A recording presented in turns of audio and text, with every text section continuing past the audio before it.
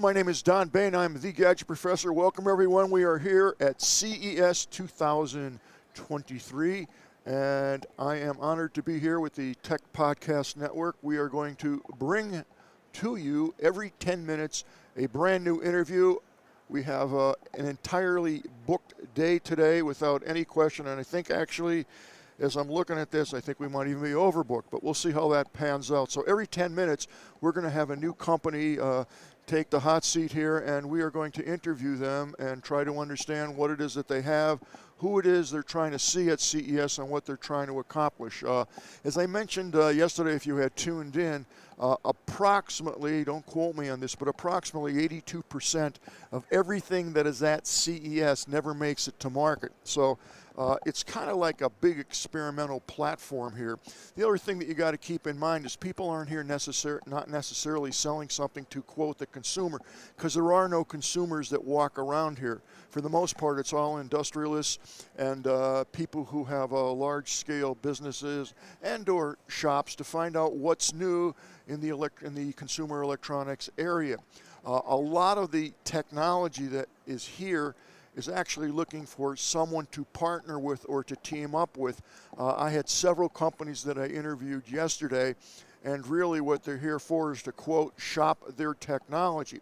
One of the companies that I had actually had some, I think, groundbreaking technology. They actually had a system whereby you could introduce aromas to multimedia production. So, for example, there's a lot of applications, but let's take one that we can all understand. If you're at a movie, of course you can see the movie, and everybody knows what they're doing today with sound. You have 8 channels, and you can increase the frequency on here. You can have a sound coming out of this. You can have a bullet coming from behind you and whizzing by you. So they've developed all those technologies and those techniques for sight and sound. This gentleman is now going to introduce aromas. So essentially what will happen is you'll be watching the movie, and let's just say there's a scene where you're walking by a pizza parlor, for example. That's what comes to mind this early in the morning. And as you're walking by it, you get that aroma, that smell of the pizza, and you start thinking, yeah, I want a pizza or whatever. And as you walk by, the smell disappears. So he'll be able to actually introduce that aroma into a movie theater or even to your TV set. Yep, that's coming. And the cool thing was it's a cartridge, at least at this point. It's like a printer ink cartridge. And he said there are 8 combinations of, I don't want to call them inks, but of aromas that he can mix. And what he was telling me is his company has actually figured out the science behind the DNA of that particular smell.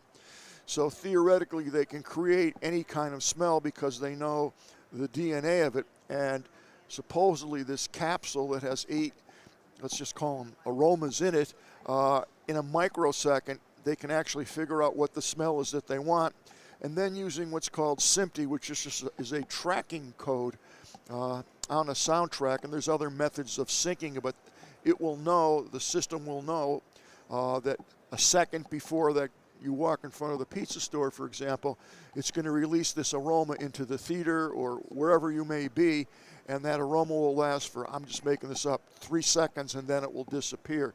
So there's a lot to that technology, and it's quite fascinating. And what I predict will happen, although we didn't get there in the conversation, but everybody now has a TV set, and everybody now has a 4K TV. It's not a big deal. And I remember 5 years ago when I was here, maybe 6 years ago, the big thing was 4K. Well, now it's boring. There's 8K TV sets out there. Not that anybody's broadcasting still in 4K. You can get some movies, but the point I'm making is everybody can afford a TV set. The 75-inch diagonal TV sets, they were about $15,000, $25,000 back when.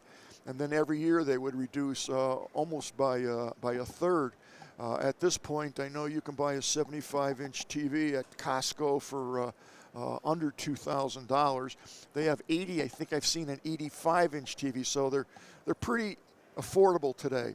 And most people have 2, 3, 4 TV sets. Of course, all the kids got to have TVs in their rooms. So what's happening, or what's going to happen, is now that everybody has cheap, affordable TV at extreme high resolution, which is good, and the market's probably as close to saturated as it can be.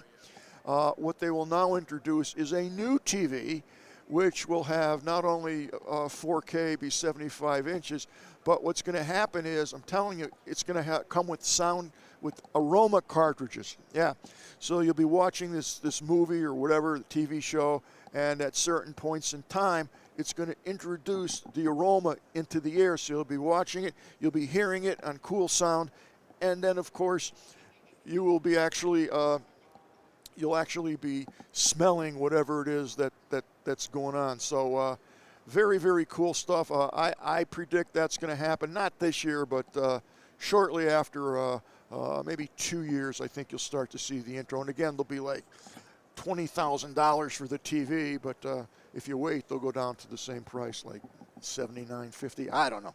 All right, our first our first interviewee is here. Hello, hello. And it's Brendan Wang. Hey, Don. Nice to meet you. Brendan, how are you? I'm Don Bain, the Gadget Professor. What's happening? Fantastic. You're going to make me feel good this morning? Here I am, just to talk a little bit about Capnos here. Okay.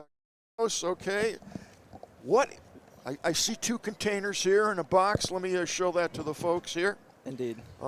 There it is. And you have 2. We'll put those right here because that's where the camera's positioned to see our product here. So I'm looking at the back. It says 0 smoke, 0 nicotine, 0 charge, hit, pop, smile. I need that this morning.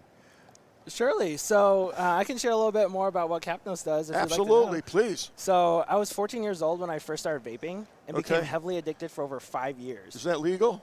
I mean, kids are accessing vapes all the time, right? But right. The question is, when everyone's focused on nicotine, how do we then solve the problem when it's a behavioral craving? Right. So I realized there wasn't really anyone in the space focusing on that. Well, it's a behavior craving, but it's based on the oral fixation, yeah, right? Yeah, and just the hand-to-mouth gesture. Yeah, and also the little snippets in your brain are kind of saying, "I want this stuff." Yeah, it's a coping mechanism, yes. right? For stress, for anxiety. So what we have here is the Capnos Zero and the Capnos Easy. The way they work is just like this. See that? You feel better? What it does is create that deep hit sensation with a throat hit, but without smoke, nicotine, or charge. It's just flavored pressurized air. So tell me a little bit about what's the sensation that you're feeling like. Yeah, so if you can see inside here, there's a silicone valve. I do see that. Right?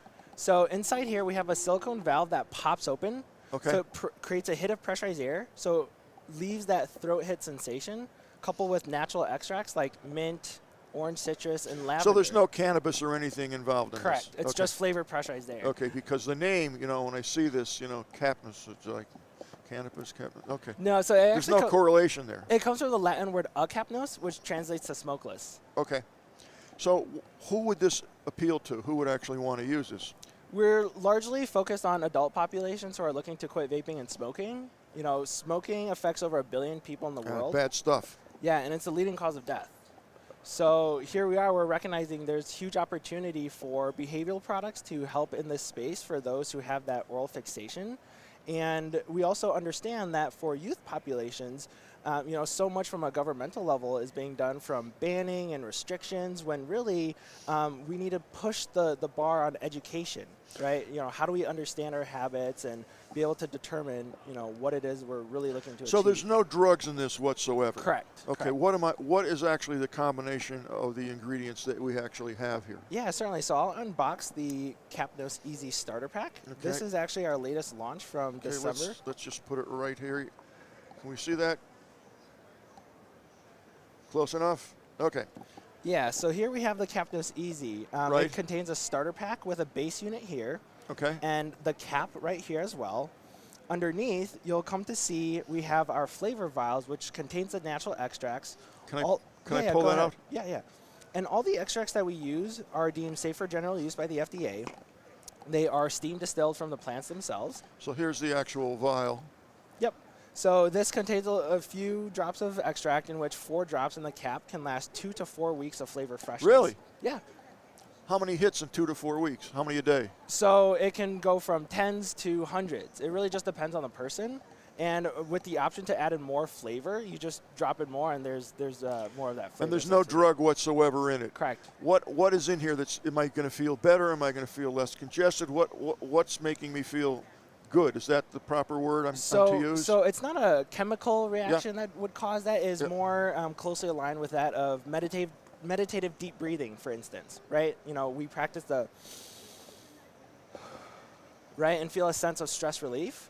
Essentially, we're accomplishing just that, is that the zero helps you think that you're vaping or hitting it, when in reality you're taking these deep breaths of air to achieve a similar calming sensation. Now, you use this all the time? You know, actually, when I was spent 2 years designing this, we actually exhibited in Eureka Park 3 years ago with only basic prototypes that didn't work, and here we are back in exhibiting in digital health. Yeah, where our booth number is 8779 in the North Hall of the Las Vegas Convention Center. And it's just incredible to see, you know, how far we've come here. But so this needs no FDA approval then, correct? That's correct. So what we have here, we have a flavor pressurized air inhaler for behavioral cravings. We're not claiming that we are, this is a product. It's not a cessation product. It won't help you quit or quit smoking, but we have tens of thousands of customers across 20 different countries that have been buying zeros across the globe, having successfully gone months without relapsing and successfully quitting after having tried all kinds of different That's interesting. products. And that's been validated through what source? Is there a medical? Through reviews. We've also have endorsements from pulmonologists, physicians. We've partnered with a state-funded quit program and have had efficacy rates up to 12 times more effective than nicotine gum thus far. That's fascinating. Yeah. Now, what's the price point on this? So our whole value set is about being affordable and accessible, right. Something many products of which are not. So we price the starter packs for only $25 US. And so consumers are essentially able to just purchase one starter pack and after 3 weeks successfully quit or alter behavior. And then we have the replaceable cap packs, which come in 2 caps, and it has a flavor vial to replace it, and it's only $14. So that's where you can purchase additional, you know, mint, orange citrus, or lavender cap packs. So there's 3 flavors, if you will? Currently, yes, but we do plan on launching new ones as we go about this year. Right now, for CES exclusive, we're debuting the eucalyptus flavor at our booth, and we actually have these giving out for free. So anybody can come by our booth and pick one up, try it out, and take it home for themselves, and go to our flavor bar and try it out. So your flavor bar?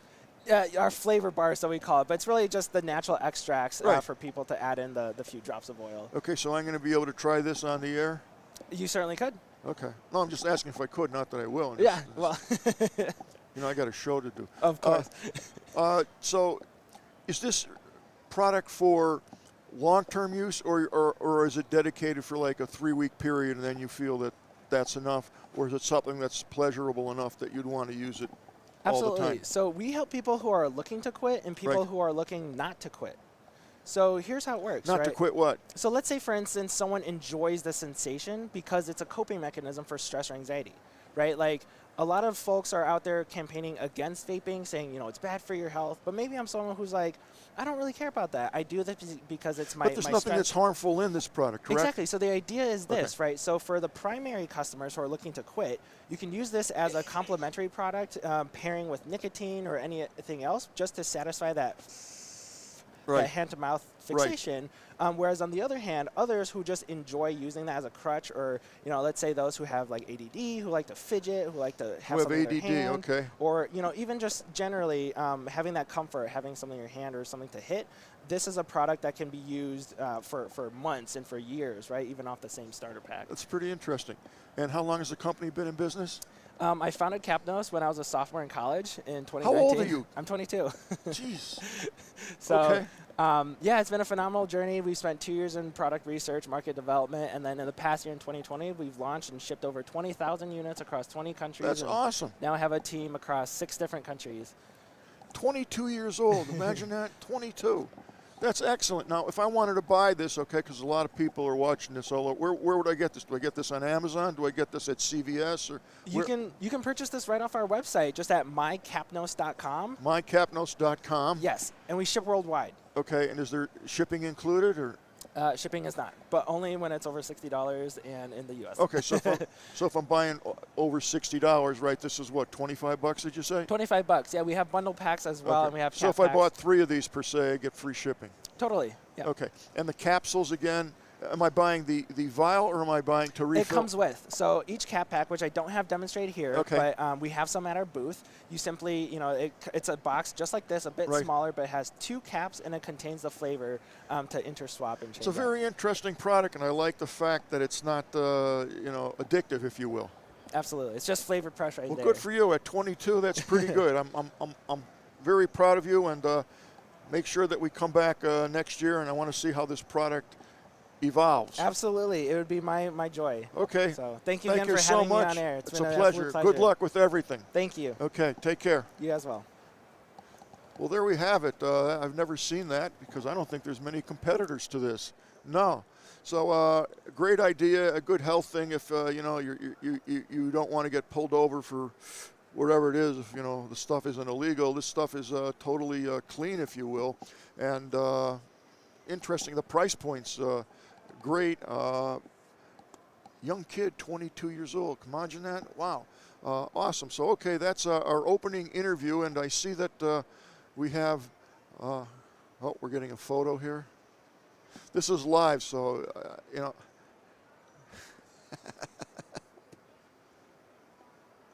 Thank you. Okay, we ready for our next person of interest? Let's see if I have a schedule here, but this thing changes every 10 seconds. Where are we? Okay, this next product, it says Pet Now up on the chart, but it doesn't say that here. We're going to find out. Hi.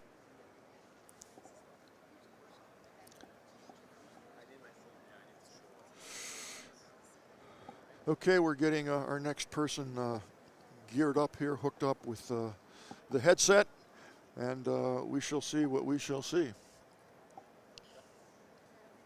By the way, it's 20 after 9 here-ish, Okay.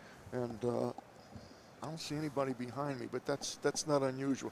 Okay, hi, I'm Don Bain, the Gadget Hello. Professor. Good morning, sir. How are you? I'm Vincent. Nice to meet you. Vincent, nice to meet you. And what company are you with? So I'm working for the company Nanolec. We are based in Nanolec. Zurich, Switzerland. Yes. Zurich, okay. Yeah. Oh, we're getting a picture. All right. Zurich, Switzerland. So is this your first time in the United States? Not in the United States, but in the CES. Yes, first time actually. Okay. Yeah. What do you think so far?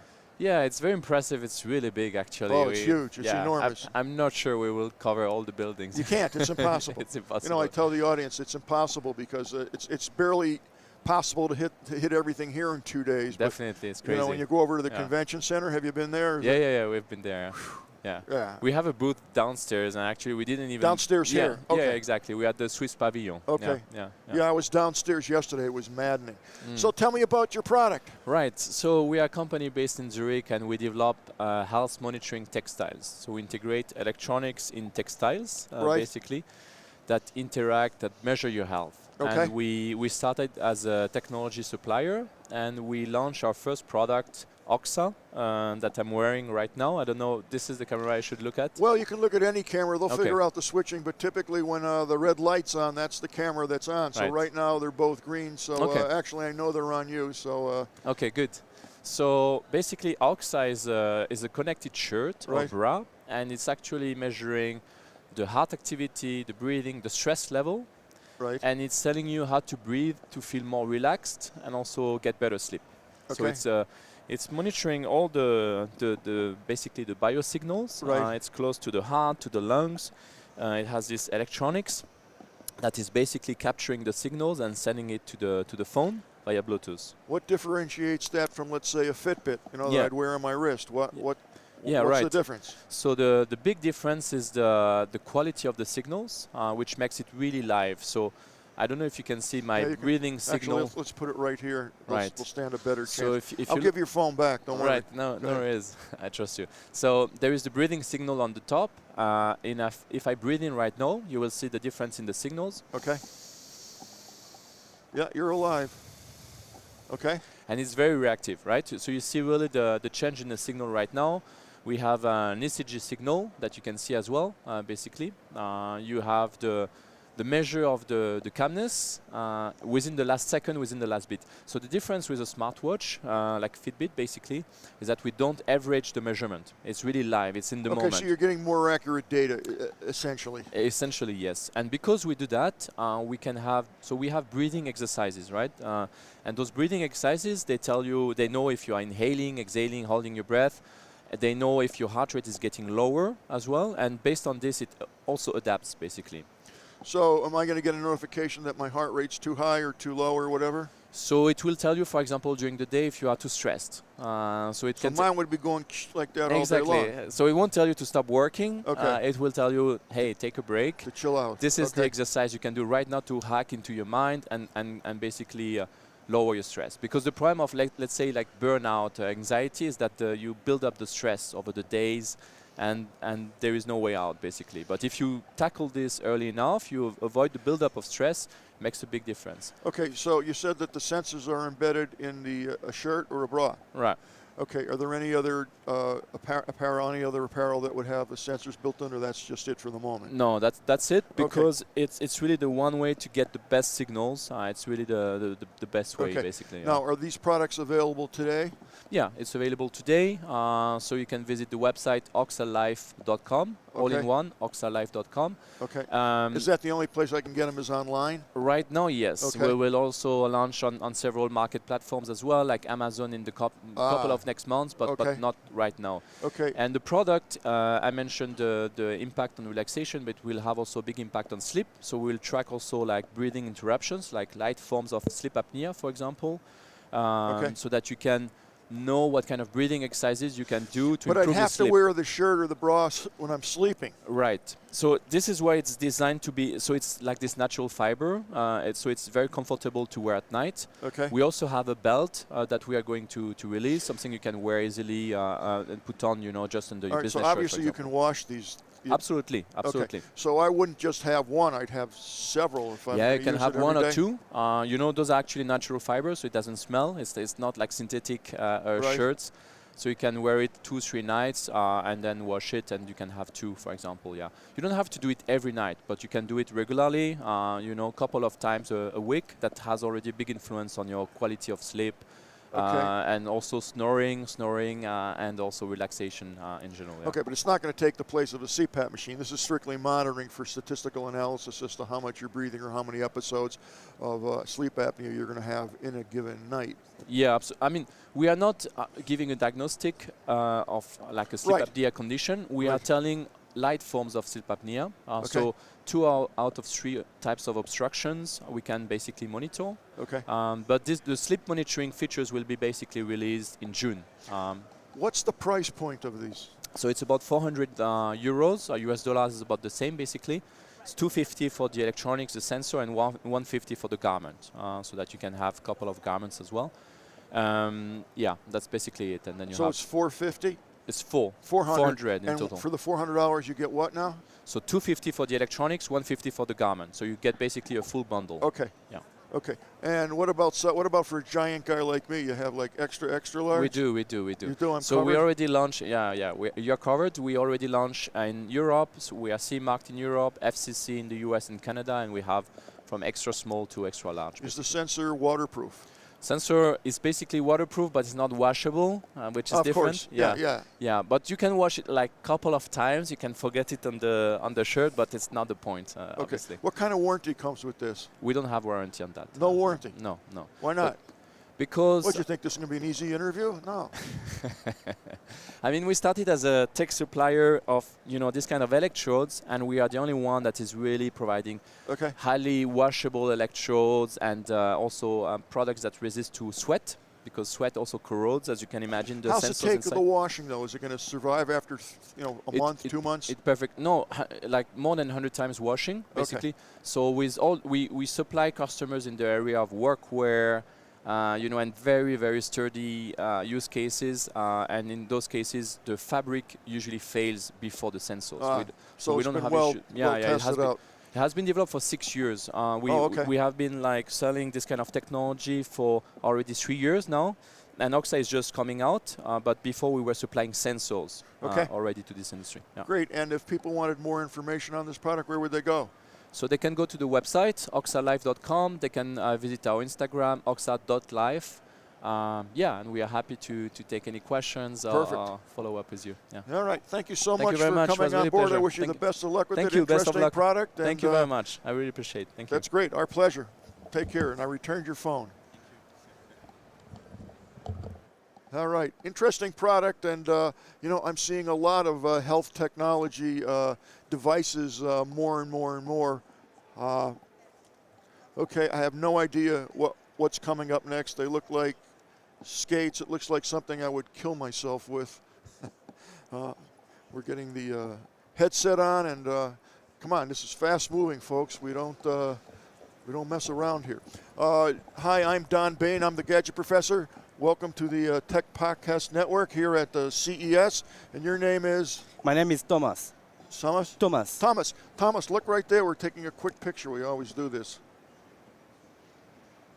Okay, Thomas, what company are you working for? And I'm afraid to ask what we have here, but go ahead. Don't be afraid. Don't be afraid, okay. So I work for Workers. Workers is a French company, okay. and we developed this walking assistant. So they are walking assistant. Okay. And they permit you to double your walking speed until 7 miles per hour. Say that again. It's going to detect my working speed. Exactly. They are or lack of speed. They are detected your walking speed and they double it. Okay. So most of people walk at around 3 miles per hour, 3.5 miles per hour, and we are able to go to 7 miles per hour. So you double your walking speed. So these obviously fit on your shoes? Yeah, they are under shoe. You keep your shoes and you wear them under your shoe. These are wicked heavy. Yeah, quite heavy, but they are prototypes, in fact. So we can develop to reduce the weight. So I don't need to walk. These things are going to walk for me. You have to walk because inside there are algorithms and sensors. We have to detect your walking speed. If you walk, we don't have nothing to double. But aren't I having a hard time? I mean, this is heavy. This is about, what, 5-6 pounds, maybe more? Come on, how much this weigh? 2 kilograms. I'm Don't European. give me kilograms. We're in America. I don't know what the hell it translates. I don't know. Someone do the translation. 2 kilograms. 2 kilograms. 2 kilograms, yeah. That's at about 4 pounds. It's got to be at least 4 pounds. What do we got? Anybody do the calculation here? I'm not able to do, sorry. That's okay. I'm not good doing it the other way. All right, but these are heavy. They are quite heavy. But your legs are more stronger than your arms. Correct. So, in fact, when you use them, it's not. It's cool. Yeah. So these don't really aid in walking per se. They are measuring my speed or. Exactly. Okay. And what's going to happen after you get that measurement? What types of information are you going to extract from that? What's it going to tell me or my employer? For the moment, not a lot. For the moment, the main issue was to detect you are working because so it's they not tell so me easy. to walk faster, to move more, to work? I'm losing it. The main idea is to double your walking speed to reduce by 2 your trip between from a A point to a B point. Okay. That's the idea. And the feeling when you work on them is more or less like on a travelator. You know, in the airports, the travelator, yes. It's more or less the same feeling. You're working, but you go really faster. Right. So, yeah. Okay. And who would be buying these? Who would be using these? Who's your customer? We have a large idea of customers who can use. First is the personal mobility for the last mile. When you leave your home, you take metro or bus, you keep them into your feet, and you go to the office. First is this public. Second could be industrial public for logistics or security. You know, for people who are making the security into the CRS, it could be useful too. Maybe health too, and gaming. Why not gaming? When people use VR masks, they move. But with walkers, they could move and stay at the same point. It's really useful for them. Okay. And who's your customers now? Are these available right now, or are these prototypes? No, they are prototypes. That's prototypes. Why they are quite heavy. Okay. And do you have any? So the working model will be, we hope, lighter. Lighter, with more range, with more power. So okay. Next gen will be better. Okay. And when do you expect to have a working model of this? I'm not sure. We are searching for strategic Sure, of partners. course. That's why everybody's here. Yeah. So we have to find them before to go to the next gen. Yeah. Okay. Very interesting. If people wanted to find out more information about this, where would they go? www.rollkers.com. Okay, and it's Rollkers. Yeah, exactly. But we are on the booth number 61094 here in Eureka Park. Downstairs. Yeah. Okay. All right. Well, if I have an opportunity, I'll try to come by and check more of this out. Very interesting. I wish you the best of luck with this interesting concept. Thank you so much. Are you the inventor of this? No, the inventor is Paul Chavant. It's not mine. I'm just a business developer. Okay. Wow, these things look like I'm going to see them on a movie or something. Wow. I can't imagine. What's the technology that's in this? Really huge technology. Really, it was a really issue to integrate everything into a small device and not too heavy device as well. So, yeah, we are quite happy to succeed to do this project. It's a smart project. Really interesting. Really, I mean, the weight is just, that might even be closer to, I understand it's a prototype, but wow. You have to wear them. Have you tried these on? Yeah, of course. And how? It's okay. It's really okay. Your legs are really stronger than your arms, so when you walk, it's not a problem. And we can prove you using them into stairs. You can walk, okay. and you can walk stairs, and it works. That's what I love about CES. I see things I have no idea what they are, where they came from, but this is how technology starts. You know, 5 years from now, this is not going to look anything like this. Yeah, in 5 years you will see a lot of rollers into the streets. Yeah. And you were here first to tell us about it. That's very cool. Okay, thank you so much for stopping by. I appreciate it. Good luck with this. And you're going to wear these to come to visit us. Okay. Can I try these on there? Yeah. Yeah. Yeah. We'll take a video and everything. Yeah. Hey, folks, maybe I'll do that. Okay. Thank you. I tell you what, I had a little guy with a little pipe here this morning. I'm going to bring that pipe and try these on. And yeah. Okay. Have a good time. Thank you so much. Okay, good luck. Thank you. Pretty interesting technology. Again, this is the stuff that we see here that, for the most part, you're like, what? But again, it's a prototype. Honest to God, that thing was not 2 kilograms. That had to weigh 8 to 10 pounds per shoe. I understand it's a prototype, but I just can't imagine putting that kind of weight, and I can't see the application for the everyday consumer.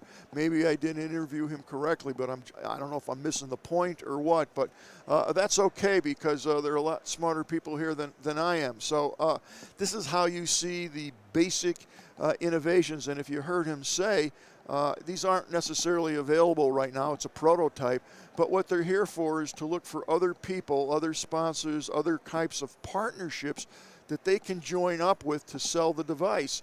And that's what CES, for the most part, is about. A lot of people think that CES is for seeing all the cool gadgets and toys and things that are going to be hitting the market. That's not entirely correct. As a matter of fact, there are more people here to find the connections and the resources to promote their product and to integrate their technology into something else, and then from there to something else. And that's basically how it works. There'll be companies out here that are searching for something like that. So you just don't know. You just never know what you're going to see here. But I got to tell you, those things were monsters.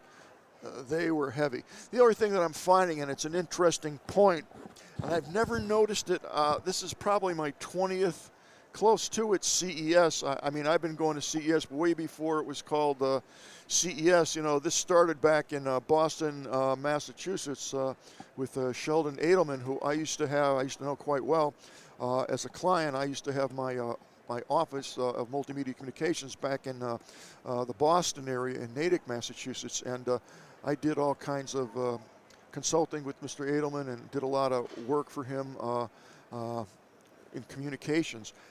Amazing guy, and this is what it turned out to. When I was sitting in his office many years ago, God, who knew that this is what it was going to turn out to be? Quite fascinating to me. In any event, what I'm finding this year, unlike any other year. Companies from all over the world come here, and downstairs in the Venetian, which is where we are, they have all the foreign countries. So as you walk down there, you'll see India, Korea, Taiwan, France, Italy, Israel. You'll see just a ton of the international community is down there with very small booths. They actually don't charge them full fare, but it's where you want to go to see what's new. And also, it's everything is not developed in the United States. A lot of this technology is there's smart people all over the world, but they get an opportunity to come to CES and show their innovations, their technology, their sciences. And I always like to go down there because you're going to see things that are really cool, and a lot of them are theoretical in nature, but that's why people come to CES. What I noticed this year, and it's a little annoying to me, and I'll just tell you my experience. As I was walking through the top floor here, in fact, let's see, there's not many people here, and it's almost 9:45 here in Vegas. I'm actually surprised at the attendance. They said there will be 100,000. I don't know, from the looks at it, it's hard to see that, but maybe it will get busier later. But what I'm trying to get to, the point I'm trying to get to, is there were several booths that I walked by, and there were items there that I was pretty interested in. There were several PCs, mini PCs, and there were several Android boxes, if you will, that they're called, and they always make those things each year. There's giant leaps, faster, better, cheaper, more ports, blah, blah, blah. So a couple of them, at least 4 different sites here, exhibits here, I was interested in the technology, and I wanted to know more about it, including the price points. I got to tell you, these people may understand English, but well, maybe they don't. I don't know. I just couldn't communicate with them. I would ask them what the specs were on this particular device, and they just look at you and just kind of shake your head. And I'm feeling bad, like, I don't know, it's a simple question. What's inside the box? What's your processor? What's your RAM? Just basic questions. And they just couldn't answer it, and it was frustrating. And it just didn't happen in one particular booth. I would say it happened in at least 8 or 9 exhibits that I had gone to. They have spent all this money sending people from wherever it may be, Korea, Taiwan, whatever, to come to CES.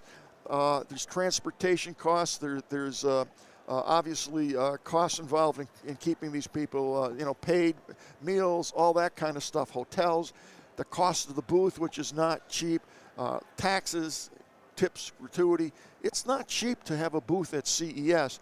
And then they have 2 or 3 people that have to man the booth from literally 9 in the morning till 4 in the afternoon-ish. You'd think that they would be able to speak the language, but it's astonishing how many people they don't. And at first I thought it's a language barrier, and then I thought maybe it's a technology barrier, that they didn't understand what was in the box and they were just salespeople. But that's not the case. These people were account executives, CEOs. I mean, again, they're small companies, but they just didn't understand the basic questions. And I don't think there was, maybe out of 8 places that I stopped, there was only one company that said they think the price is about whatever it was, but they're not sure. And it's like, what are you doing here? Like, you got to capitalize on your investment here at CES to get that information out. So the most they could do, I don't have my badge here, but there's a little QR code, and everybody just scans the code. And that's what they did. They scanned the code. But in terms of me being interested in trying to follow up on the product, if it's something that one of my companies may want to sell, or information that I want to give to someone else, I can't do it. So it was funny, a couple places actually gave me a spec sheet, a printed piece of material, which is like, why are you doing this in 2023? Most of the companies who are quasi-savvy will give you a little a stick called a media kit, and in that stick is all the videos from the company, all their marketing information, pricing, contact information, PR information, and it's just a stick which I just put in my pocket and walk away. I don't want to carry 1,000 spec sheets. So many of the companies didn't have the media stick, if you will, which is annoying. So I got a printed handout, And when I got back to the room, I started reading it, and oh my God, it's not even written in English. It's in English, but the punctuation, it didn't read right. It didn't make sense. And I'm like, my God, it's just, it boggles the mind that you could put out something like this, that at least in English, and you're in America here at CES, at least have the spec sheets so that they read correctly and you're getting the right information. And instead, when I read something like that, it makes me very, curious about the company. If I ever purchase the product, what am I going to do? It's like the gentleman who had the T-shirts. I mean, there's a couple things that come to mind. First of all, there's no warranty. When I said, do you have a warranty? He went, no, there's no warranty. What are you, crazy, a warranty? I mean, that's the look that he had. And it's like, whoa, that's disconcerting. The other thing is, it's just my opinion, but, I don't want to wear that thing for 3-4 days without washing it. Like one day, for me, that's it. So, but these things will all be worked out. What I perceive as a kink in the process is really nothing. Again, these people are a hell of a lot smarter than I am, and all these little objections or concerns that I have over the course of the next 60 days probably will be totally worked out and not an issue. So it's a lot of fun. It's an honor really to see these different emerging technologies, and I'm looking out front here, and I do see our next interview. It's Galilee Von High, I think it is, Chief Marketing Officer with a company called, I'm going to try Devensa. And I have no clue what they do, but we're going to find out shortly. Hiya. Welcome on board. How am I doing? It's too early to tell, but I think I'm doing okay. That's all right. It's only a drink. Water. They're going to put your headset on.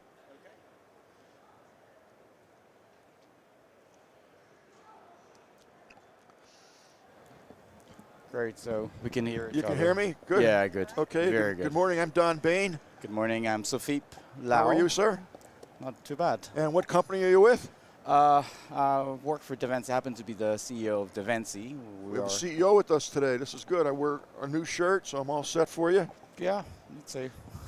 So tell me happy about to be here. Pardon me? You're happy to be here? I'm happy to have you here. I'm delighted. Thank you. So Thank tell you. us about your company. Well, the company is the so-called Web3 financial services company. So this is not to say that we're the bank of tomorrow and we're the future of banking, basically. Okay. So we have, we're on the verge of releasing our first product, actually. Well, Okay. actually, product. So we're going to hear it first here, folks. This is okay. Right. So it's the first product from built on top of the Devency platform. We're still running an exchange. Okay. A crypto exchange, basically. It's called Lord Token, and now we're moving to Web3. Okay.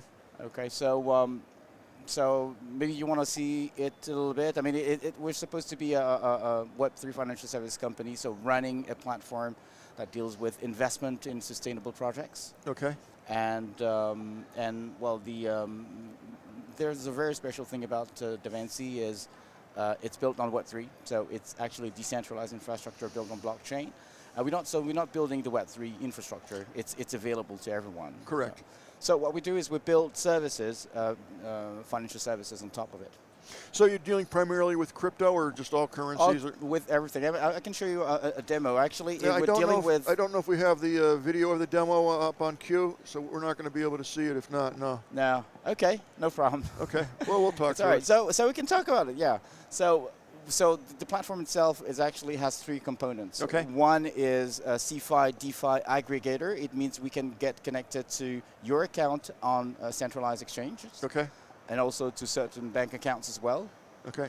And at the same time, you'll be able to have your own view of your Web3 wallets. Okay, and this is all encrypted and secure, of course. Yeah, of course. Yeah. So it's not just about crypto. Crypto is really just about cryptocurrencies, but we also handle NFTs and STOs as well. I mean, that's the equivalent of stocks. Correct. On the blockchain. So tell me about the first product. Who is that going to be accessible to? Well, we're planning on targeting the high net worth and the B2Bs. What would you consider high net worth? High net worth is above, people would be ready to put on our platform asset under management of about $100,000 US dollars. Okay. And the advantages of using your service opposed to the typical banking? Well, If there's such a word. Web3 is a game changer, actually. So we have what we call non-custodial solution for your data. So we don't even own your data. We don't even own your token. I mean, your money is your money. It stays on a blockchain. So it's safe. transactional. It's transactional. Well, it's not just about transaction. I mean, you can, of course, remittance is part of what our capabilities, but we also do things like loans as well. So loans that can be syndicated by multiple lenders. So we're taking advantage of the Web3 ecosystem, if you will. Okay, there's not many companies that are doing that yet. I think that's going to be a big and up-and-coming event, if you will. Well, yes, but the thing is, you have like two type of players, on the industry, and so the companies you were talking about. So many companies, we have many competitors per se. Okay. And also the traditional bank industry is also heading towards Web3 as well. They don't have a choice. A lot of investments. So, yeah, insurance. They don't have a choice. Talk to me about NFTs. Where do you see that developing? You see that as a big market? Well, for now, it's still in its infancy, let's say. So it's still, kind of I wouldn't say it's useless, but it's equivalent of an art piece you want to buy.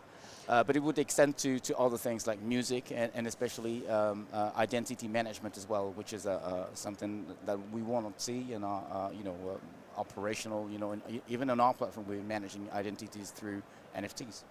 Okay, here's another question for you. Where do you see crypto going? That's really an interesting, how shall I say, phenomenon, at least in my experience with it. Right. I'd love to know what's going on in your brain. Tell me what your thoughts are on that. You could be honest because. Yeah, sure, and especially further to the demise of FTX. Recently, you heard about it. Yeah, exactly. And also the Luna thing. I mean, those are not things that makes crypto a good reputation. Yes. But anyway, I mean, the technology itself is still very promising, and so far, I mean, blockchain hasn't been hacked so far. I mean, wallets have been hacked because yes, they have. Yeah. You lost your password. I mean, someone gets into your computer and you store your password on your computer. That's it. But technically, the blockchain is still the safest thing you can have in terms of data storage. So, do you think crypto at some point in time is going to be a quote world currency and the only currency? Oh, I don't think so. No? Well, the world will look very different from today. I mean, today we have fiat currencies, which is actually governmental currencies, let's say.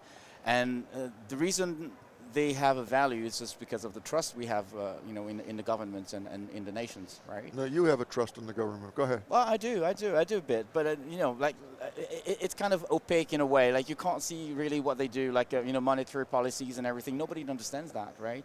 Why is that we have so inflation is so high today? I mean, we don't know all of that. I mean, we're not. I was hoping you were going to tell me.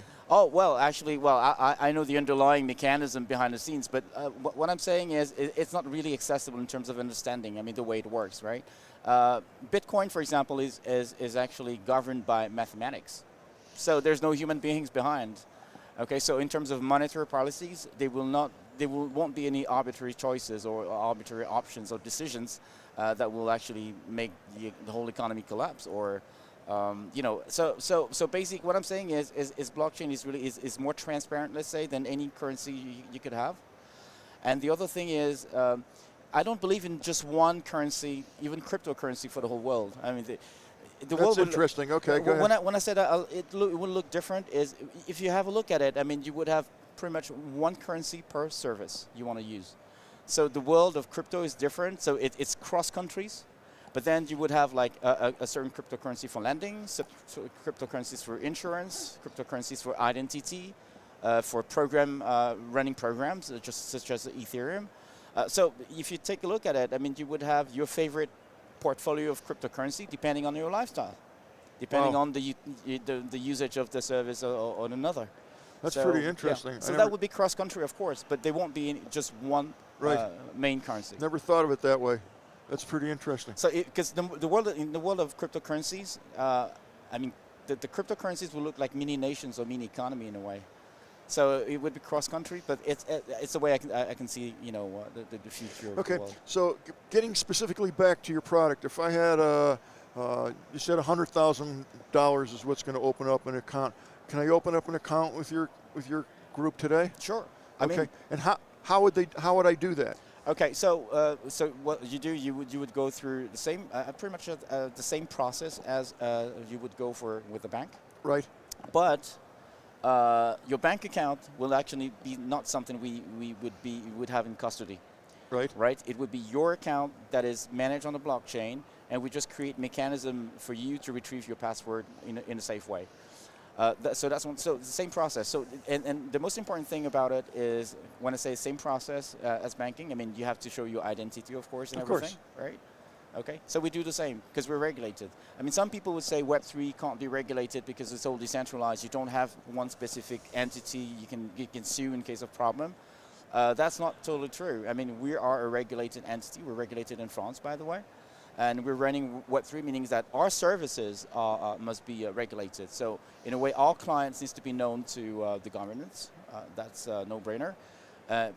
But we keep their data safe in such a way that it's actually persistent on the blockchain, and it's safe on the blockchain, and nobody could access to your data apart from you. Okay. What other services are you going to be offering? So the first product I was talking about is called DV Invest. So it's an investment application. So okay. We actually promoting, not only there's a specific user experience we want to promote, so that's our signature user experience, like making sure that Web3 is usable. For now, it's not so much usable, but we have created something that is usable, so less fragmented, because you have to deal with multiple wallets, multi-blockchain and everything. Right. We make things easier. And the second thing about investment is we are actually promoting investment into sustainable projects. Okay. Okay. So we have actually developed an index called the DaVinci Impact Index. Okay, so I could not only bank with you, but basically I'm going to be investing with you. Yeah.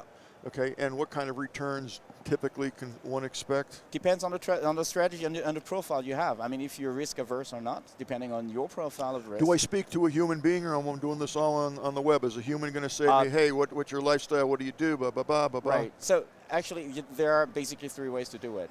The first way is to go through a personalized questionnaire. So the idea is to profile you as a human being in terms of risk aversion.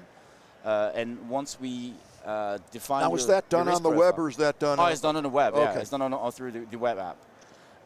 The thing is basically, and if you're a high net worth, and we can see you have a lot of money to put, and you want to talk to someone, then somebody will come back to you. Okay. Yeah. So this is the whole process targets to aims at making sure that we're dealing with the person we think you are. In terms that would of profile. be helpful, yeah. Yeah, in terms of profile. Okay. And basically, I mean, if you're talking about KYC, I mean, this is what we do now. It's all automated, so we're not talking about KYC. It's really talking about, I mean, your profile and the way you want to do things. Correct. It's individually Correct. tapered to. Correct. Which it should be. Yeah. That's awesome. Now, are you based at all in the United States, or it's all out of France? Yeah, we are actually based in France for Okay. now. We're establishing 2 affiliates, one in Dubai, Oh, okay. in the Emirates, and one in Singapore. Okay. So Truly international. Yeah. Just like myself. I mean, I've been appointed as a CISO since July, so it's quite fresh. It's not even 6 months. But you live in France. I live in Dubai myself. Okay. Where did you learn such perfect English? Oh, I'm sorry. Well, I learned English at school. I studied in the U.S. and okay. in United England. States is losing the game when it comes to languages. They just don't. They don't teach it. They don't reinforce Really? it. Yeah, I don't know, happy. man. But I happen to inherit from 6 languages, like 3 from my parents, 3 Asian languages. So I speak No kidding. Chinese. Can you write it too? I can read it, most of it. It's tough to write. Well, no, it's just like a drawing. It's like a drawing. It's very simple. Like it's more. I mean, it's more logical than anything you can see. Really? Like, Oh my God! yeah, it looks Y so and L and complex. the A is L. Y. I mean, you just draw something that means something. Fascinating. Great. Well, listen, thank you so much for coming on. If people wanted more information, and I'm sure there's a lot of people interested in this, where would they go? They would go. We have 2 booths. One Okay. is next door. It's I think it's booth number 61, 200 Okay. something. So DaVinci. So that's our first booth. Right. And we're running a whole village up there. Oh, I think didn't it's realize that. right here. I think it's the one that is close to the I'll try to stop by later. Yeah. Oh, yeah. And what about on the web? If people who are watching this all over the world, where would they go? What's your website? You go davinci.com. Okay. And if they're interested, they could sign up there and get more information. We haven't released the product yet. When's it coming out? It's coming in starting Q2 of this year. Okay. And I mean, if people are interested, they can come by our village, and I'll show a demo today at 10:30.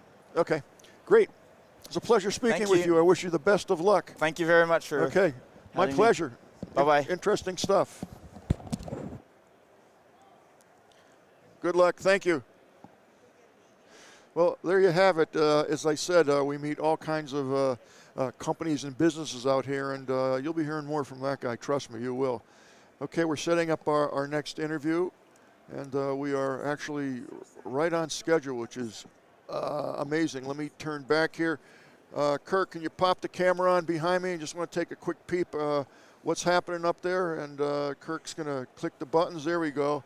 So to me, it looks empty up here, but it's early in the morning, and I am at one tail end of the facility. So, okay, I am Don Bain. How are you? I'm the Gadget Professor. Welcome to the Tech Podcast Network. And your name, sir? My name is Christian Pinot, P-I-N-E-A-U. Christian, wait, we're going to take a picture. Everybody likes a picture. I love the pictures. All right. Tell me, who are you with? And I see MACA. Right, Maca. Maca, okay. What does Maca do? Well, Maca is doing actually the first flying racing car. No way. Powered with hydrogen. Yes, absolutely. Are you kidding? It's the Formula One in the air. Here you go. Star Wars, here we are. Yeah, I got to tell you, that's a fascinating opening statement there. So tell me more. Everybody woke up now that was watching the broadcast. The first flying Formula One. Absolutely. You have my interest. Yeah, well, we actually started the Airbus helicopter in the south of France near Marseille. Okay. It was in actually 2018. We did the first third-scale demonstrator in 2019, which were great. And we decided to go on our own as a spin-off in 2020, November 2020. Yeah. And we're creating, as we speak, the first demonstrator scale 1. So this little toy is 18 feet long. It's actually a pretty big one in this case. It's 400 kilos, so it's about 650 pounds. You know, I'll tell you, I get asked to translate kilos to pounds every interview, so I'm going to get my little calculator here and dial it in because I can't keep it straight. But okay. Yeah, that's about it. That's about it. Okay. And then, it runs around 250 kilometers an hour. And it will fly about 3 or 4 meters because we want spectators to see everything about it, right, when it comes through. Is this available to see as a demo here? Not this year, but hopefully next year you'll see the full-scale model. Is there one that exists somewhere now?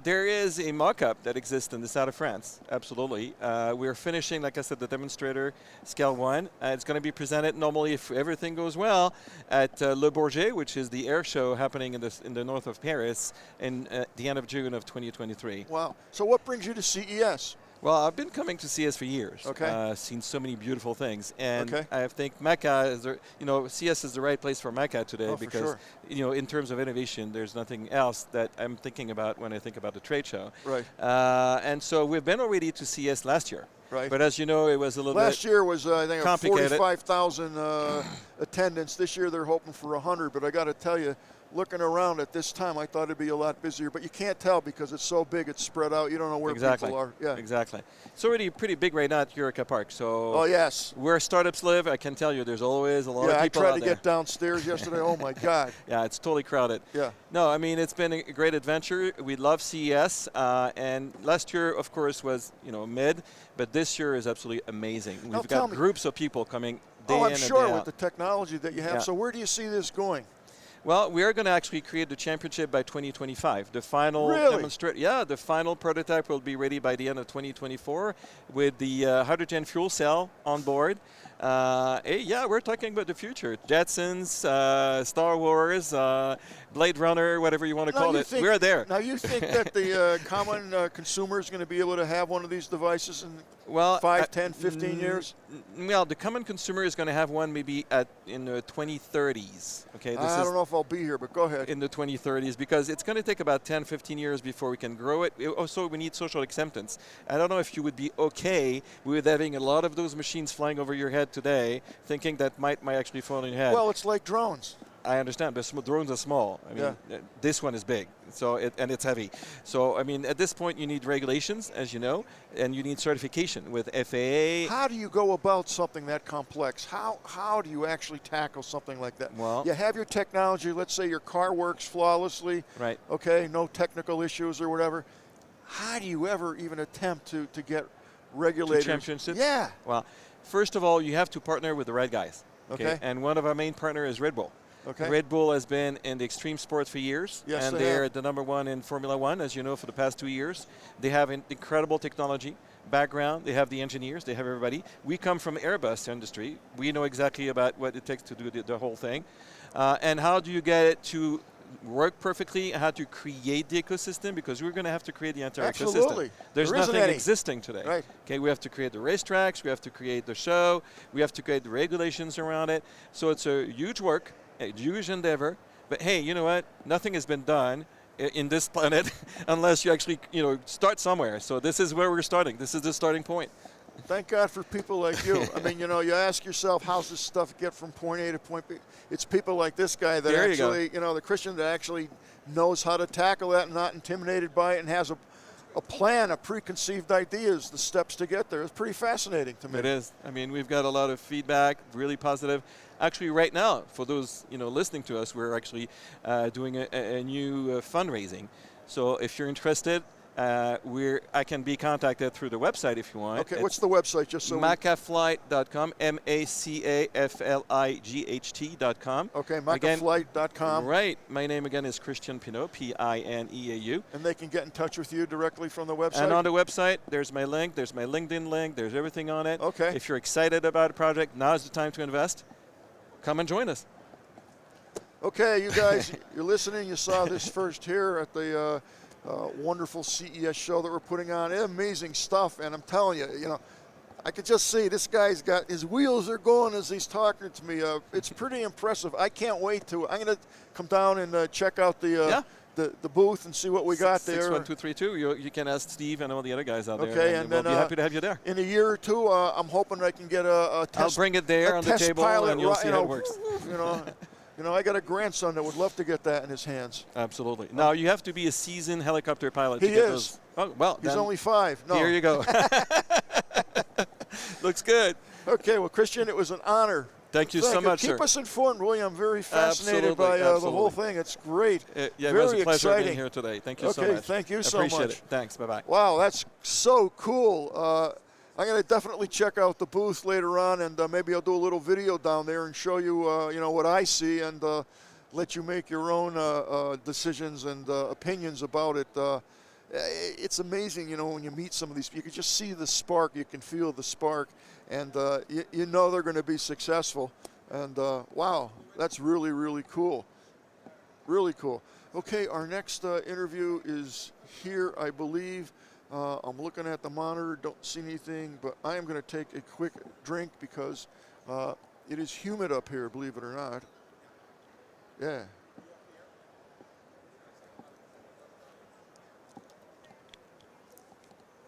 I'm ready. Hi, Steve. Steve, you look familiar. I've interviewed you before. Yes, you have. I'm the PR guy for all these guys. More than once I've interviewed you. How are you? I'm doing good. Oh, that's my honor. The pleasure's ours. That's great. You guys are great. We work with Scott. Yeah, of course. You and Yeah. Todd over the years. Yeah, wonderful. Yeah, I might forget a name, but never forget a face. Never, never. Everything good with you? Yeah. I could do. I wish we had CES 3 times a year. As crazy and wild Yeah, as it is. it's so cool though. The stuff you see, the people you meet. Yeah, it's. I love the energy and Oh yeah. working with folks like you. Well, I don't know about that, but No, I know it's really, right? thank you, thank you. So we got Al Ferris now. Okay. It's a different name. Oh, okay. So have him introduce himself. Al Fairs. Okay. It's pronounced Fairs. Fairs. Fairs. Got it. Okay. Al, come on up. Don't be afraid. what's cool is you meet all the advertising agencies, all the PR people, and, you know, you really start a relationship with them. And, you know, I've probably 10, 15 years. Same company, different name. Al Ferris, how are you, sir? Good, I'm Don Bain. I'm the Gadget Professor. You are here at wonderful CES and the Tech Podcast Network. We're delighted to have you. So, well, I'll wait till you get your headset on. Let's bring that up there a little bit. There you go. Awesome. Al, you're not nervous, are you? No, no. No? No, no. Okay, tell me a little bit about your company and what you guys do and why are you here? Awesome. So we, first of all, excited to be here. And the problem we're working on is basically 70% of travelers turn off their data roaming because it's pricey. Turn off what? Their data roaming, mobile data roaming because it's pricey. Okay, it's Celtech, right? Celtech? Yes, Okay. Celtech. So we help travel companies offer their travelers cellular connectivity while abroad using QR codes and at 80% discount compared to roaming. Al, I'm so glad you're here. I need your service desperately. Sure. Go ahead, tell me more. So it's as simple as when you bundle insurance with your flight or hotel or trip, in a similar way, you can bundle an eSIM which is programmable to your trip. So we program the eSIM to fit exactly your trip so that you can add it in one click at checkout while booking a flight or a hotel or a trip. Where do they physically get the EEPROM from? There is no physical product being delivered. So it's all done digital. electronically. It's all delivered through a QR code. Okay. So we give you a QR code that will that so you have you're to going to scan. change the coding inside the phone to do the connectivity. Yeah. So when you scan the QR code, your device will add the eSIM as a second line. I'm liking this. I'm liking this a lot. Go ahead. Tell me more. And I mean, instead of paying a couple $100 for a trip, you pay $20 to $30 for the whole trip. And can I stream on that? You can do, and you can use all your apps on your phone: FaceTime, iMessage, Google Maps, everything you have on your app. Can I live stream to? Yeah, you can live stream. So the bandwidth is there. We offer a premium service, best networks, LTE 5G, top security. We don't compromise on the attributes related to the service because we want you to have good time while traveling. You don't want to be stuck in the middle of nowhere. I without can't tell you Google how Maps. many times that's happened to me. Yeah, I mean, I used to pay $2,000 for roaming when abroad. Okay, I got a bunch of questions for you. I'm very excited about this. You know, I have purchased probably 4 or 5 of those little boxes. Yeah, they're like my 5 boxes they're or like yeah. $300-400 for the box, and then you're going to buy internet cheap. I mean, cheap, like $20 for 5 months. One, when I get where I'm going, wherever it is out of the country, they don't work. I can't, and if they do work, I can barely get my email on it because they're pathetically slow. Yep. And there's no customer service. There's no support. Yep. And basically, you're out $200-300 for this box that does nothing. I have, and if you've watched the Gadget Professor show, I have at least 3 or 4 of them sitting in a drawer. One of them is good because at least it's a power supply. The other's garbage. I can't get a refund. I'm stuck. Now Al's coming here and telling me that I can do this over the internet. In a QR code on your phone. So you don't have even to worry about a second device that you have to charge.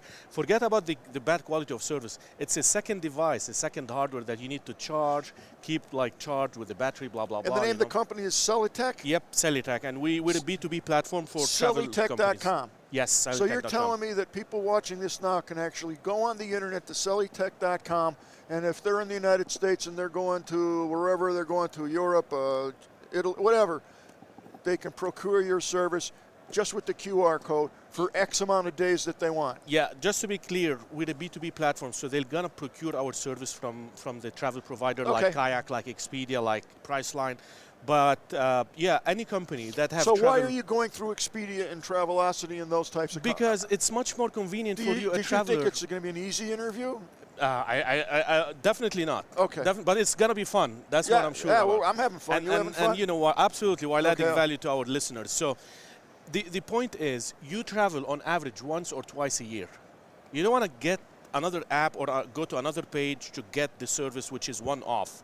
It's a better approach to have you bundle it with your trip because you can add it with one click. You don't so need it's to going to appear as an option if I'm on Travelocity or Expedia. Yep. Or Selling kayak. tech, Then and at the end of your booking, you're gonna see like, okay, do you want to add cellular data to your trip? You can add it with one I click. could understand from your standpoint of view why it's advantageous for you to hook up with these companies because they're travel conglomerates. They get the business, and you don't have to worry about Tom, Dick, and Harry signing up and everything. But would you ever consider going to the consumer direct? Maybe it's a possibility, but like as I mentioned, because it makes more sense to the consumer, we made it the B2B because it makes more sense when you're, as I mentioned, you travel once or twice a year. You don't want to get this gadget for one trip a year. No, I agree. You know, but what if I don't like Expedia? What if I can? No, we handhold we handhold your onboarding. Let's say as a user. So we help these companies do the support. Because they're not the experts. We're the experts. Right. They just help us get you to add it in a simple way. They facilitate the Exactly. transaction. So can I call someone if I'm having a problem? Do you have tech support? We have online support. We have chat, text, no call because we're digital. We're trying to keep it digital. I understand. But our response time is within a couple of hours. We're like we make sure we're premium on all levels. So you have internet around the world? Yes, we're live now in over 160 countries. So whether you're a travel company in the US or Europe or the UK or Australia or anywhere in Asia, whatever, like you can talk to us. We can help you offer eSIM to your travelers. And this is the signals from satellite? No, we have over 700 networks globally connected to our back end, so we always give you the best value network. So in the US, for example, we have AT&T. Globally, we have Vodafone, Telefonica, all the. All right, I'm going to ask you a tough question. They need an honest answer, and I'm going to know if you're not telling me the truth. Sure. I buy your service. I've used it everywhere. It's great.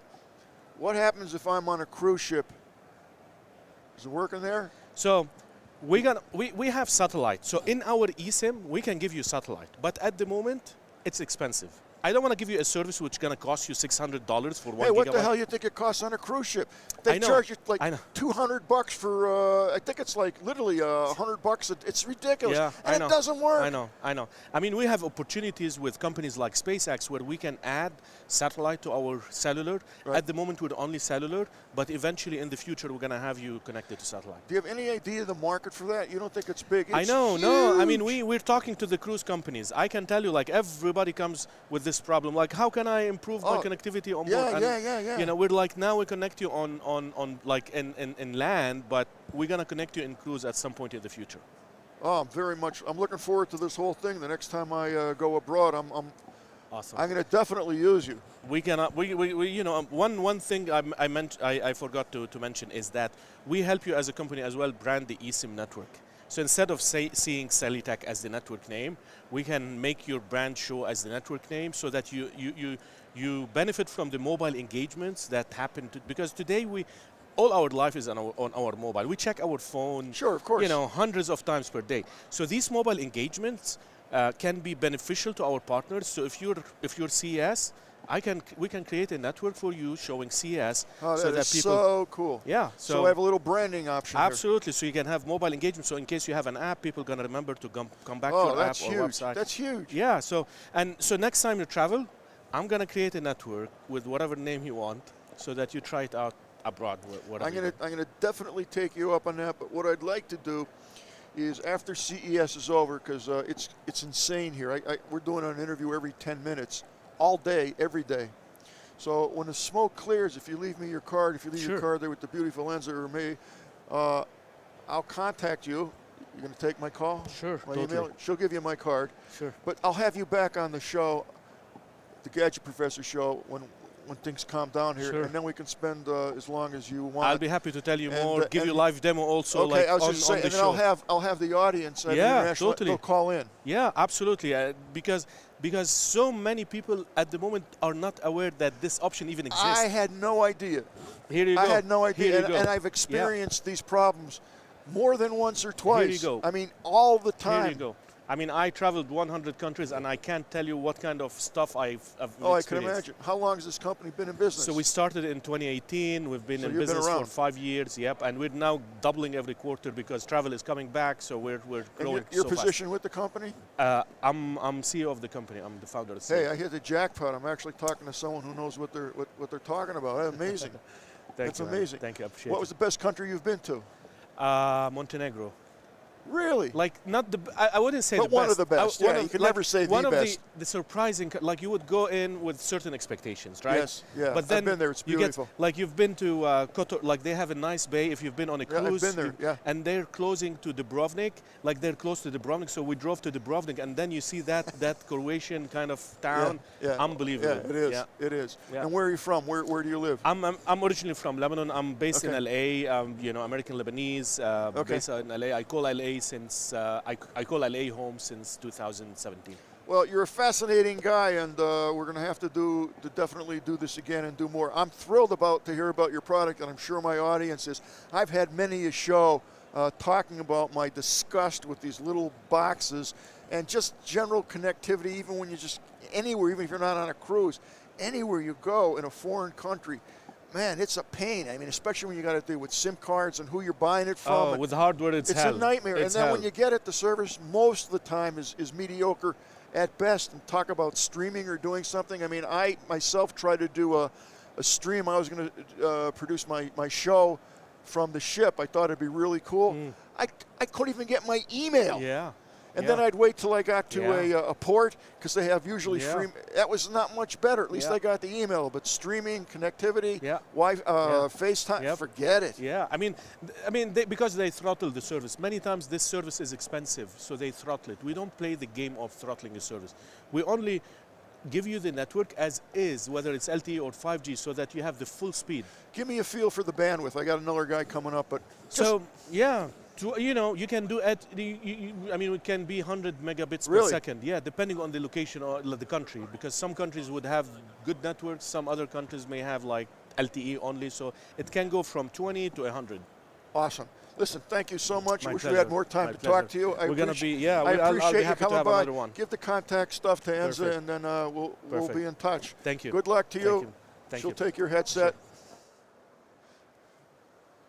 Now, good luck. Well, that was a cool interview. What a great service, I'll tell you.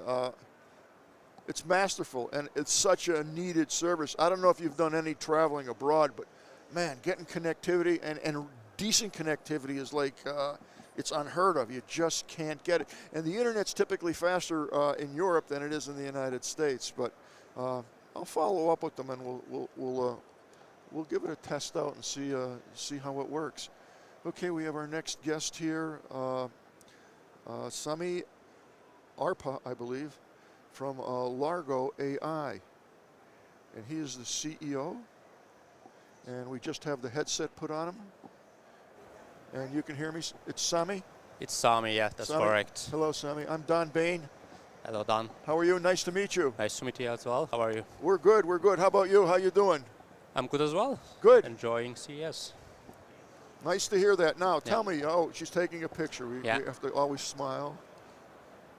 Okay. Tell me about your company and what you do. So we provide next generation storytelling tools for movie industry and advertisement industry. Okay. Basically, we can analyze the content by using artificial intelligence at earlier stages. And the advantage of that, you can see the potential of a content as early as script stage, as early as idea stage, because system provides insights about the content, casting, and potential financial result of Okay, the so content. there's a little artificial intelligence going on in here? It is, yeah.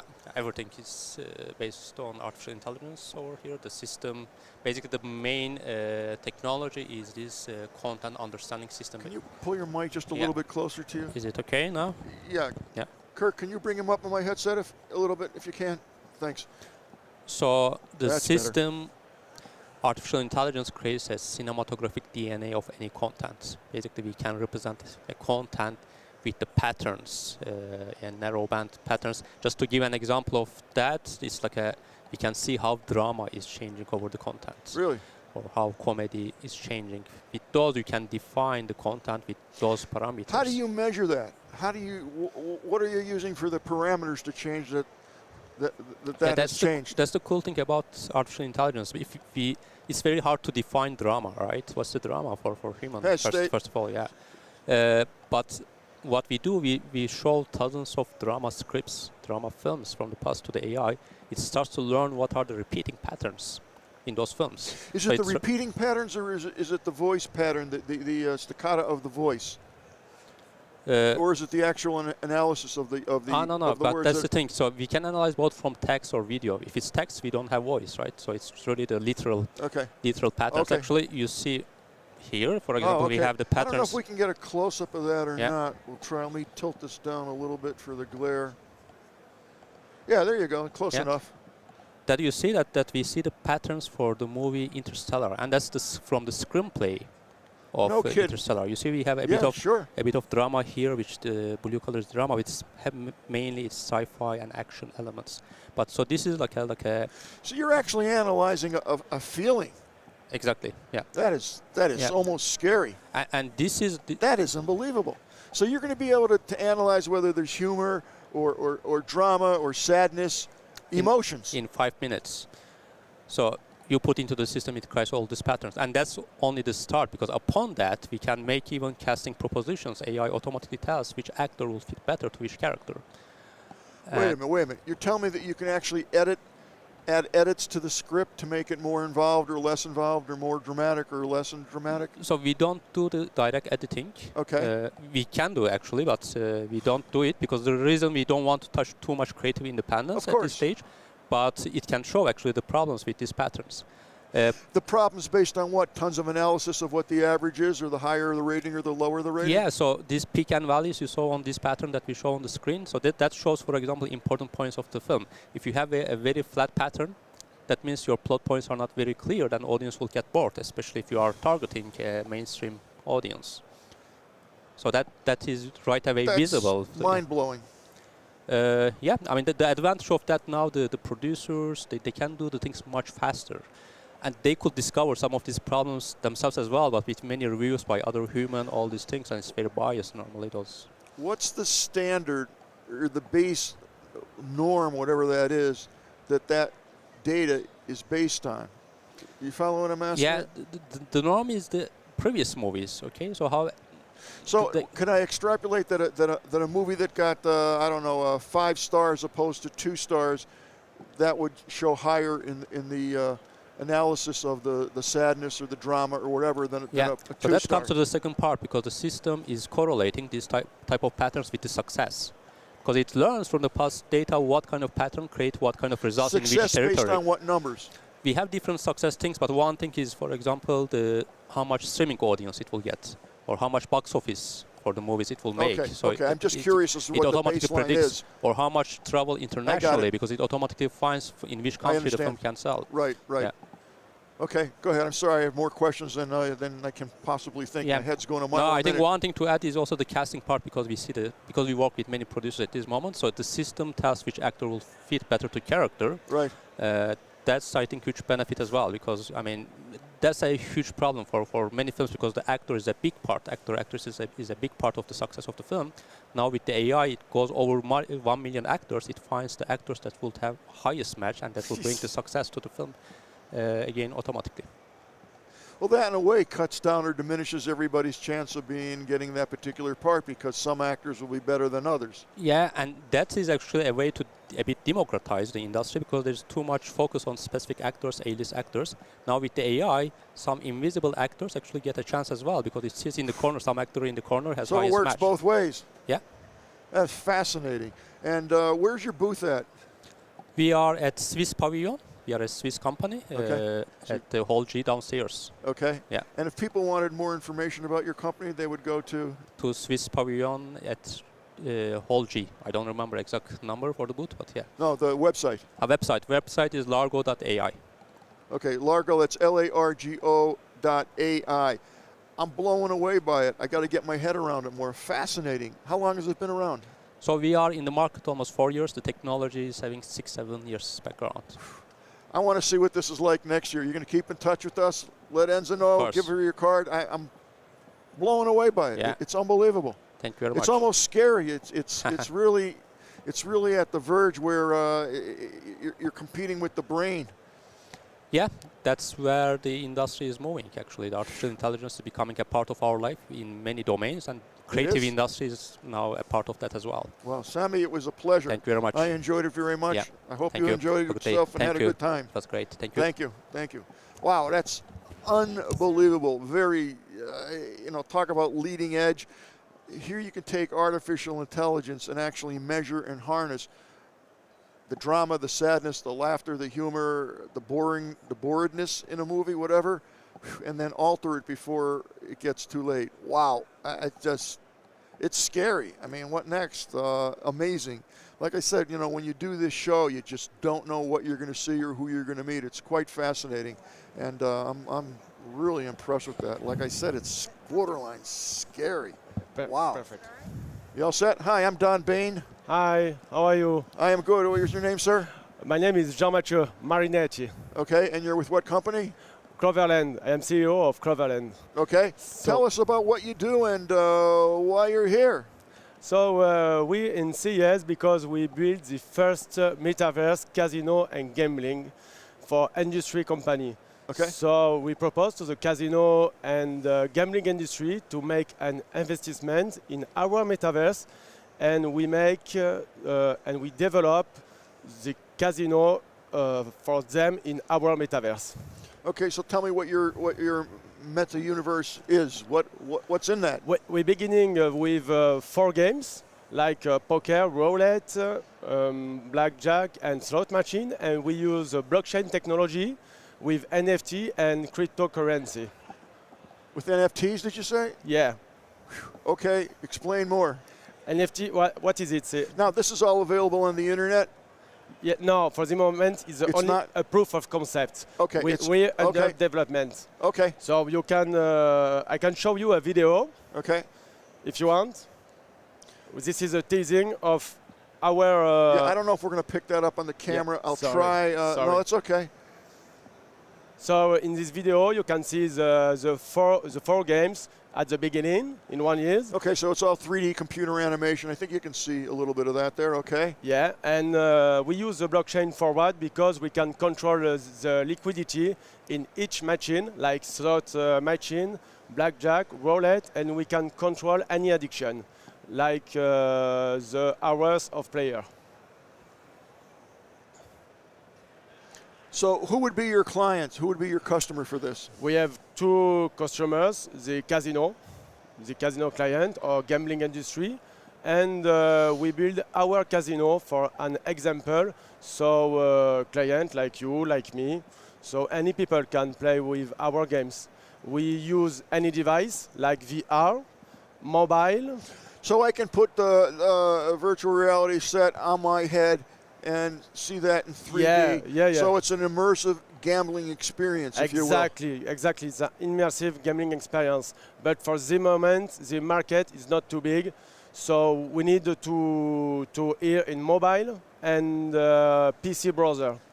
That's a huge market. Yeah, it's a huge market. Mobile, it's like 7 billion of people have a smartphone. That's a lot of people. 7 billion.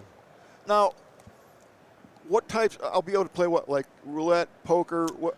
We're beginning with 4 games: roulette, poker, slot machine, and blackjack.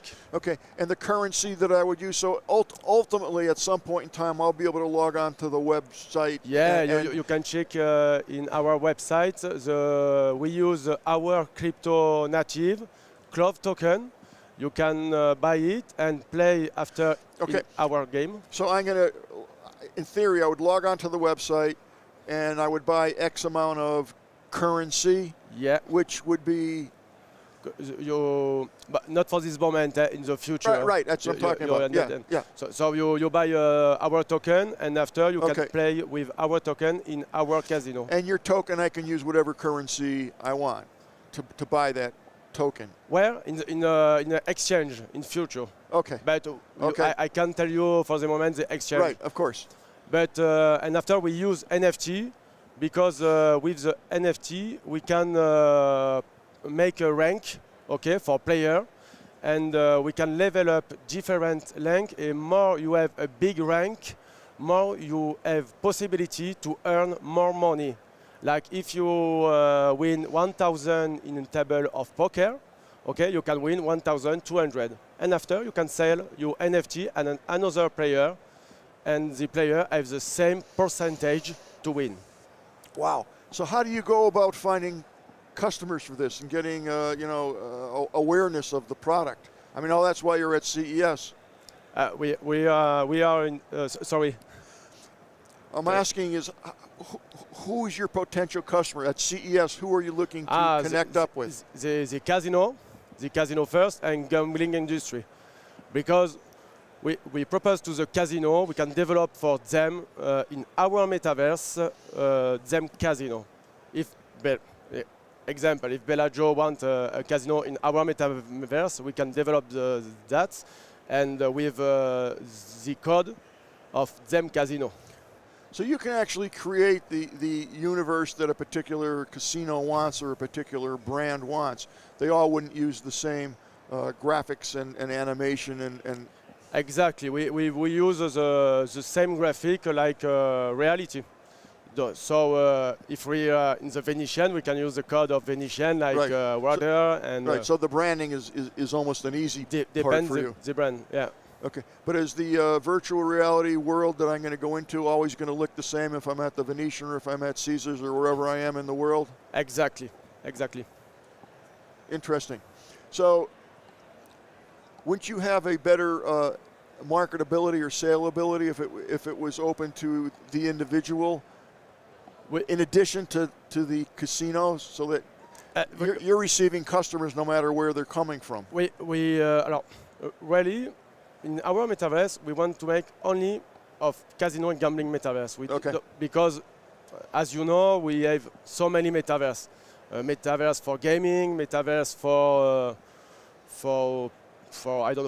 company, and we want to make a metaverse for casino and gambling. So, our public is mondial. We are in CES. In the next summer, we're in Macau and China. And we make a traduction for Asian people, for European people like French, Spanish, and like that. And it's big. It is very big. Yeah. So we are under development. Normally we need 1 year, 2 years, depends. And how long has the company been in business now? What? How long have you been in business? 1 year. 1 year. Boy, Yeah. you have pretty good traction for 1 year. You've done pretty good. Yeah, we build the white paper in 1 year, and we build the proof of concept. You can try the demo in our booth and Eurocar Park. Can I try it on the internet? If I went to your website, would I see any connectivity or any demos? Yeah, you can see the demo on YouTube and in our website. So if you want to try the concept, you need to go in our, because we have all you know. That's amazing. And we built this in three months. Wow. So it's important for me to tell that, because for the company, it's just a proof of abilities. Right. Well, I can't thank you enough for coming on the show. If people wanted to get more information, they'd go to your website. I don't see it there. What's the website? The Cloverland EO. Okay. .eo. Sorry, how do you say in English? You're doing very good. Cloverland.eo. Okay. There you have it, folks. Thank you so much for coming on. Thank you. Appreciate Thank you it. too. Good luck, and maybe I'll see you in the meta universe. Have a nice day. Thank you. Bye. Thank you. Bye-bye.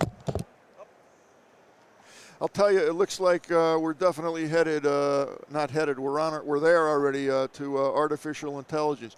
Man, everything's going to be artificial intelligence controlled, diagnosed, tested, regurgitated, and man, everybody we're seeing today is artificial intelligence.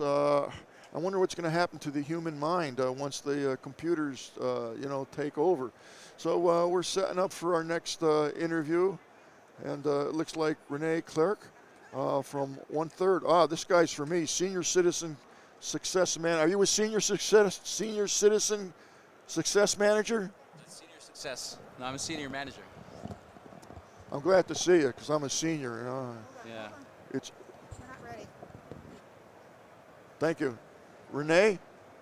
Nice to meet you. I'm Don Bain. Nice to meet you, sir. I'm Rene from 1/3. Thank you. Okay, tell me about the other 2/3. Rene from 1/3. What are we doing? What we're doing. So Let me just move this up a little great. bit. There you go. Yeah, so 1/3 of all food is wasted. Okay. 40% of that is fresh produce. Pretty nasty. It's really nasty, and it's killing the planet, the climate, because all the, let's say 10% of all the greenhouse gas emissions is caused by food waste. And we aim to prevent that by making internal quality of food visible and actionable. Okay. And So- how are you going to do that? Yeah, so we use a scanner. We scan through produce, through fruits, and we determine the internal quality of the fruits. Really? And we do that for a number of produce. We do it for avocados, strawberries, blueberries, tomatoes. Working on adding another 10 fresh produces, so mangoes and stuff. And where are these scanners located? Where would they be? They would be in supermarkets, in grocery stores. Oh, really? But also So point of purchase, basically. point of purchase, but also further up the supply chain. So we have different scanners. The one we're launching here at CES is the avocado ripeness checker, where you can check the ripeness of your avocado without pinching them, because pinching avocados to determine ripeness actually ruins the avocado. Right, it damages it, It yes. damages it. It turns into a brown spot, and you can toss it out. So we use a non-destructive method with light. We force light through the avocado, analyze what's coming back, and then we say, this one's still firm, wait a couple of days, but this one's ready to eat for salad or for guacamole, so you know which ones to pick without damaging the fruit. I would imagine there's a lot more waste generated with that than not, only because if I'm making this up, I just 500 avocados and I'm a supermarket, and now I'm going to have you analyze them, I might find that 300 right off the bat are Yeah, what you can not good. What you can then do, if you find ones which are turning too critical, Yes. you can mark them down to sell them at a lower price, so they get sold instead of tossed. I'm just being the devil's advocate here. Of course you are. Now, what happens if I do that? I'm losing profit because I paid X amount. I'm anticipating making whatever the margin is. Now I'm going to sell it at a not a loss, but a lower amount to get rid of it. Whereas if I didn't know it was damaged, I could sell it at the full price anyway, because no one's going to know. No one's going to know, but they will know when they cut them open at their home. So Well, that happens every day. It damages your brand. So I think if you use our scanner, Fair question. it is a fair question, Okay. and we get the question all the time. So Okay. we're not in the game to actually cause more rejections of fruit. We want to make it insightable, so you don't have any surprises after the fact. So for the avocados, we determine ripeness, but for other produces such as strawberries, blueberries, we're higher up in the supply chain, where growers sample a sample of their picking, and then we predict remaining days of shelf life. Does it work backwards? Does it help the growers say, geez, this is not, I'm having too many bad blueberries, I need to do this, needed more moisture, Exactly. whatever? Exactly. It does work in the reverse. It can help them to better manage their growth, to Does make it? smarter decisions. Yes, it does. Okay. Because shelf life can vary from batch to batch. So one day you can have a picking which has 8 days of shelf life, and the next day you can have a batch which has 3 days of shelf life. And you want to act upon that, so you want to know that. Currently, batches are sent thousands of miles across the country randomly. So you want to make sure that the ones you send farther out have additional days of shelf life, and the ones with shorter days of shelf life you want to keep close and sell locally. Well, not to be a pain, but to me it just seems that like civilized countries will be all for that. You're going to still have countries all over the world that could care less what it is. I think everybody wants fresh produce to be fresh. You know, I remember way back, probably before you were born, I used to live in Boston for a long time, and they used to have a place called Haymarket Square, which was downtown in Government Center. And every weekend, Thursday, Friday, Saturday, and Sunday, but Saturday and Sunday were the big days. So wherever you live, you take the train, the MTA, down into the bowels of the city, and they had all the fresh produce, you know, like from the old days, the old fresh market. And they had the wheelbarrows full of apples and pears and everything. And man, I used to love going there. But after a while, after about 2 years, I figured out, all the good stuff is on top, and they'll let you take a bite of the apple. But when you go to bag it, they bag it, and they dig down deep, and the stuff is nowhere near what it was on the top. You know, your scanner would have prevented that. Yeah, exactly. It's all about making the stuff insightful. So shelf life is currently only known after the fact. We want to make it sure it's known before. So is it just fruits and vegetables? Yes, currently we do. We focus on fruits and veggies because that's causing 40% of all the fresh produce, of all the food waste. Your next thing would be meat, perhaps? No, I don't know. There's still a lot to win in the fresh produce department, so we're focusing on that for now. And you're here at CES. Who would be your potential customer? Who do you want to see at CES? Yeah, we target retailers, so retailers and their supply chain. So retailers, distributors, growers, suppliers of fresh produce. I would imagine it would be an excellent thing for a supermarket to sign up with and advertise that our fruit is scanned, it's fresh. That's actually happening already in Canada. Oh, it is? Yeah. So our avocado scanner is being used by store employees in the store to pre-sort avocados and actually put them on a separate display with They've signage. had a lot of problems with avocados. Avocado is the #1 problem. Everybody knows what the problem with avocados is, and everybody tries to circumvent that with by pinching, and that ruins the avocado. That's interesting. That's very interesting. All right. So if people wanted more information about your company, where would they go? Yeah, you can visit our site at 1/3.io, but you can also visit us at CES. We're at the Dutch Pavilion on the Eureka Park. I think it's 62100. Okay. And we're at the edge, at the corner of the booth. All right, Rene, it was a pleasure speaking with you. Thank you for stopping by. Thank you so much for your time. Fascinating product. I learned so much. I do 2 hours every morning, and it's just amazing the things that I learned that I just never knew existed. It's fascinating. So your company does good things for people, and I'm going to get fresh fruit. I'm all for it. Glad to be of help. Okay, thank you for coming on. Thank you so much. Appreciate it. Thank you. Appreciate it. Bye-bye. Well, there we go, folks. Another new type of electronic product that's going to scan, for the most part, your avocados, your apples, your oranges, whatever, vegetables, and make sure that they're fresh and that you can eat them. Again, when you're at CES, you just don't know who you're going to see or what's going to happen next. Kirk, what's happening over there in the tech part of the world? My tech part of the world? Yes, what's going on there? Been busy. Let me just pull up my. There we go. Yeah, we've had amazing. I think every interview has showed up on time too, and that's even more amazing. Yeah. Well, yesterday there was a little bit of gaps, but it's been pretty well. Okay. All right. Let's take a look at my back camera here. I want to see if it sounds noisier. Let's see what we got back here, and let's take a peek. Oh, definitely picking up, no question about it. It might even be busier today than it was yesterday. And I probably spoke too quick. It's 10:45 here, and I'm waiting for my next interview, but I'm going to have water, Venetian water, Venetian meeting room water. I'm going to take a quick drink here.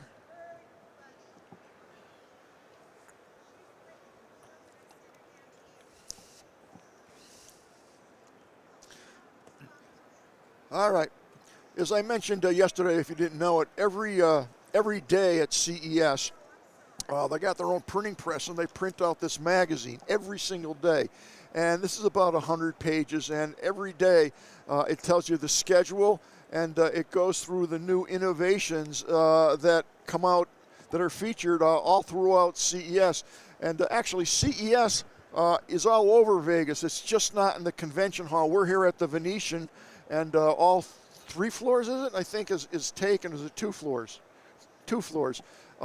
It's packed. I mean, there's no more room for booths. And this is repeated all over Vegas. Anywhere there's a ballroom or a meeting room, it's taken. There are also hundreds and hundreds of companies who don't actually pay to be in CES, to exhibit in CES, but they're at the off hotels. And I don't mean off by not good hotels, but they're at any place where there's meeting space. And because they know that all the people are actually here, then they will invite the people to go to their hotel meeting room and do demos there and meet people, so they kind of work around. But there's thousands of those types of companies and entities. I myself was invited to 4 different company meeting rooms to see their products and meet with their people and talk about it. And they try to, CES is expensive, so they try to save on that money. And pretty interesting, to tell you the truth, how these people, these companies operate kind of behind the scenes, and they're smart because they save a lot of money. On the other hand, there's no better place to show your product, your goods and your services than CES, in my opinion. It is the largest trade show in the United States. Actually, it's the largest trade show in the world. Now I had, yeah, I do, here it is here. I had printed out some statistics here. Since 1978, CES has drawn 4.9 million people in attendance, okay? That's kind of neat. Let's see here. I had some other stats that I thought were astonishing. The average meeting is 29 minutes. A third of CES attendees are from outside the United States. The Impossible Whoppers Foods was discovered here at CES in 2019 by Burger King, and it's now sold nationwide. Investors have put an excess of $15 billion towards investing in technology with Europe. That's a lot of cabbage. Let's see. This thing kind of printed backwards and upside down, Kurt, so I got to go through all the things here. At CES 2020, 330 of the Fortune 500 companies were represented. That's better than half of the Fortune 500 companies were here at CES. 94% of the exhibitors said their annual sales were significantly influenced by attending CES. That's huge. Okay, I already said that. We have 85 intra-brands out of 100 in the world, whatever that means. 60% of registered attendees are at senior level, so that means they're executive level within the company. 40% of the top retailers are all registered at CES. 170 countries around the world are here at CES. 35% of all registered companies from outside the United States are here. That's huge, huge. So those are some stats that I printed out, and you kind of get the feel for how large CES actually is. It's really something. As I was mentioning before about this book, I like this because it highlights some of the things that you typically wouldn't see. So by looking at this book every day, I'm seeing products that I don't even know exist, didn't even know existed, and I can go to their booth and really find out where they are and what it is that they're doing. So it's 10 of 11. I don't know if the next interview, oh, they're here? On the way. They're on the way, I hear. Okay, so this will be my last interview of the day. I'll be back tomorrow at 9 o'clock from 9 to 11. Every 2 hours we switch off here because 2 hours is actually a long stint to be interviewing people. And who's up next for me? Marlo is coming up next. Okay, Mr. Marlo is going to be here, and he's a lot of fun and certainly extremely knowledgeable in all technology, so you'll definitely enjoy Marlo. When's everybody, who's after Marlo? I believe... We don't know. I believe Todd is okay, after. Todd Cochran? I believe so. Okay, we had breakfast this morning with Todd, and he was all gassed up, and he's working on some, as usual, crazy innovations in the podcasting space, and he's working on, what is it, 2.0 now in podcast? Podcasting 2.0. 2.0. And Kurt, you're helping him with that. Yeah. So tell us a little bit about that. Well, it's basically, there's an initiative called, if people want to donate to a podcaster, okay, they can go through a podcast app. They go to newpodcastapps.com. Okay. And they can donate what's called Satoshis. So they can get, and we're listening live right now on audio. So if you're not watching the stream, you can listen on the audio as well. As usual, Todd's always at the forefront of the newest, coolest, latest stuff. Hello. Okay, our next interview is here. And this looks like a company I've been waiting to interview. This is my bird buddy, and we're going to have a bird feeder here. I'm going to pull this up here. We can get a shot of that maybe. How are you? I'm good. How are you? I'm Don Bain, the gadget professor. Nice to meet you. They're going to get you set up with your headset. No, it is. Okay, why don't you tell people your name and the company that you're with? So my name is Franzi. I'm one of the co-founders and the CEO of BirdBuddy. Okay. Yeah. I'm anxious to see this, and I'll tell you, whoever does your public relations, does a super job. All right. You have more coverage than any company I've seen at CES. I love it. Really? I think it's that kind of product too, right? Like it turned head, and people are just excited about reconnecting with nature, and people love birds. I'm a photographer at heart. Awesome. I've been doing that for more years than you've been on the planet. Yeah. But when I saw, and I do like birds, but when I saw the photograph that this machine took of the birds, I didn't believe it. Awesome. Okay? I didn't believe it because I know that it's not an easy task to photograph a bird at the quality and the resolution that your product is showing me. Totally. Okay? Yeah. I mean, you need a special lens. You need to understand shutter speed, light, which angle the light's coming from, to get the shimmer of the feathers on the bird. 100%. It is not an easy thing to do. You have to be quite talented and quite experienced to do that. So henceforth, because I like birds and I love photography, how the hell do you get such a high quality, high resolution shot? So like one, having good hardware, right? And then the other thing, which will sound kind of cliche probably like these days, is AI, right? There's an AI We've heard that word, folks. Yes, yes. Been hearing it all day. Yes, there's an AI element involved that actually detects whether this photo is good enough for you to see it, right? So, it'll take a ton of shots, and then a lot of those shots will just be useless. So it's going to be like a burst mode. Boom, boom, boom, boom, boom, totally. boom. Yeah. And then it'll actually detect which one of those shots are good enough to share with you, right? Okay, Yeah. so I kind of jumped ahead because I'm so excited about the product. Awesome.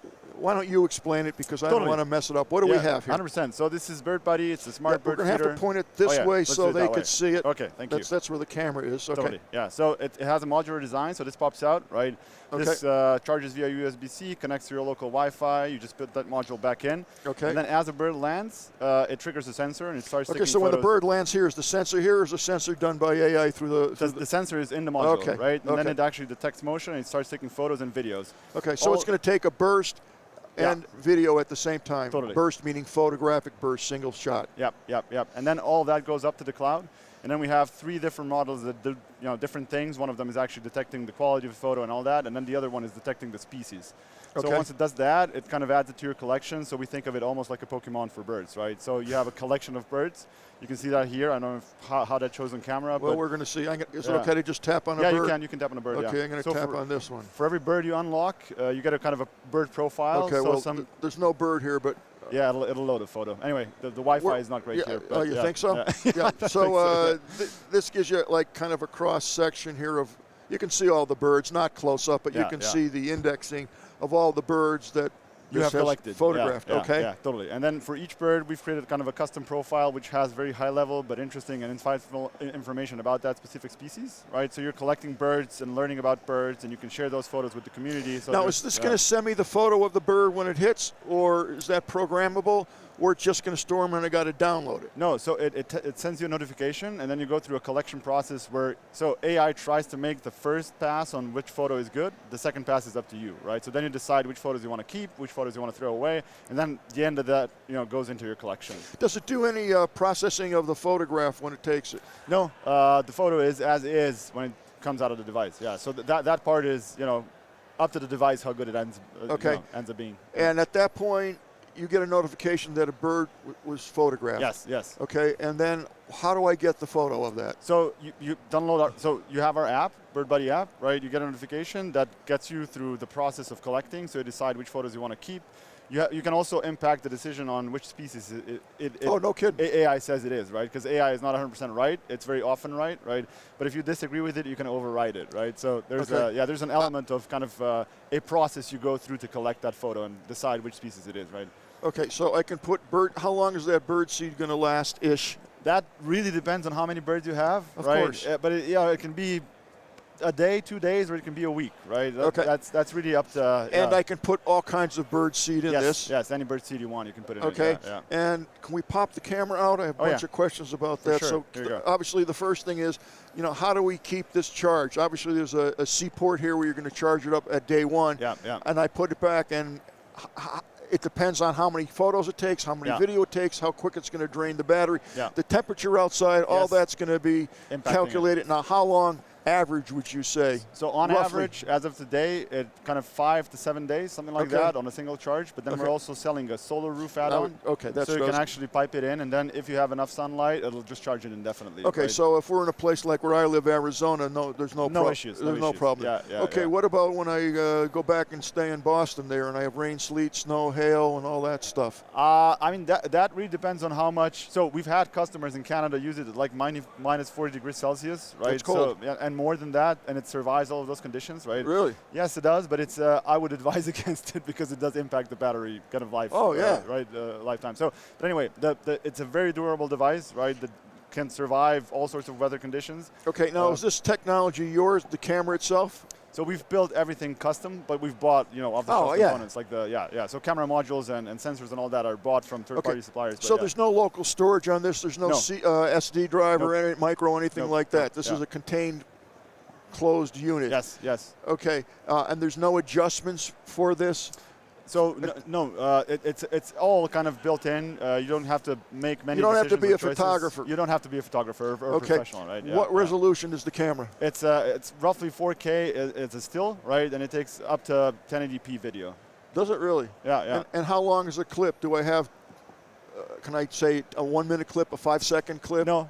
Who knows how long the bird's going to be there? Right now, what happens is actually the whole burst time is the video for you as well, right? Oh, so no it's kidding. like 1 minute, 30 seconds, something like that is the duration of the video you'll get with each notification, right? I see. Yeah. And tell me, what's the price point of this? So it's $199 for the main unit.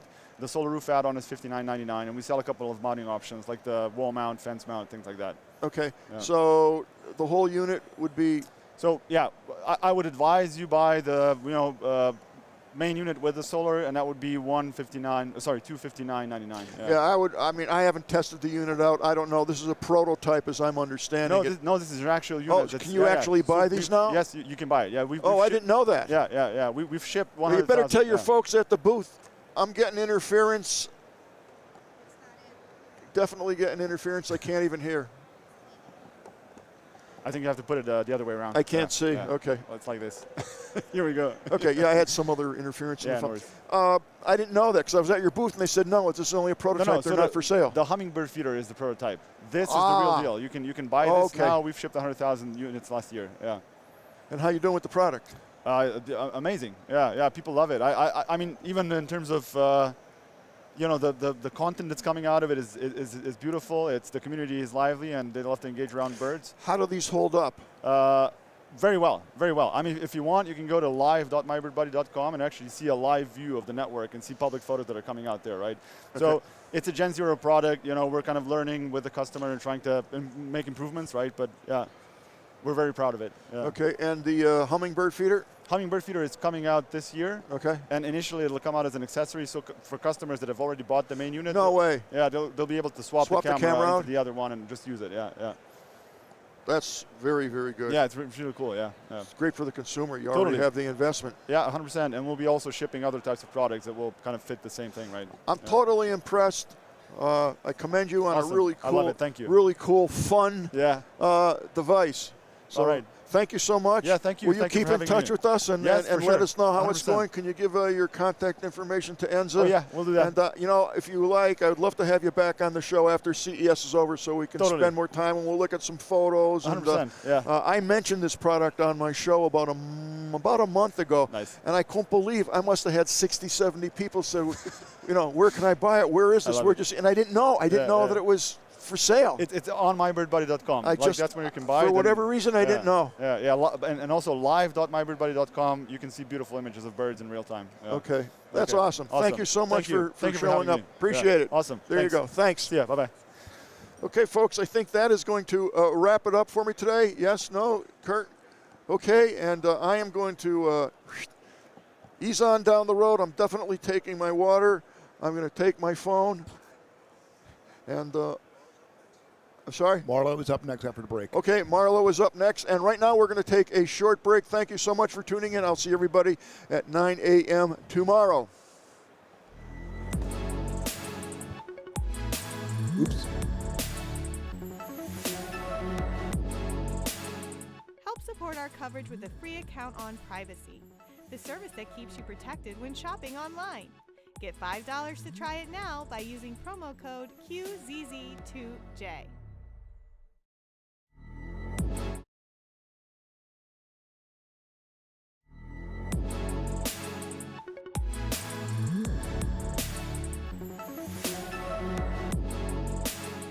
Help support our coverage with a free account on Privacy, the service that keeps you protected when shopping online. Get $5 to try it now by using promo code QZZ2J.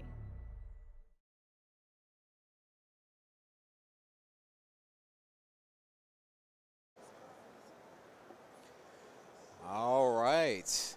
It looks like we should be coming back to Marlow here soon. Let's see here. All right. Yep. Looks like this is a National Technology Day. All right. And we're live here at CES this year, 2023. It's good to be back. It's good to be back. We did virtual last year, and I tell you, it was pretty difficult. It was difficult to adjust, but you know, we made it work. We made it work with what we had, and I think we put on a pretty good show. But good to be back here, and we should have Marlo coming on very soon. It looks like we're coming up shortly, but until then, let's talk about some of the things we've seen this year. Oh, it looks like we are ready to go. Marlo? Hey, what's up, How you Marlo? doing? Man, Hey, I'm doing all right. How about you? I'm doing great. I'm doing great. So, are we coming in okay? Yeah, it looks like we're coming in pretty good. All right, very good. So, hello everybody. Welcome to CES 2023. We're coming to you live from the show floor for National Technology Day. Awante, I couldn't be more excited about this year. I hope you're ready for a great ride this afternoon. 100%. I've got my pin to let you know I'm ready to go. I'm always excited about National Technology Day, and to be here with you to do this for my first time, I'm super excited. Well, wonderful. Well, we have a whole slate of exciting products to show off today here on the CES floor. So I think we're just going to get started. And Awante, if you're okay with this, I'd love to banter with you a little bit after each of the products that we talk about as we get set up for the next one. So are you ready to go for that? Let's go. All right, let's do it. Let's do it. All right, Jacqueline, how are you doing today? Thank you so much. I'm doing good. Well, I'm glad to have you here today. So thank you for joining us for National Technology Day. Thank you. And you're first up. So why don't you tell us who you are and what company you represent? Okay. My name is Jacqueline Nakao, and I'm working for Caltech Corporation. Okay. We are actually Japanese venture technology company, and we bring our luxury humidifier product this year, which is we made our transition from air purification to water. So this is a very, very unique humidifier. At least the design of it is, right? So thank you. Tell me about this. This is very cool. Thank you. Actually, this is we call it Uragi Junsui Premium Air. This is our first water purification solution, which built in this new product. Actually, it comes with two kinds of attachment. One of them is you can see we convert the tap water to the soft water with the dual cartridge inside of the top of the water tank. And then after the tap water passing through the cartridge just adjusts the water to be soft and lightly acidic, which is really close to your skin. And then our core technology comes with the photocatalytic system that's built into the tank, which can sterilize the germ or bacteria without the water getting bad. Yes. So you can use this like a water, the most spraying onto your face. You can feel very safe and clean with the purest, And that, is that with this, or is that with the attachment you have here? Okay. Why we building two kind of attachment here for the consumers, which it's because we think that one of these you can use this with your family, and another one you can keep it with your personal usage. Like if you want after your shower time or your bath time, you can just use the personal beauty attachments to give you more like luxury or healing time. That because we believe that if you use the soft water spraying on your face, it's really a best way to keep your house how to say very softly, very comfortable. Okay. Yeah. So then you would attach the stainless steel piece to this device, and then it sprays into your face. Then. Yes, right? Okay. spraying into your face, and it's not the usually typically you have to maybe purchase some toning water or some more some like a luxury cream to put on your face. But this one is you just need to use your tap water to make the soft water at your home, and then to achieve that moment with very comfortable time. Yeah. So what's the advantage of putting humidity into your home? Okay, we believe that with the best way to moderate the humidity in your room will be very our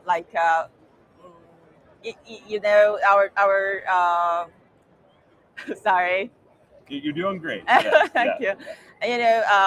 Usually, especially in this kind of very dry air season, you can get maybe the breath issue or cough or even your skin issue. Yep. But so we believe that if you just adjust or higher the moisture level of the room, also for your skin, that would be the best way to keep your health, being healthy. Right, Yeah. right. Okay. And these will be available. What are they coming out this year? Yeah. Yes, I'm so excited that you can find it in the U.S. market. It will be available in the March of this year. Yes. And there will be find more detailed partners to come. Yes, and this is really we are happy to deliver our final product. Also introduce our core technology in the really in this kind of technology show. And how do we find your product then? Yes, it will be available online on the Amazon and other detail, partners. Very good. Yeah. And do you have a website yourself? Yeah. Yes, of course. We have the global website. And that is? That is Caltech.global. Okay, you can find that. KALTECH.global. .global. Okay, .com. Yeah. Okay, very good. Jacqueline, thank you so much for being here today. Thank you for Excited to having have you me. here, and thank you for being kind of our test guinea pig today to start off National Technology Day. So thank you very much. Thank you so much. All right, and we'll switch it back to you, Alante. All right, I'm back. All right. So it's so important, right, to make sure that your home has humidity in it. I know. Do you live in a cold weather climate, Alante? I grew up in a cold weather environment. I live in Florida right now, which is very different from where we are right now, right? And yes, listening to her kind of explain the purposes of that humidity. I mean, do we call it a humidifier? Is that what it is? It is actually. I know it doesn't look like one. It's reimagining how you put humidity into the air, right? So and you actually, as I was watching them set this up, they just pour water into this device. It has a UV filter, I guess, that the water goes through that sterilizes it before it comes out of the humidifier. And that's probably really key, right? Because if you have a humidifier in your house and you poured water into it and then you start it up 2 weeks later, Well, that water that's been sitting there has all kind of biological craziness going on in it, and now you've just spewed it out into the air. This actually kills all of that before it puts it out into the air. So that's what's really interesting about it. That's pretty smart. You know, I think about some of the humidifiers that I've owned, and yeah, they've, you know, they get a little grody over time as the water. Just a little bit. That's right. That's right. Yes, yes. So absolutely.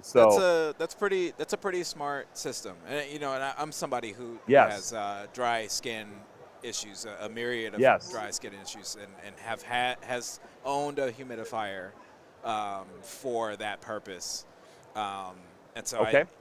to hear that someone is now trying to make that system smarter, because I feel like they haven't gotten much smarter over the years, right? They all kind of function the same way they did. They just gotten prettier. Okay. But this one sounds like it's actually trying to. I'm sorry? I agree. Can we just throw this back to you just for a little bit? I think we have a switch out that we're going to do. So give us a couple of minutes and come back to us, and we'll be ready to talk about the next fund, okay? All right. Yeah, sounds good. Let's go ahead and go to the crowd shot.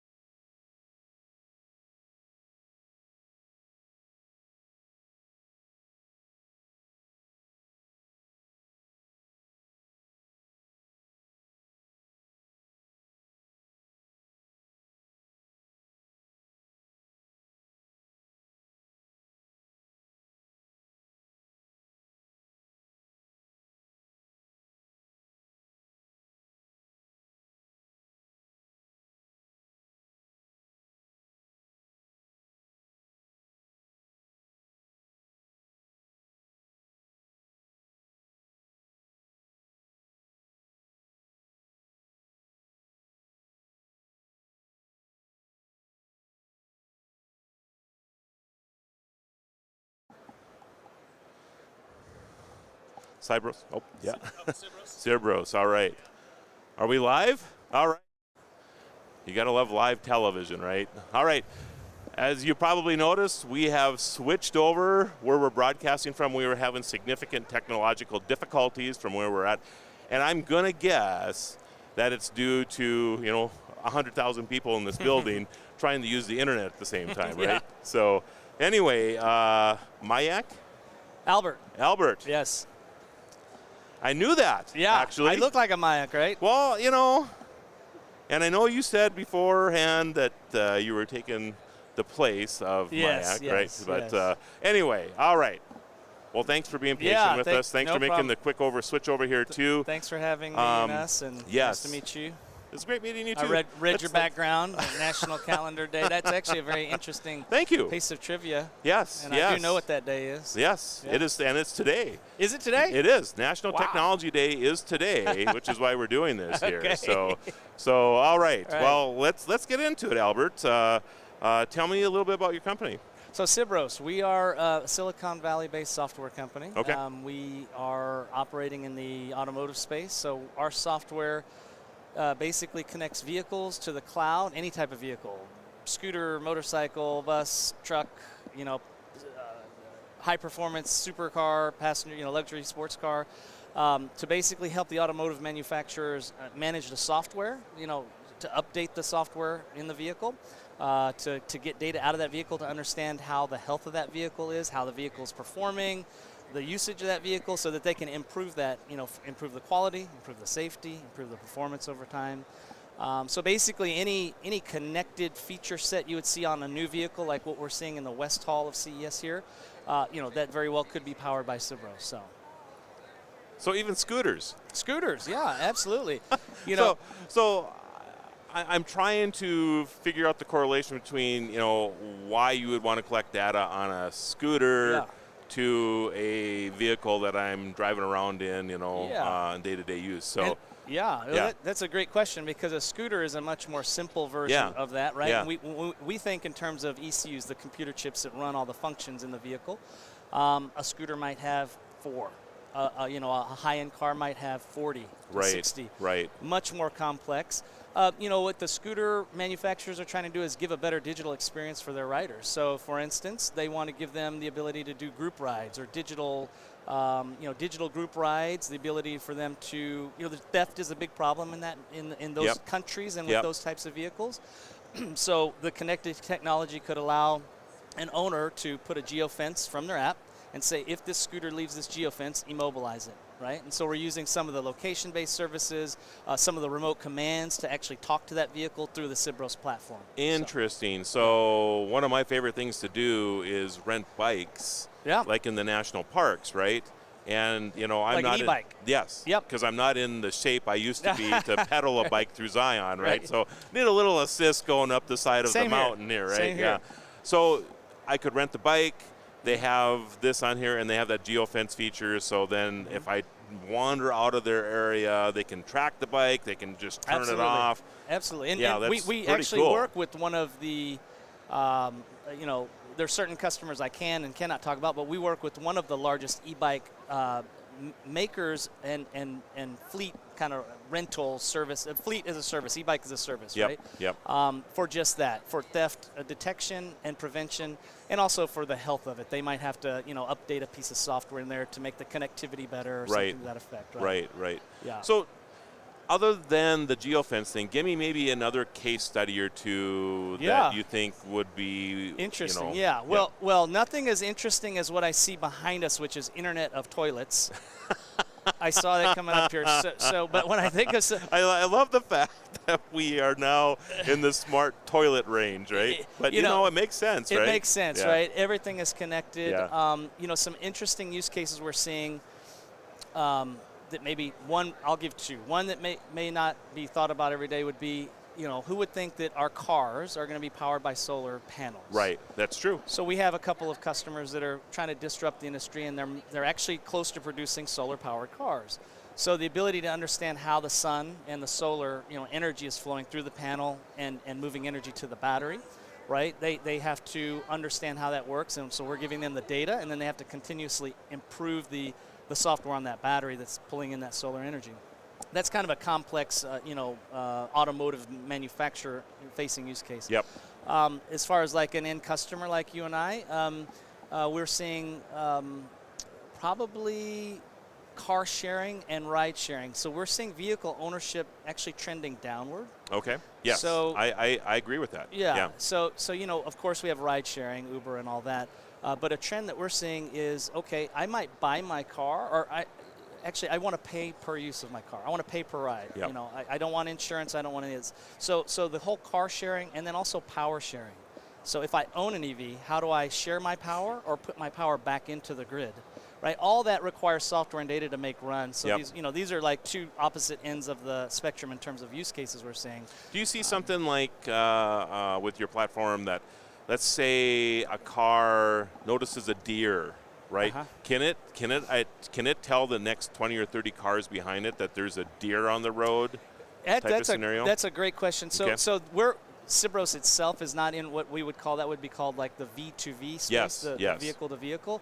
And the technology you're talking about is maybe some of the ADAS or the advanced driver systems, image recognition pulls that in, there's a threat, pass that to the vehicle. So no, currently Sibros doesn't do that, but that is absolutely some of the cool stuff that we're seeing out here on the West Hall. Right. In terms of some of the safety type ADAS technology that's out there. Okay. Yeah. Okay, cool. Yeah. Where do we find more information? Sibros.tech. Sibros.tech. SIBROS.TECH. So, but not involved in the toilet thing, huh? No toilets, no toilets. But come visit us. I don't know if anyone's here watching that's at CES, but we're in the West Hall, and there's some really cool stuff there. You know, a 100-ton Caterpillar dump truck that drives itself, and isn't that amazing? It's crazy. Who would have thought that we live in an age where artificial intelligence can drive us around, can write our term papers now, and help me get out of my lease. I mean, these are the things that are going on right now. It really is crazy. Is, Yeah. I enjoy it, and enjoyed being on your. Yeah, I appreciate it, Albert. So thank you for Marlo, joining us today for thank National you, sir. Absolutely Yes, Day. absolutely. Get out and celebrate. I'll do that. With some type It's of technology. Friday. That's true. That's true. Thanks, Albert. Thank you. All right. And that was Albert with Sibros. Sibros. I think it was tech, wasn't it? Sibros.tech? Tech, yes. All right. Yeah, go check them out if you're interested in anything with, connected, I guess, mobility, right? I mean, whether it's a scooter or a bike or a car, they have some technology that will help you along if you're developing some of those things. So check it out. We live in an amazing world nowadays, and I think I also lost Alante, but it looks like I have Kurt over there, and he's hurriedly queuing up here in our makeshift, trying to get a National Technology Day broadcast out. Thanks for hopping in there as well. Absolutely. All right. I guess you and I are going to talk for a little bit here and there. So, sure. We didn't get a chance to talk a lot about the humidifier. I hear that the video wasn't the greatest coming from the floor. It was really choppy. Yeah, that's too bad, and I apologize everybody for that. And I don't know. Can I look at your way? And okay. I can cut to me. If okay, you got another camera going that way as well. Yeah, I'm right. Very good. There we go. All right. So the humidifier from Caltech too, and that's not the school, by the way. It's KALTECH. Yeah. I know you might think that that's kind of a weird thing to start a National Technology Day off, but I thought it was really interesting because they are sterilizing the water before it goes in. I just wanted to make sure that everybody got that point. Yeah. That even if you leave the water in there for a couple weeks or whatever, that they end up having this sterilized water that you're not putting biocontaminants into the air later on. So make sure you check them out too, caltech.com. And then Sibros, connecting everything that has wheels on it. Interesting. Yeah. Fleets of, so you live where? In Jersey. Jersey. Yeah. Do you guys have the scooters that people rent and things like that in town? No. Okay. You've seen them though, haven't you? I've seen them. I've seen them mostly. They're in New York, but not New Jersey. Where I live in Hamilton, which is a suburb of Trenton, and it's not like a San Francisco where they have you can go and bike around town. No, there's no. I don't think there is anytime soon. But, But no, major cities like New York or Philadelphia does have those where you can bike around and do a little sightseeing or tour. Right. They have tours in Philadelphia. They have those things you can tour around the city. But my neck of the woods, no. Okay. Well, let's make sure everybody, if you want to follow us later on, we actually have a new system, by the way. Opt in to subscribe, and you can text tech. TECH to 844-829-1524. You can probably see that across the bottom of the screen of the screen that you're watching right now. And all you have to do is reply yes, and you'll get our updates, all the great stuff we have coming out of CES this year and throughout the year. And by the way, if you do that during CES, if you do it right now, we are giving away some great prizes. We have some great prizes coming to us from some of these people that we're interviewing today. We're going to kind of leave you in limbo with what those prizes are going to be, but we have some great stuff that we're giving away from some of the vendors here at CES this year. So make sure that you text TECH, T-E-C-H, to 844-829-1524 to at least get in on the drawing, and then of course you can still hopefully want to follow us after that. So coming up in a little bit too, we have Stern Pinball will be here. Actually, they're one of our favorites. They come back and talk to us every year, don't they? Yeah, gotta love those guys. Yeah, they have. I was there for Showstoppers last night. Okay. And they have a 007 pinball machine. And there was a crowd. There was a crowd forming it. Oh my goodness. So I was going to partake, but I'm actually now regretting that I wasn't there last night.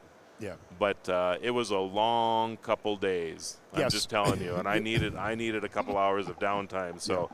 Yeah. So we have that coming up. We also have Showcase Holograms, and that is going to be quite amazing as well. I am really looking forward to that, and that'll be at 12 Pacific, 3 Eastern, so you'll want to stay tuned for Showcase Holograms. It's going to be stunning what you're going to be finding out about that. So, and then later in the show today, Vision Tech will be here. We have some artificial intelligence that will be joining us. Wearables. I mean, we have quite the array of items coming at us. We thank you for joining us today. It is National Technology Day, and we're just getting set up right now for our next guest. And I'm really excited about this. And I'm really feeling bad that I wasn't there last night now. But Seth, how you doing? How are you? I'm doing well. So I think we've met before, haven't we? I think maybe. Yeah, I think it was either last year or the year before, But we're so excited that Stern Pinball is joining us for National Technology Day. You guys have been coming to CES for quite a few years. We have been here for a number of years. Yeah. We're here talking about the technology that goes into our games, and they're a great technology experience. They are classic gameplay, but with technology infused all throughout. We've got, basically video games in them, and we've got an online platform now with Insider Connected as well. So, and your booth is always crazy busy. It is. Yeah. And it's nice to have a fun product that everybody loves to play. Yes. And it turns out the engineers that come to CES really love to play our product.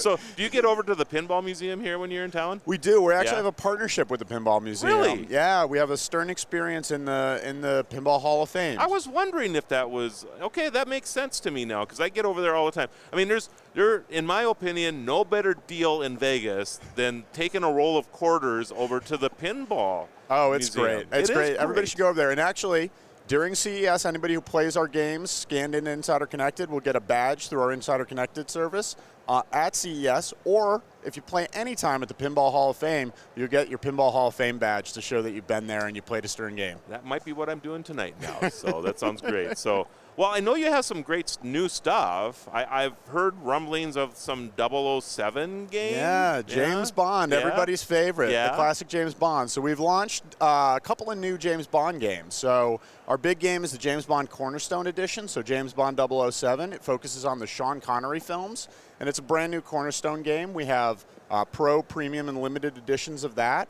It has, the Bird One rocket in it from the movie. It has an Aston Martin DB5 where the top opens and the ball comes out like the ejector seat out of the DB5. And it has a jetpack Bond where James Bond is in the back and he has a magnet on him so he can pick up the ball and move it around with the jetpack and drop it all over the field. So we have We have that game, and then we have another game which is the 60th anniversary edition, which is a classic style. It's our super limited edition. We're only making 500 of those. Okay. And that's that one actually focuses on all 60 years of Bond, so it has all the James Bonds in it, and it's a retro-inspired style of game as well. So we're actually showing that off for the first time here at CES, only at our press event. So the press was able to see those. So you should have come and played it. Stop making me feel bad. This was last night, wasn't it? It was. Oh, my goodness. I'm going to have to figure out a way to sweet talk you later, I guess. But so you're taking me in a different direction that I wanted to ask you, but I'll get back to my other questions. Yeah. Where do you get your inspiration from for games? I mean, I understand the movie thing. I mean, do you just look for iconic type of movies or characters? I mean, could I come to you? I don't know if you know this, but I'm also the founder of National Day Calendar. So like National Pizza Day, National Coffee Day, right? I mean, could I come to you with an idea for a game, or can I hire you guys to do that? I mean, how does that work? Yeah, so we are lucky enough to be the biggest company manufacturing pinball machines out there. Yep. So one of the great opportunities that gives us is to work with the world's absolutely best IP. And we do that all the time. I mean, our games are James Bond, they're Marvel, Star Wars, Jurassic Park. You know, we do a lot of great bands as well. We just did a game with Rush earlier this year. Yes, yeah.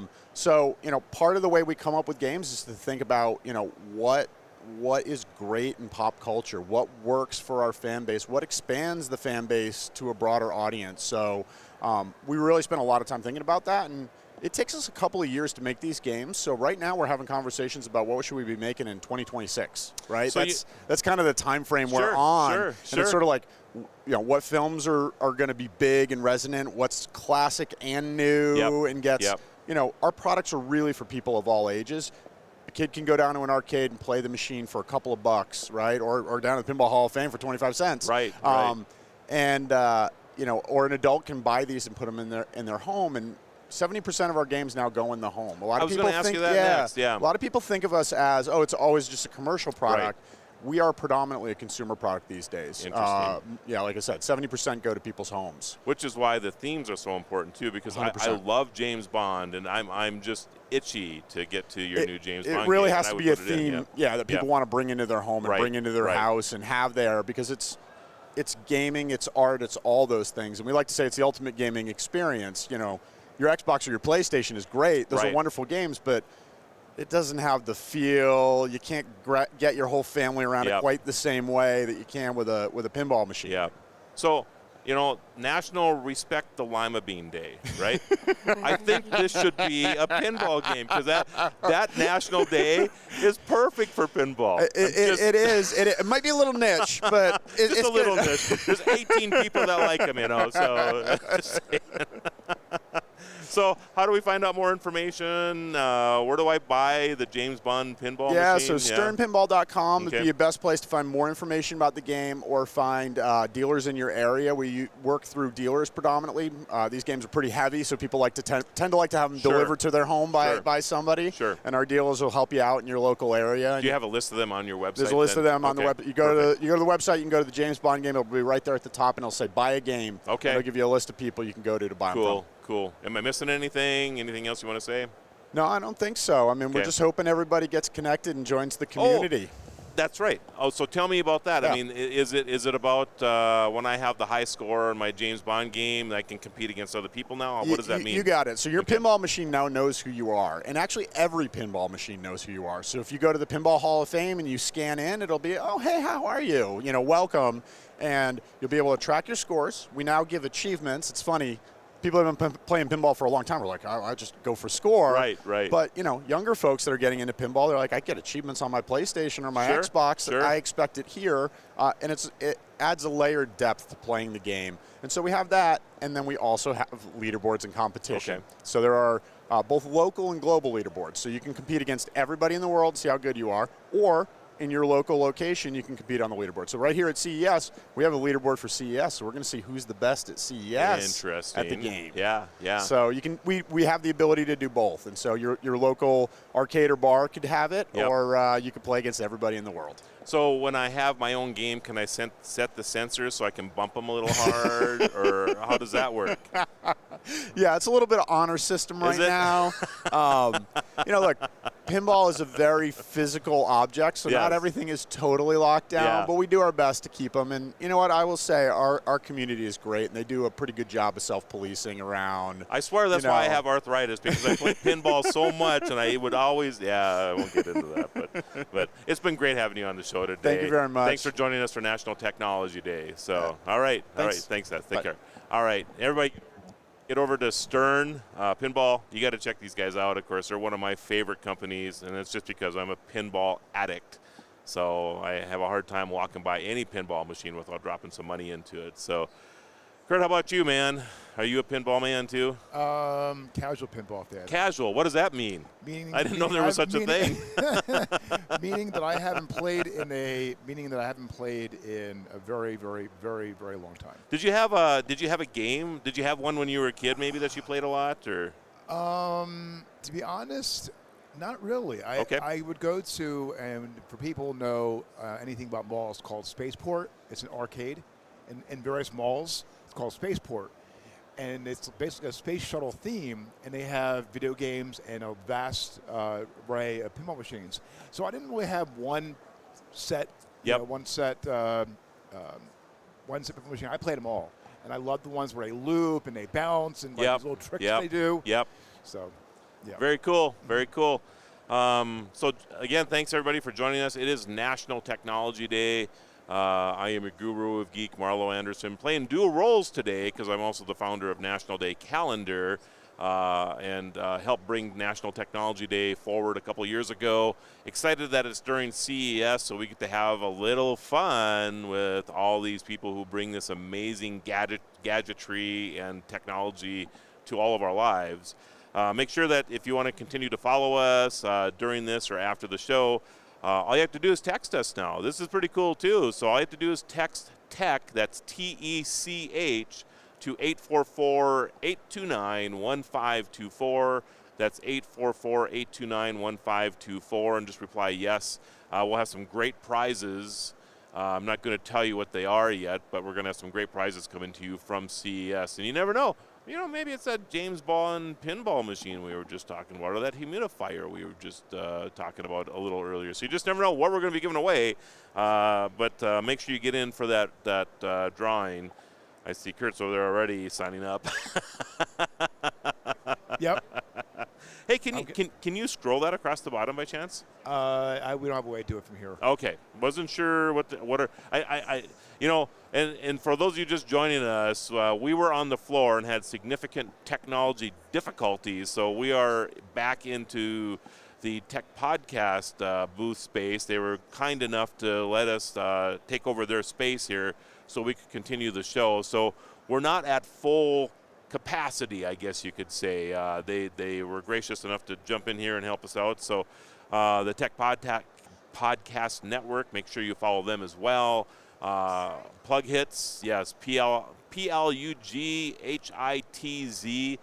You got to check those guys out. Oh my goodness, they are dedicated to letting you know about the latest in technology. They're absolutely wonderful. So go check them out as well. Andrew. Hi, Marlo. So good to see you. Good to see you. Yes, yes. Thanks for joining us for National Technology Day. It's exciting. You're working really hard and being flexible. Well, it's you are too, actually. I mean, everybody had to, throw. You just deal with what you get thrown at you, right? So, AR Drive. So, it's AR Drive? AR Drive, yeah. AR Drive, yeah. All right. So I wasn't sure if that was correct or not, but I'm going to guess you're going to educate me on this. I would love to. All right. So tell me a little bit about your company. So we do decentralized storage, right? So let's say I took a picture earlier of you doing your presentation. Okay. And you can store it on the PermaWeb. And it uses a blockchain technology called Arweave. And so it's decentralized, it's permanent, and you're able to access it forever. It's uncensorable. And so we have a mobile app for Android, and we also are working on our iPhone one. Like you're going to get the internet in here. I'm sorry. Well, no, we were like, oh, well, this is exciting to show off. Like these are my teammates walking around. So if you put it right here, I think you can. Can you get that, Kurt? Thanks, Kurt. Maybe lay it down like on the. Is that better? Or tilt it up? Like so. All right. So these are my teammates, Jonathan and Anthony, walking around. Okay. And we just took a picture, and we uploaded it through our app to the PermaWeb, which means that you can't delete it because it's stored on it's decentralized and stored on a bunch of different nodes. So it's pretty exciting because it's the first PermaWeb app where you can store on Web3 through a mobile device, which is kind of cool, storing data It will never disappear. Never disappear. So you're scaring a lot of people right now. I'm just telling you. So why is that so important? The important thing is that, I'm sure you are used to paying for monthly storage. Yes. So it adds up, right? Like I make music too, and so you have to store to save the files every month. But with this, you pay once and it's there forever, so you'll never lose it. Like my mom does genealogy, right? And she uploads the documents of our family, but that way they're always there permanently, so you can never delete them. But it's a good question because it's permanent, so if you upload something, it's there forever. So you got to be careful with your phone. You got to be like, wait, do I want to upload this horrible picture of my friend? They might be mad. Right, right. Yeah. Interesting. So, but I can see all kinds of space. I mean, there's family memories, of course, that come to mind. Business documents that I would imagine. I mean, I go in my back room, right, and I have these boxes, these file boxes, and they go back to like 1993 or whatever. Wouldn't need any of that stuff anymore, right? Because you put it in the permanent web, and it's still, if you wanted to have access to that, 20 years from now, it would still be there. Still be there, and you can make it really private too. So Okay. you can encrypt it with a password and everything. So it's really helpful because, like old proprietary media, like remember like zip disks or easy drives? Absolutely. Sometimes it's hard to extract that stuff, but once you have it up there, you don't have to keep fixing these old drives from 20 years ago, 30 years ago. Right. What do you think is the oldest file you have, like digitally, that you care about? Oh my goodness. So this will go back probably, because I've been in this space for a long time, probably 82, 83, somewhere in there. Wow. I was born in 82. That's pretty cool. Thank you for making me feel so young just now. No, but you were probably like 2 years old doing files then. Yeah, exactly. That's exactly right. So, no, I'm remembering so I bought my first computer in 1982. Oh, it's tight. What kind was it, though? It was an Atom. Oh, I can't believe I can remember this. So it was an Atom that you hooked up to your television. I mean, it was like a coax cable that you'd plug into your television, wow. right? Yeah. So there was no monitor. I mean, no monitors that we would call monitors. There was the like the green luminescent or the black and white or whatever, right? But you'd plug this thing in, and then it ran off a cassette tape because there was no hard storage. So, I mean, there was I'm sure you've seen the reels back in the day, right? Yeah. And there were, of course, before that was punch cards. And so this company had come up with a way that you could use a cassette tape off of your portable cassette player that you'd plug into the microphone on this thing, and it would actually send the data this way, and you'd break the tabs off the cassettes so that they would run the same speed both directions. Oh. Crazy setup, but it was really, really cool. And the thing that was wonderful about it, again, can't believe this, but they had a printer that came along with that, and it was a daisy wheel printer. If you ever remember the old typewriters where you type like this and it would hit the A and it would strike the A? Yeah. This is the printer. That's tight. So it was like they took an old-fashioned electric print or typewriter and converted it to be a computer printer. And for the life of me, at the time, dot matrix was the big deal. Yeah. And I could never get over the fact that the daisy or the daisy wheel printer didn't become a big deal because the dot matrix was so terrible. And but anyway, it was a lot quieter, and I think that's why people went that direction. Would it take a while to load it when you put in the cassette? Oh my goodness! They go. But you have to remember that there Yeah. was nothing like GUIs or anything like that. Graphic user interfaces. It was just all text on the screen, and so it would take a while to load. But whatever. But I guarantee you that if I think I have some of these cassettes in a box someplace, and I also have a memory of my daughter. She accidentally plugged in a headphone into the microphone jack on my stereo one time, and she actually recorded, "Is it working, huh?" And I have that voice, so I would want to keep that forever. Right, so we should help you with that if you want, because you can take the wave, right? If you can put the wave, and I have all the equipment to do that. Yep. And then it's forever there, and it's private, and it's like, because life happens quick, right? Like I'm a dad, I have my sons too, and the other day we were recording him after Christmas talking about like his presents, and I'm like, this might not save on my hard drive forever, but I want to be able to access it, and, and not pay to store it every month. Right. Yeah, it's interesting. That's really, really cool. It's fun. So it's a one-time pay. I mean, is that the only way you monetize this then? Is through the one-time payment of archiving that like memory or whatever, or how are you? That's a good question. Okay. So it's like our drive uses layer 2 technology, right? Because Arweave is the blockchain, or they call it the block weave, which is about 5 years old. And we've developed this thing called the Arweave file system, RFS, which makes it so it's kind of more intuitive. So it's, for instance, you can upload the files and move them around to different folders. You can easily create different drives like this and then put them in different folders. You can rename them. Here's one we did from our trip to Portland, and you can organize the files in a way. Right there. That's okay. Through the Arweave file system, and you can preview the files. So it's kind of like when I think a good example is like when Xerox first had the mouse. You know, when Xerox created the first operating system where you could use a mouse, and then Apple saw that, and it made it conducive. Oh, how's that? Nice.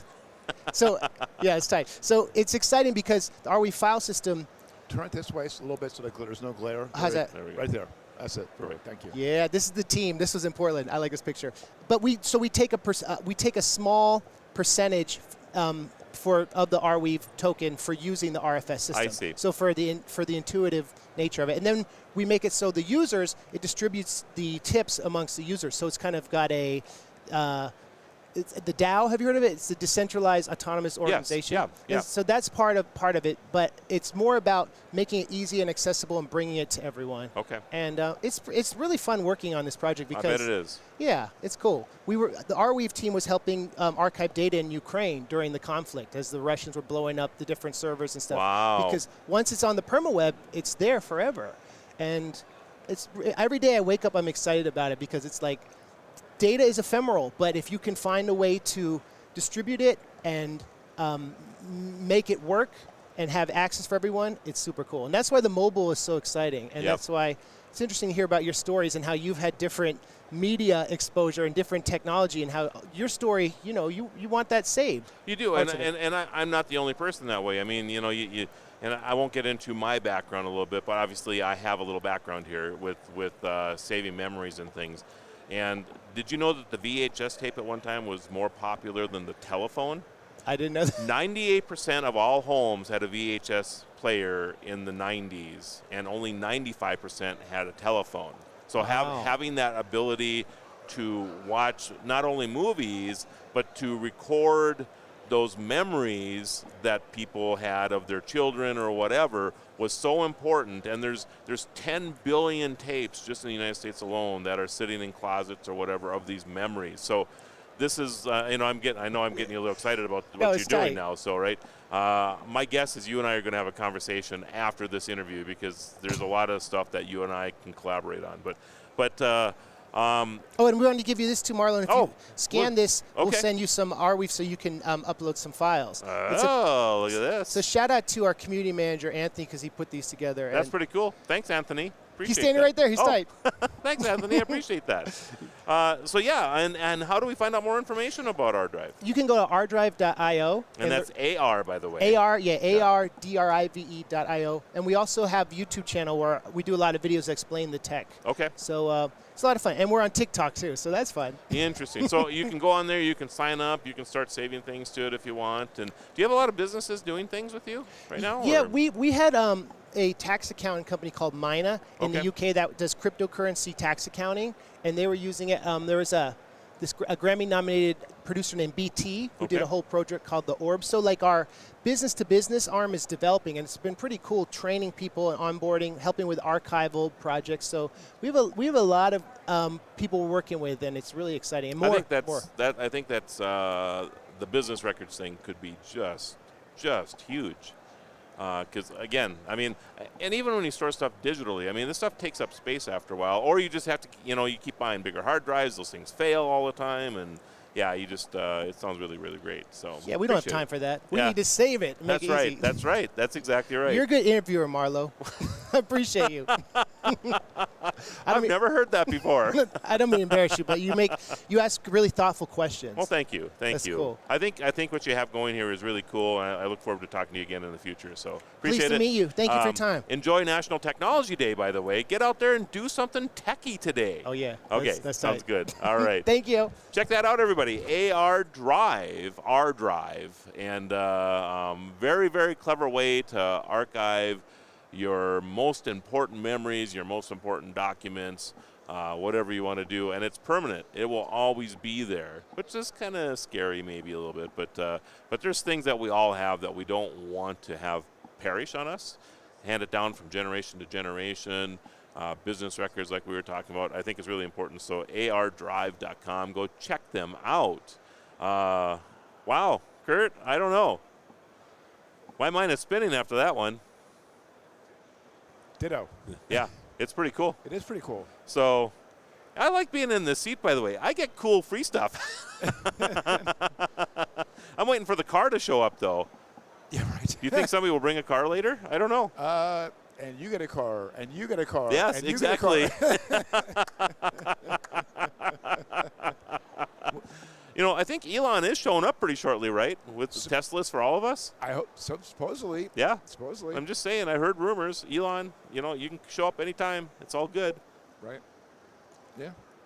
As I swallow some water in the microphone, that's just always lovely. Sorry about that, everybody. But you're joining us for National Technology Day. I'm your guru of geek, Marlo Anderson, and founder of National Day Calendar, all rolled up into one to bring you National Technology Day. I want to thank our teams, by the way, everybody that's putting this together here, Plug Hits, the podcast network, TPN network, they're here as well. Back home, National Day Calendar. They have been working hard to make sure that this broadcast would go without a fault. Unfortunately, it all fell back on me. And actually, I have to say, we had some technology difficulties earlier. I am sure, as with most years here, that our challenges were internet related. And we just couldn't get a decent feed from the floor, so we had to move up into the tower booth here, and that's where we're at right now, and we'll finish the day here. So thanks again for joining us for National Technology Day. If you want to follow us, and we also have great prizes, by the way, so we're going to be giving away some amazing prizes for National Technology Day. Make sure you text TECH, T-E-C-H, to 844-829-1524. That's 844-829-1524. Grab a pen and paper, everybody. I'm going to read it one more time so that you can write it down. It's 844-829-1524, and just text TECH, T-E-C-H, to us, and you will be in for those drawings as well as notifications from the Tech Ranch. And all of your other friends that are bringing this to you from CES 2020. I keep doing this, Kurt. It's 2023. 2020. Hey, welcome to 2020. It sounds like what's the show? 2020, right? Yeah. Yeah. It's we're in touch, so you're in touch. We're just adding a few extra years onto that. Oh my goodness. So. We are actually, next up is our showcase holograms, and I am very, very excited. They're making their way up to the tower here right now. Have you seen some of the holographic things that are going on? No. I've been here at the studio pretty much for the past since, today's Friday. So okay. Yeah, it's Friday, right? Yeah. I'm trying to tell back. I've been here since Monday night. It's hard to believe it's Friday already. Actually. Yeah. To be honest, I was at Showstoppers last night. I went down to Rica Park for like a half hour. Yeah. I haven't even been there yet. So. I know. For me, that's actually astonishing. I know, but so you were down there for a half hour? Yeah, I was down there for about a half hour. Explain to everybody what Eureka Park is. So Eureka Park is basically it's startups, and I've kind of akin it to Shark Tank. So if you watch Shark Tank and you see these various companies, brand new that are starting out, and they will pitch a product or an app. Majority of it's products. And that's basically what I think Ricoh Park is all about. They were looking for investors to invest in their company. Yep. And also, obviously, they were looking for us, to have to interview them. That's basically it in a nutshell. And and that's how we kind of like our coverage is. Want to know more about that? How did it come about? Not necessarily the price and when the availability is concerned, but the story behind the product, what became of it, and that's basically what the majority. And then there's also Ricoh Park. There's also pavilions. There's France, which is huge. Love the French pavilion. It has grown. I've been here since 2018, and those pavilions have grown a lot. Yep. Well, Eureka Park, I think Eureka Park, is it 10 years that they started?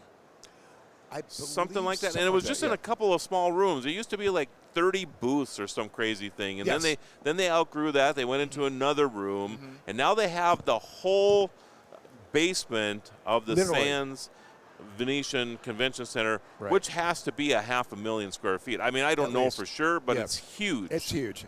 And you have not just France, who's basically overtaken it, but also there's Italy, Korean. Yep, Switzerland, Norway, Canada. In fact, I think, did you see that Canada's up here? No. Yeah, there's a couple of countries up here. So my guess is that they're out of room downstairs and they're pushing people up on top now. It wouldn't surprise me, Kurt, in a couple years that all of this convention center will be just Eureka Park. And the reason I say that is because they added another 500,000 square feet or whatever over to the regular convention center, so they have room to move all of the standard stuff that's here every year over there. So, but that's what I think is going to happen. But it's still cool stuff in here, obviously. Yeah, it is really cool. I mean, again, I was down there yesterday for when I got down here from TDing and producing, I went down there for about a half hour, if that. So I only did like a quarter of Eureka Park. I did a quarter here at our outside of our studio here, of our tower, and but yeah, I would like to go down hopefully tomorrow afternoon when I'm done here, because I'm usually TDing in the morning. So probably in the afternoon I'm going to take a visit, and I love coming here. I mean, I know you and Todd and Scott has been here for many, many years. Yep. But for me, it's like it's new. I mean, I know there's some products out there. There's second gen products, but to me, I'm fascinated. Like, do you not think like Todd and Scott and I are still not like kids in the candy store? Of course we are. Yeah, absolutely. I mean, it hasn't changed. No, I know, but you guys. The only thing that's changed is that I don't have any hair left. I was looking at a picture the first year I covered CES 21 years ago, and I had curly hair everywhere. Well, now I have it on my back instead of my head, not to gross everybody out, but that's kind of what it is. But I am just the same. I am just as giddy about coming here every year. I can't wait for the doors to open to see something that I've never seen before and go, are you kidding me? It's not just seeing, and also keep in mind is that registration starts in late September. Yes. And then when they will announce the theme of that year. Right. We get an influx of emails. And as far as TPN is concerned, as me as producer, I weed out a lot of the things. Some of them are really, really technical. Yep. Some aren't. But I look for interesting companies and people to talk to, be it CEOs, CMOs, or just like a person that, not necessarily a PR rep per se, because we get a lot of PR, I've got a lot of clients. But again, I read their story or their pitches, a couple paragraphs, but some of them are really long-winded. Yep.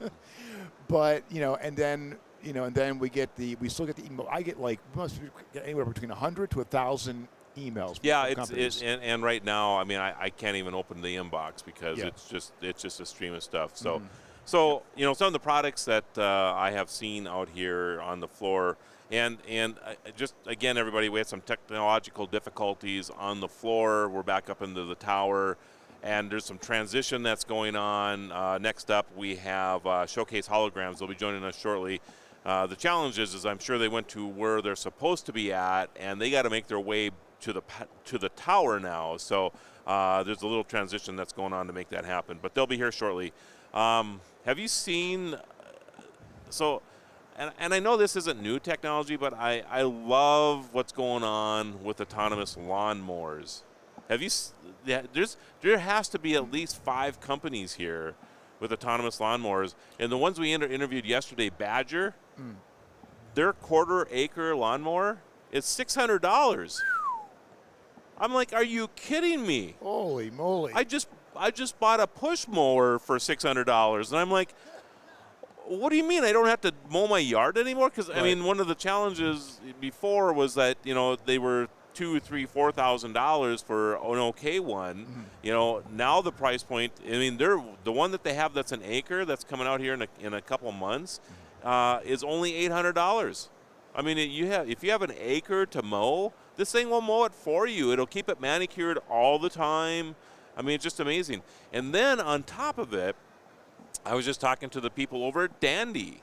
And if we're lucky, we're going to have them on the show here today. Okay. This is a last-minute thing if we can get them over here. Cool. But Dandy has an autonomous weeder.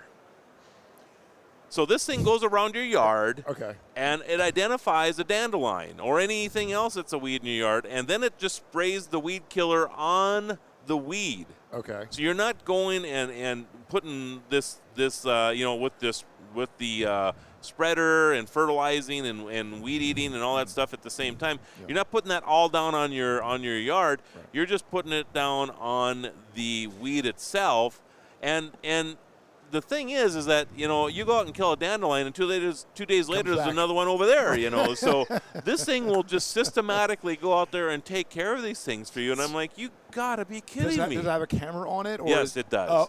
So it identifies a whole myriad of weeds. Well, basically anything that's not the grass that should be grown in there, it'll take care of. Is what's going to work. What's going to happen here? So, yeah, yeah, it's pretty cool. I got to see this. Yeah. It's just believe it or not, it's just the next row over. Okay. So even if you get 5 minutes, you can wander over there and take a look at it. It's pretty cool. So yeah, yeah. So I'm excited to talk to them too.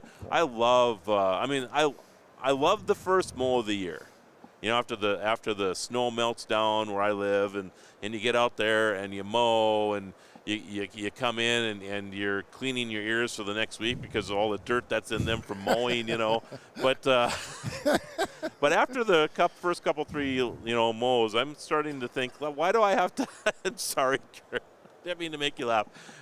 I should have had another career, right, as a comedian. So, but it's the truth. And then after a couple of mows, you're like, oh my goodness, I got a whole another 6 or 7 months of this. Are you kidding me? Yeah. I mean, we're talking about machines that will do this stuff for you, and then I can go fishing, or I can go for a walk with my significant other or whatever. I mean, that's what this is about. It's about making your life better, and it's just better, but also not taking over our lives. Yeah, exactly. That's key. I think that it's great to have these things that do it for us, but hopefully we're not into the to the point where it's going to take over the the world and everything be automated. Right. Exactly. So hey, I think we're having some activity here now, so that's great.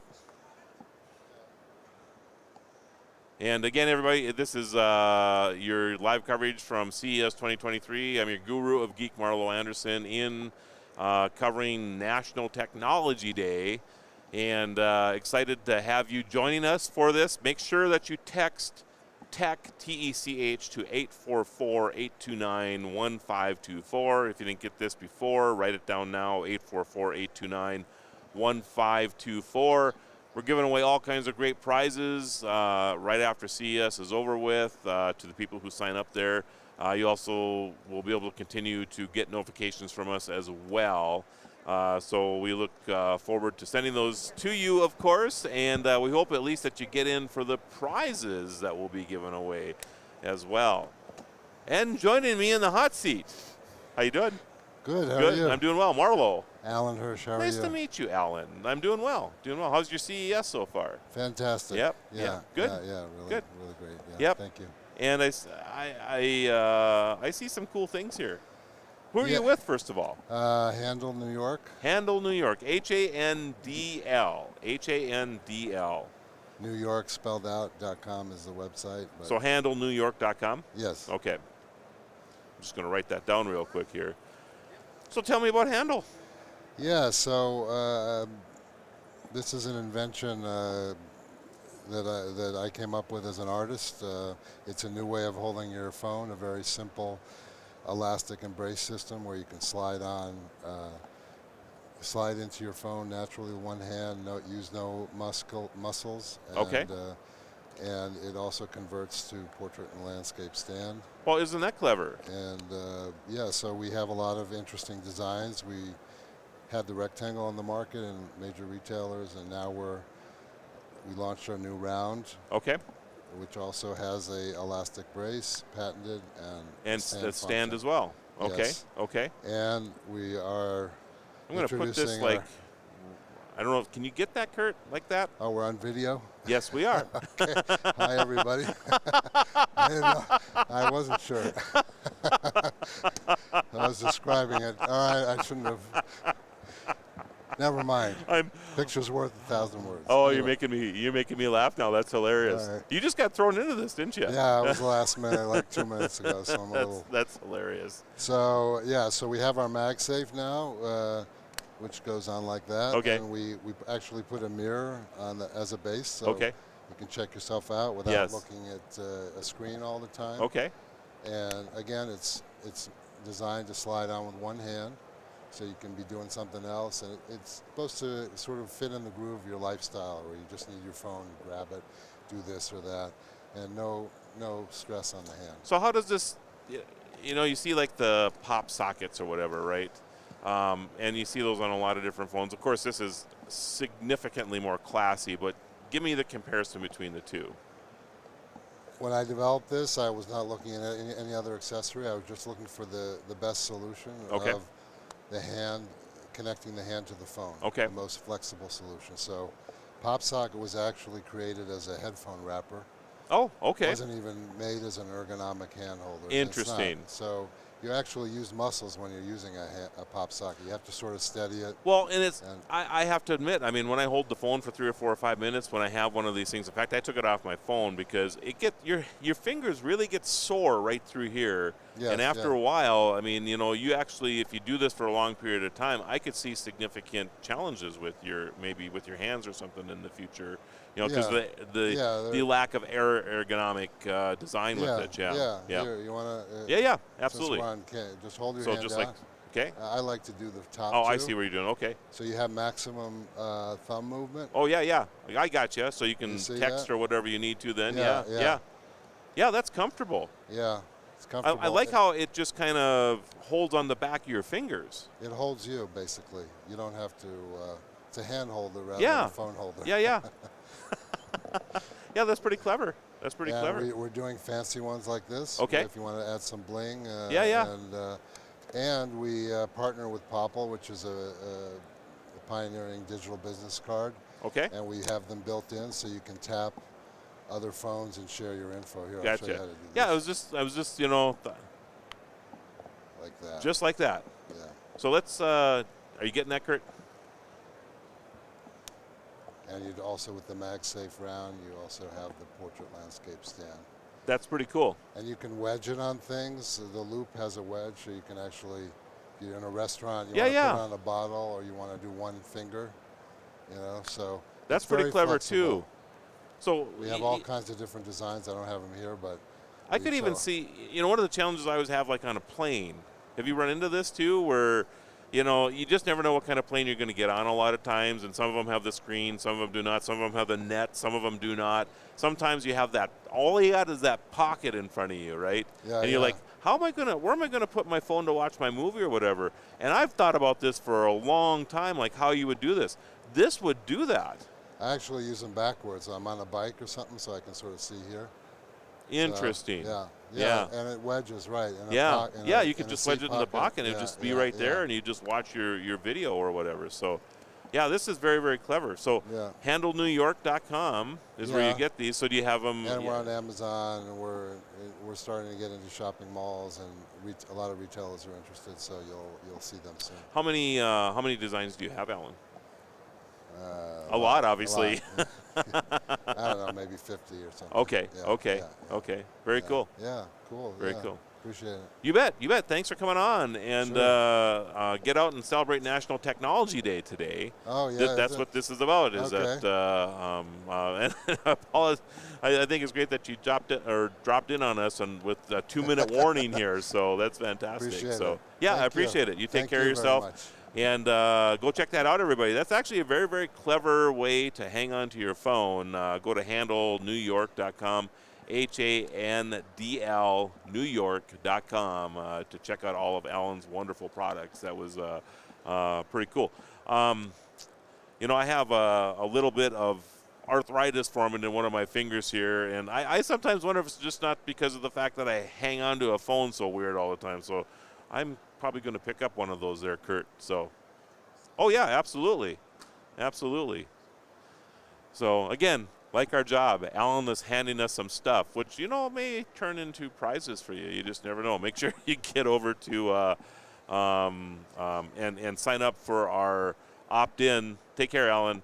At 844-829-1524. Just text TECH, TECH, to 844-829-1524, and we'll get those potentially. You could potentially win some prizes that we're giving away today as well. So, do you have a holder on your phone? No, I do not. I just have a. Let me just get my camera. Yep. Oh. Just a case. Oh yeah, yep. I'm in the same space as well. So come on over. We have some other wonderful people coming to join us. So, but thanks again, everybody, for joining us for National Technology Day.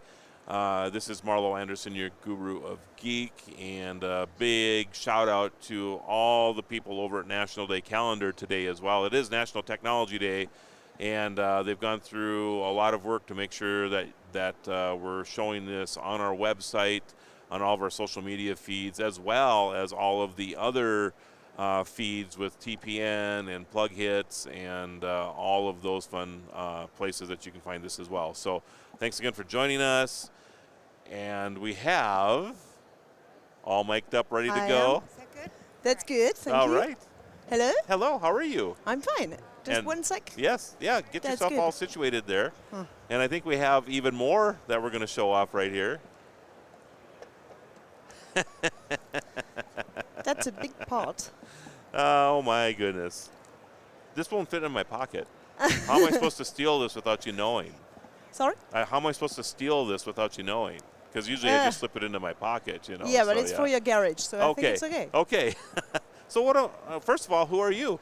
I am Beatrice. Hello, Beatrice. My name is Hello. Marlo. Nice to meet you. Nice to meet you too. And you are with? So this is a robot charger. So Okay. this is basically a part just to charge automatically and effortless your car. Whenever you are in the garage, today you drive in and that's it. So I would, for example, does it work with Tesla, for example?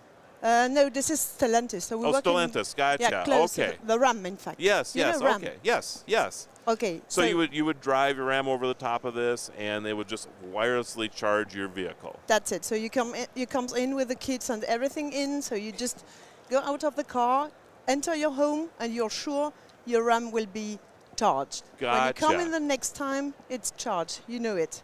You don't forget. You don't think. And during the night, you just stay up and say, "Hey, did I do it?"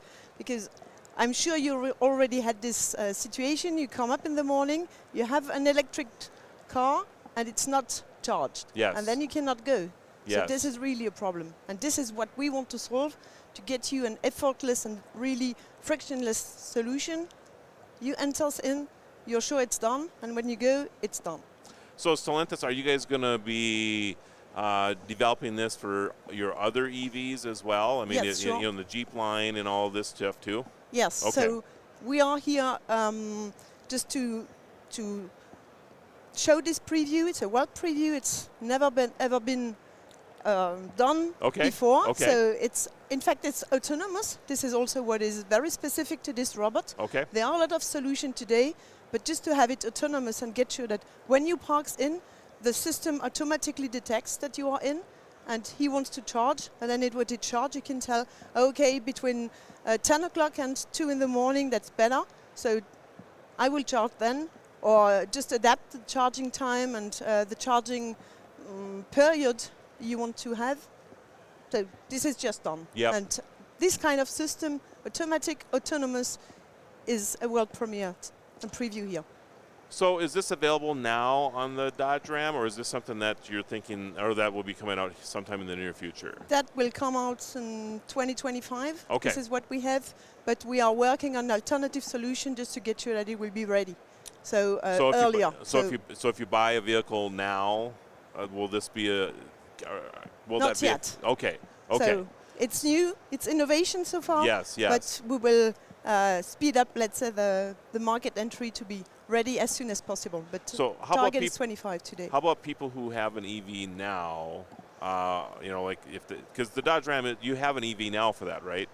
Or not yet? Not yet. It comes out now. Okay. So it has been revealed yesterday. There were a keynote from the Stellantis Gotcha. group. And Mike from RAM, the CEO of the RAM brand, just showed this.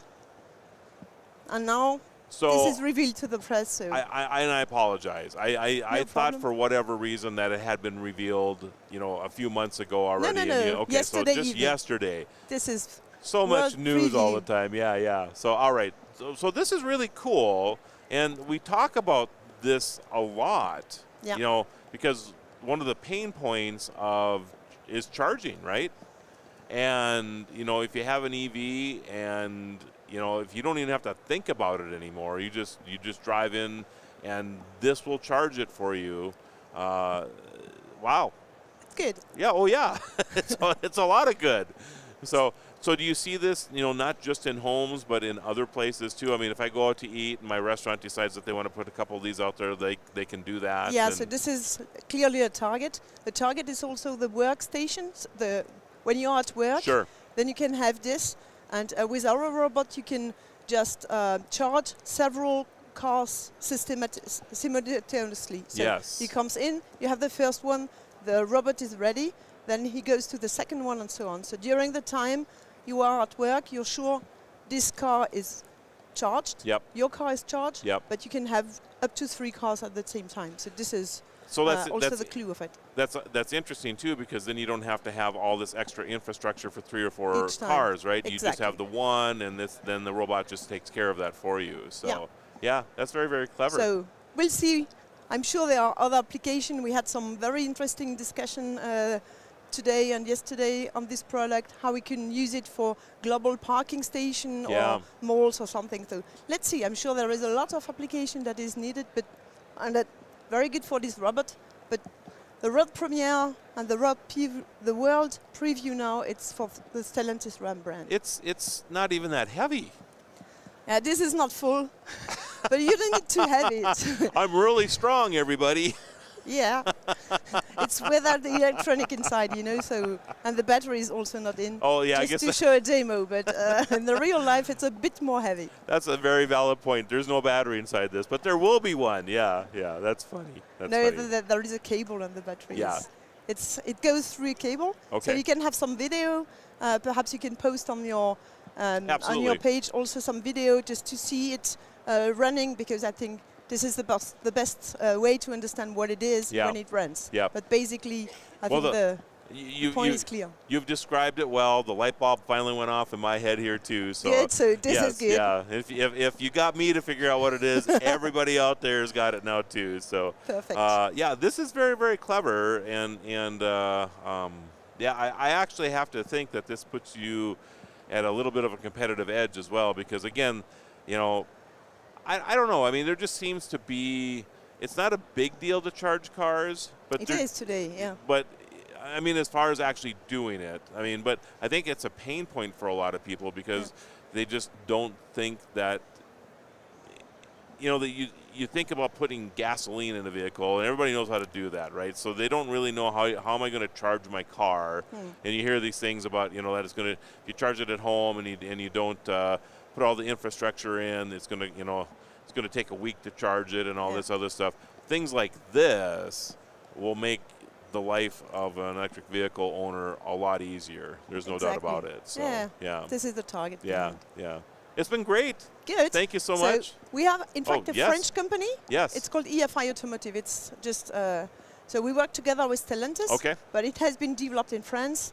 We are also in the US. We are in Elkmont and also based in Detroit. Okay. So this product can be available in the US, in Europe for sure, and also in China because we have some production and development in China. And is this your website as well, EFI Automotive? This is our website. So we are in fact an automotive supplier.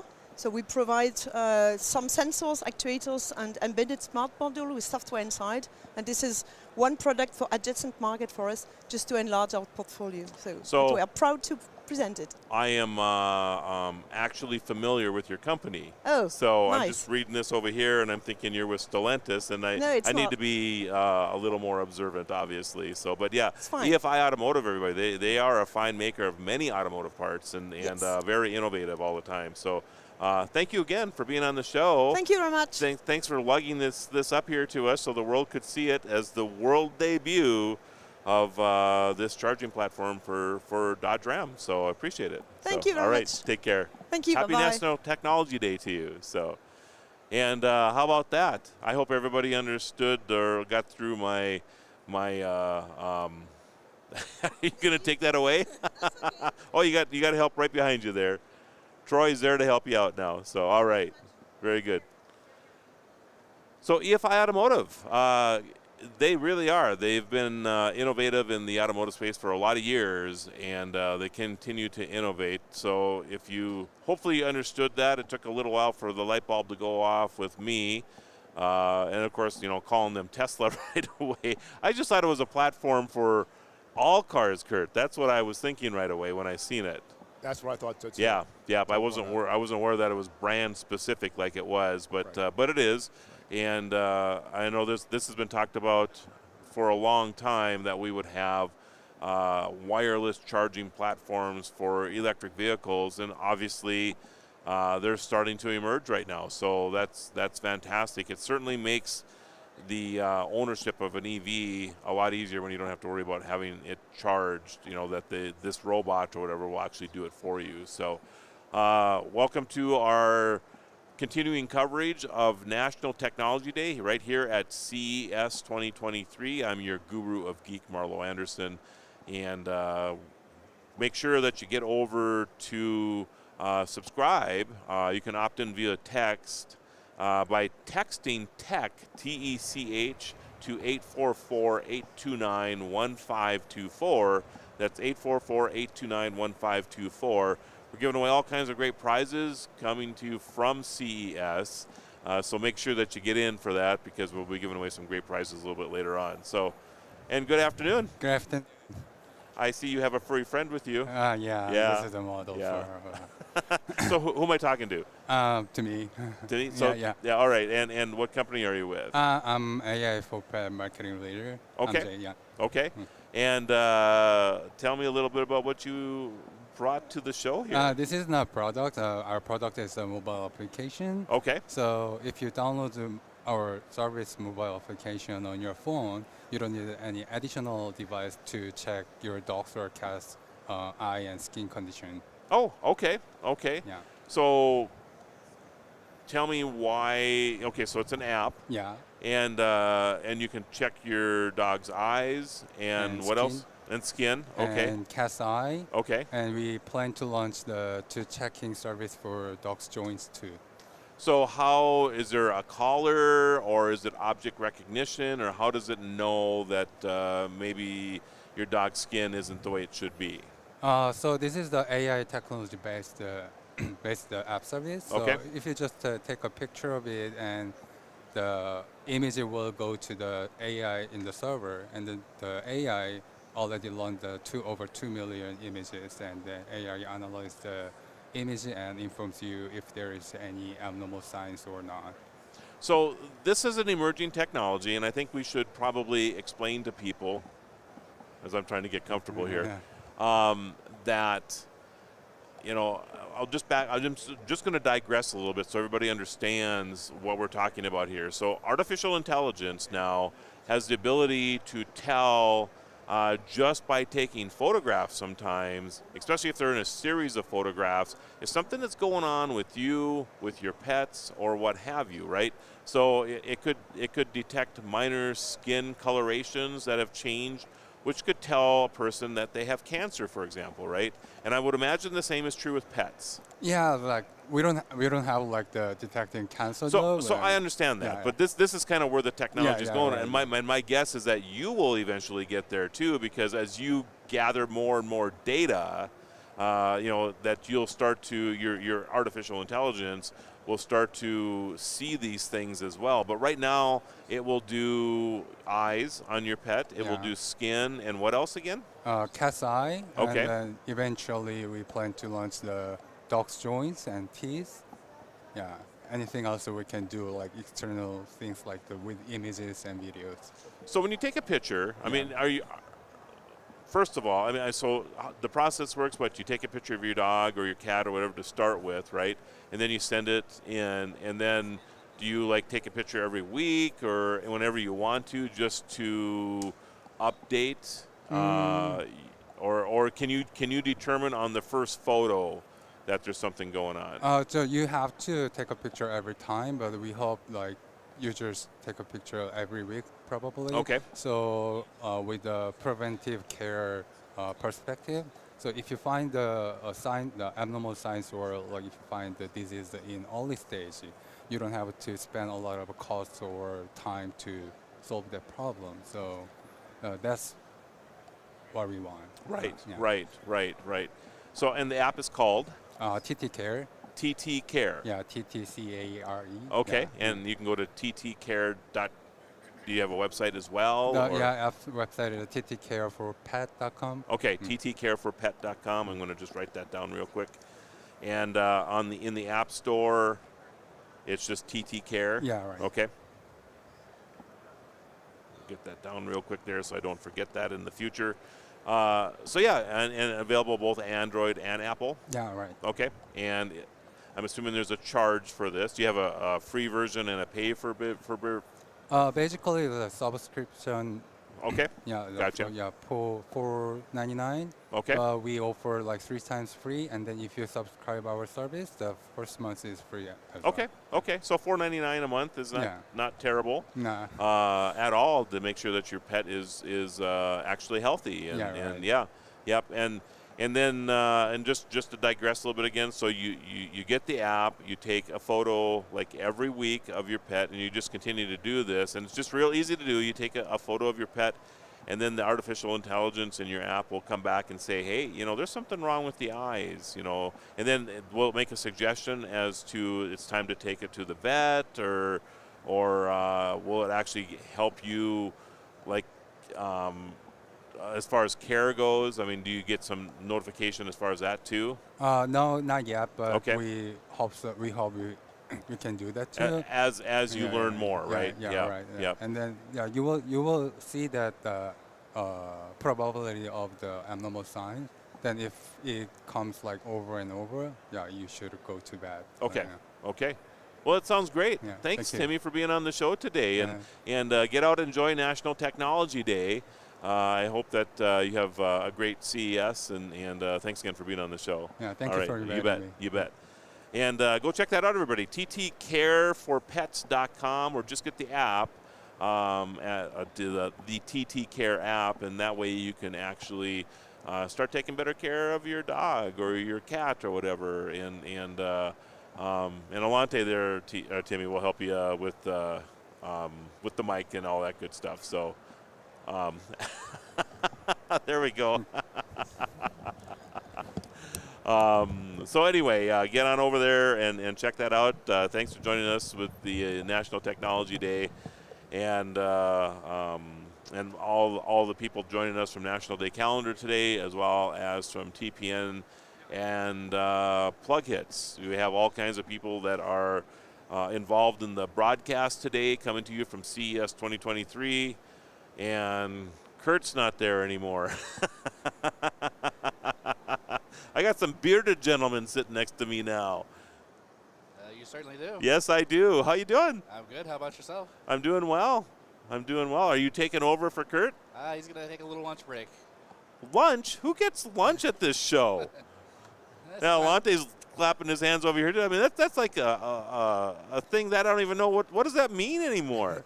Sometimes you get lucky and get that lunch. I'm glad I got one app, because if I had a six-pack, I would have nothing to fuel myself right now. Who has time for lunch at CES? I'm just saying. So, are you a pet owner?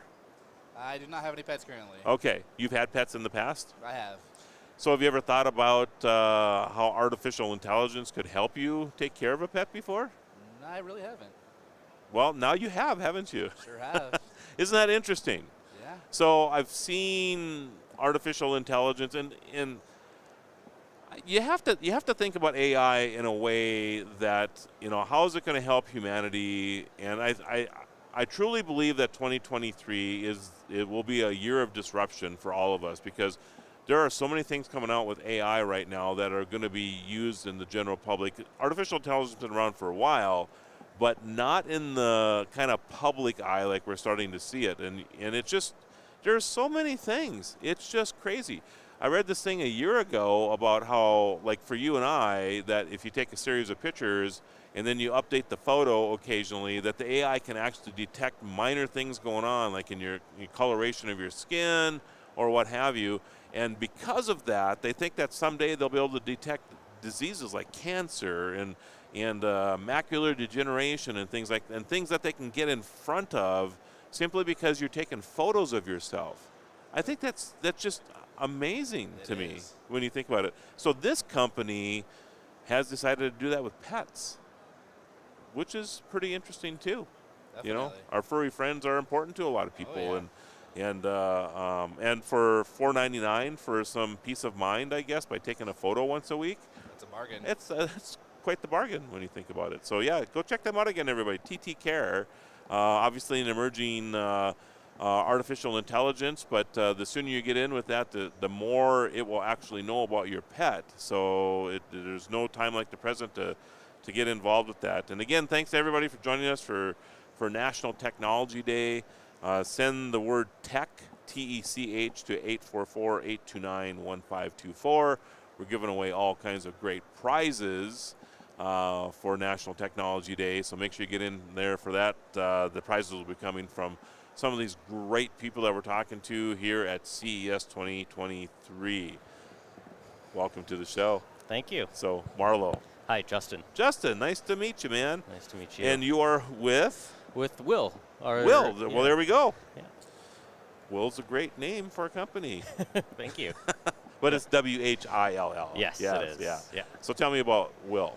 Sure. Well, we're a personal mobility device company providing all kinds of personal mobility solutions. And here at the show this week, we're really highlighting our autonomous tech. So we have an autonomous wheelchair that is currently operating in some airports and some hospitals. And the way that it works, essentially, a passenger will sit down. There's a little screen on the side of the chair.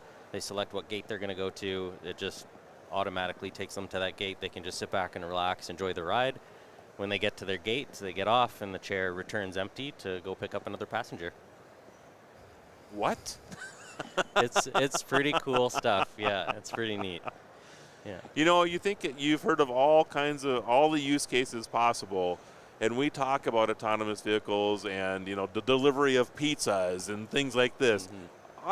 I've never dreamed of something like this. That's amazing. Yeah, it's pretty great. And we're looking at all kinds of applications for it. So the airports were one of the first industries to really raise their hand and say, we have a problem here. We're constantly pushing people through airports, and it's hard to keep up with the demand. It's a growing demand. It's a tightening labor force out there, so they're really struggling to keep up with the requirement to get people out to their gates. Well, and even for the person who needs a little assistance, right? I mean, I fly all the time. They're always the last person off the plane, and then there's only, there might be 4 people that need a little help, and there's only 2 wheelchairs there, for example, right? Exactly, and you just have to feel sorry that they're not able to get around a little bit easier. So this is amazing. So obviously it has auto sensing in it. So if I step out in front of it or whatever, it'll slow down or stop or whatever. Yep. How is that, as far as the person riding in this, if I were to jump in front of it or whatever, I mean, is it a pretty decent ride yet, or? Yeah, we played around. We've done tons of trials and tons of demos of the product, and played around with the speed, and we can adjust the speed in different areas of the airport as well. So we can, if we know an area of the airport is generally going to be fairly congested, we'll slow it down. So as people jump in front or get in the way, it's not as abrupt of a stop if it's a quick stop. Right. And then in more open areas, we can speed it up a little bit so you still get to your destination at a reasonable time and a pretty quick time. So we played around with those kinds of things. There's an audible tone that the wheelchair is as it's moving, it's always providing this audible tone, so it does alert people that it's coming. Get out of my way, right? Pretty much, yeah. And then and then if it does sit for a while, so if there is a group of people and they're not paying attention, it will actually politely ask them to get out of the way. Really? Yeah. With a voice? With a voice, yeah. Okay. Yeah, in several languages. Interesting. Yeah. So, wow. I'm trying to think of the other applications, but go ahead. Give me some other places case studies that people would use this for. Yeah, hospitals has been good. So we're in one hospital in Japan right now, and we've had other hospitals reach out. We're probably going to be doing trials in very early 2023. So in a hospital situation, I mean, is a patient, for example, if they want a wheelchair, can they just request it and push a button and the chair will just show up? Or right now, that's not the way it's working, but that's definitely possible. We can dispatch to wherever we set end goals. So if we create an end goal at every door to every room in the hospital, then we could do that. The way that it's being used right now is a little bit simpler. It's just really when a passenger needs to move from one end of the hospital to the other to go get a test or to go get an appointment or something like that. Somebody will bring them the chair, sit them in it, and say, go to, the MRI waiting area, and then off it goes, and it takes them there. So are you moving also to, no pun intended there, I guess, but are you going towards the potential for people, even in an in-house scenario, if they wanted to go down and have coffee at the coffee shop 3 blocks away, that this is a possibility? I mean, ideally, long term, that is our vision. So we kind of see it as almost like an Uber for the sidewalks. Yeah. Type of an idea, or how Bird and Lime and Lyft, they have all those scooters, the 2-wheel scooters that you can jump on and take wherever you need to go.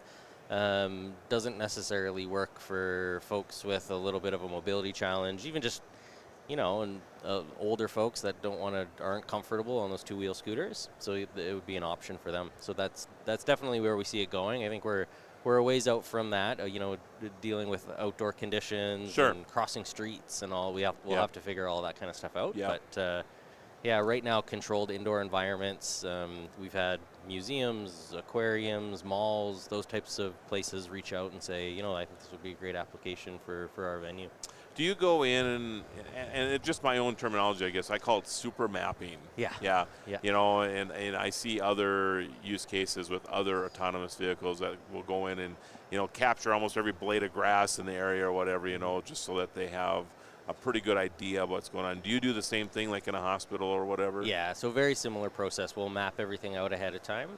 And then work on that map to make sure that it's optimized for the routes that we'll be setting for our equipment. So then we actually will create routes, almost like an invisible rail line that the chairs will follow. Yep. And we want to, at this point, we want to keep it very contained. We don't want to, we've talked and lots of folks have asked us if we use AI so that it could try to find more efficient routes if it's busy in one area. And we just feel at this point in time a little bit too much risk there. We're not really interested in going there just yet. Sure. So we keep a pretty defined route for it.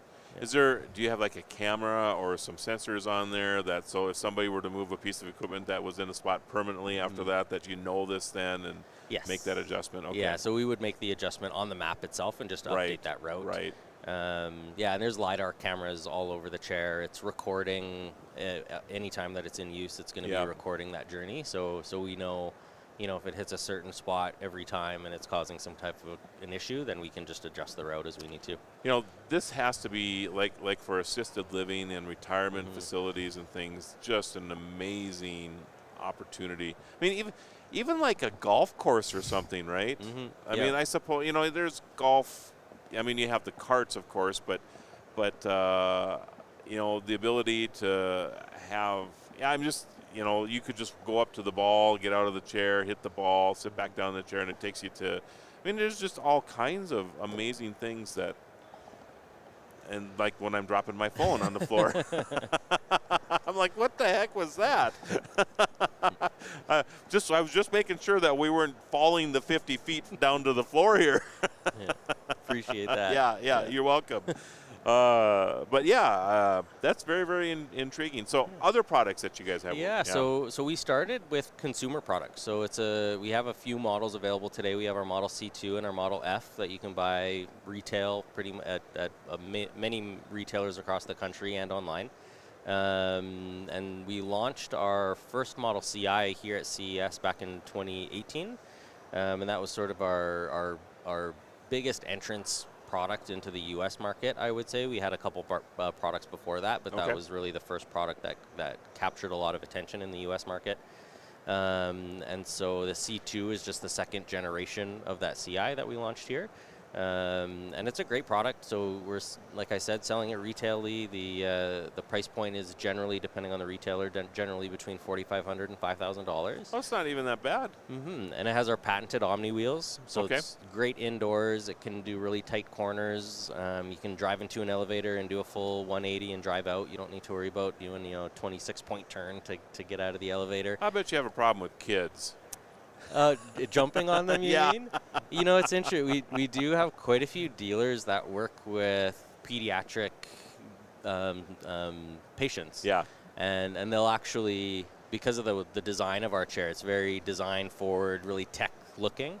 That younger generations tend to gravitate towards them. Yep. And so they'll adapt them to fit a younger child. I gotcha. But then we can also tone down the speed for them so they can't go too crazy. I was just thinking like in an airport, and these kids see this vehicle that's just going through the airport on its own. They're like, how do I ride on that thing? Right? Definitely. And I would be one of those, by the way. And we do see it. So fortunately, it has a seat sensor. So because we've seen it where a kid will walk past it, see it like as it's returning empty, and they'll just jump on it. Yeah. And it'll stop, and on the screen it will ask them to get off. It won't move until they get out of there. Yeah. Okay. Cool. Where do we find out more information? Our website's probably the best spot to go. So it's will.inc. That's WHILL.inc.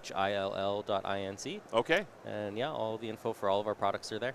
Very nice. Very nice. Well, it's a pleasure having you on the show, Justin. Yeah. Really, really appreciate it. And, check out will.inc, WHILL.inc.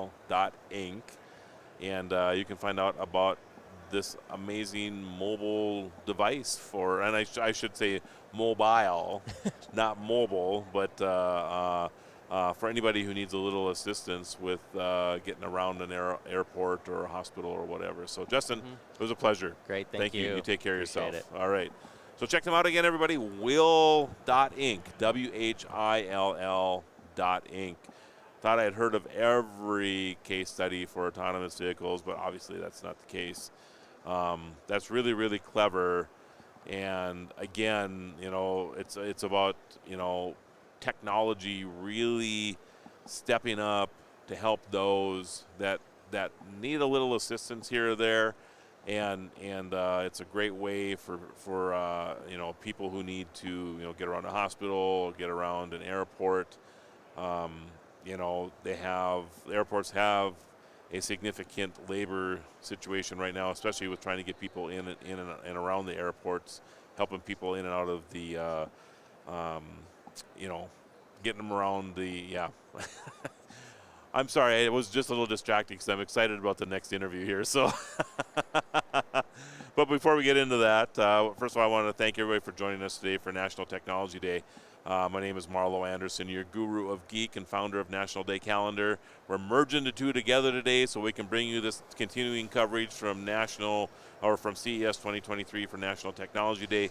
Make sure that you sign up for our prizes. We're giving away great prizes from CES 2023. Some of the vendors that we're interviewing today are giving us some great prizes to give it away.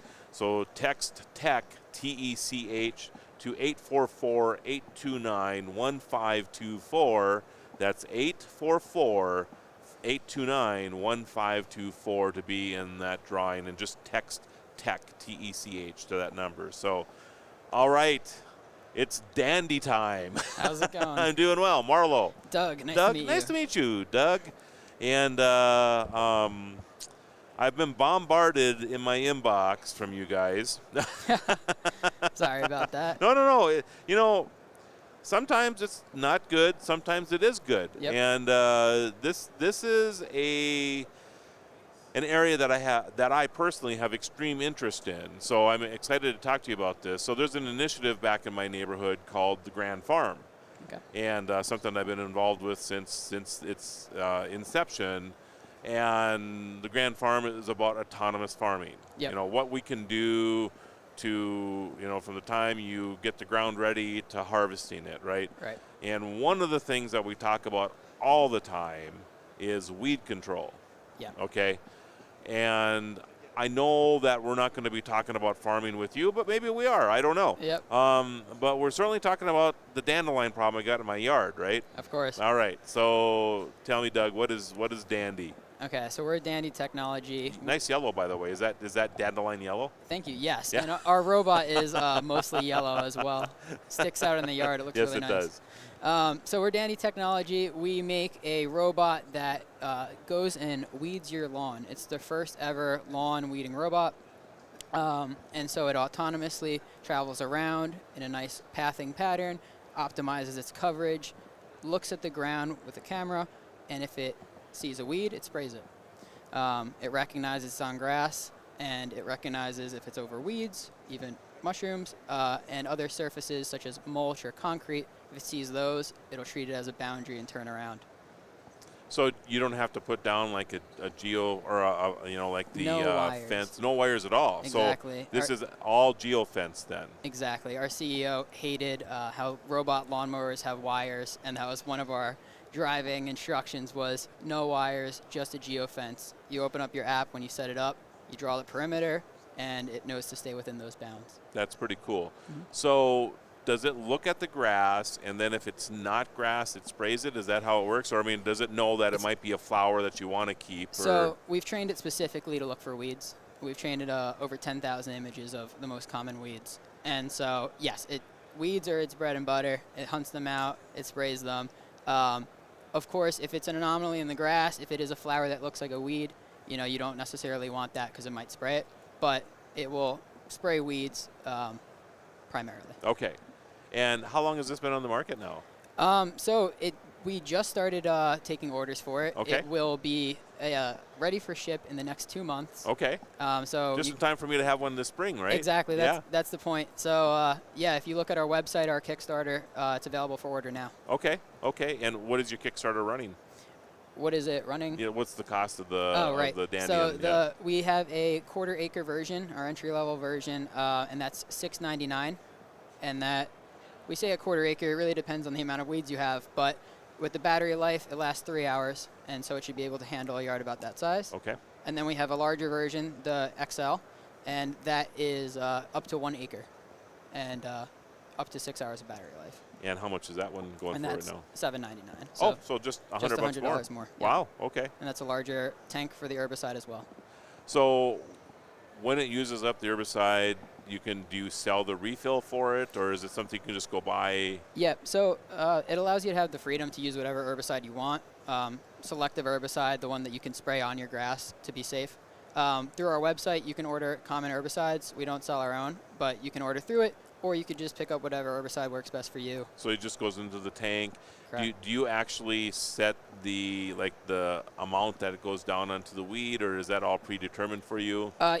You don't set that in the app. That's predetermined. We put down basically the least amount of herbicide possible.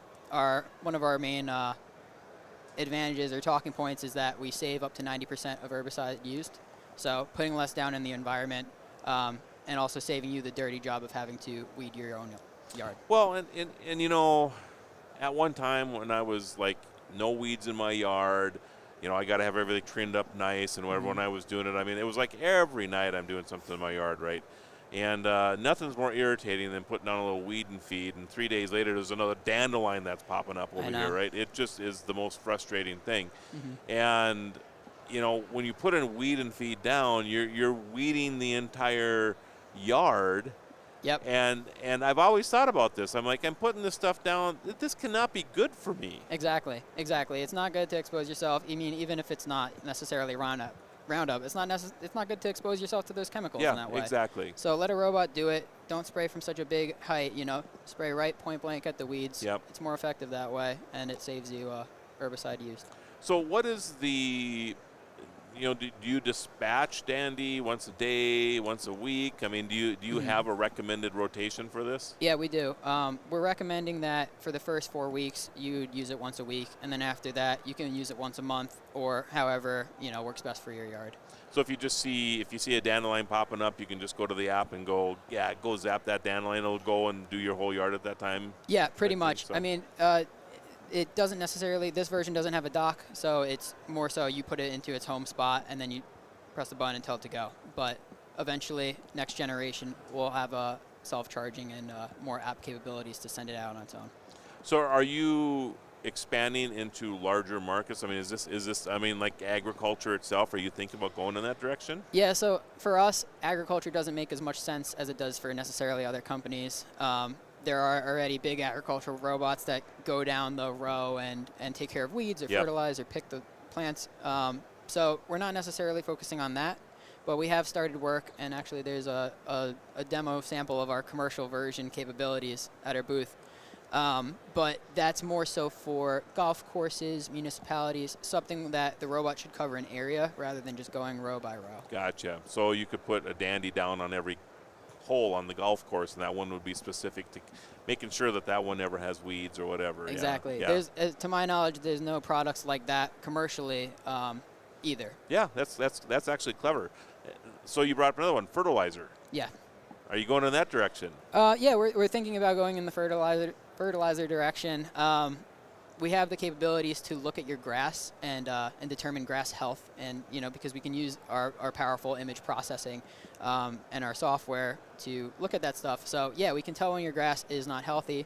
Eventually, we'll have the capability to add fertilizer or have a separate tank for fertilizer. Not in this generation. So that could be interesting as well, because just like weeds and that type of thing, my grass health is different on the south side of the house than the north side of the house, because one side gets a lot more sun than the other side, right? Oh, yeah. And so will this determine then, I'm assuming, how much fertilizer it'll put down in these areas too, because, if it's healthy here, not healthy here, I need more over here on this one, right? Exactly. It won't just be like not like me out there with the spreader going around, right? Exactly. Yeah. And even in this version, in future software updates, we can tell you stats about your grass health. It needs to be watered more. It might need fertilizer. We can do that now, but can't yet handle a fertilizer yet. Gotcha. So more information is at? More information is at dandytechnology.com. dandytechnology.com. Yep. Am I missing anything?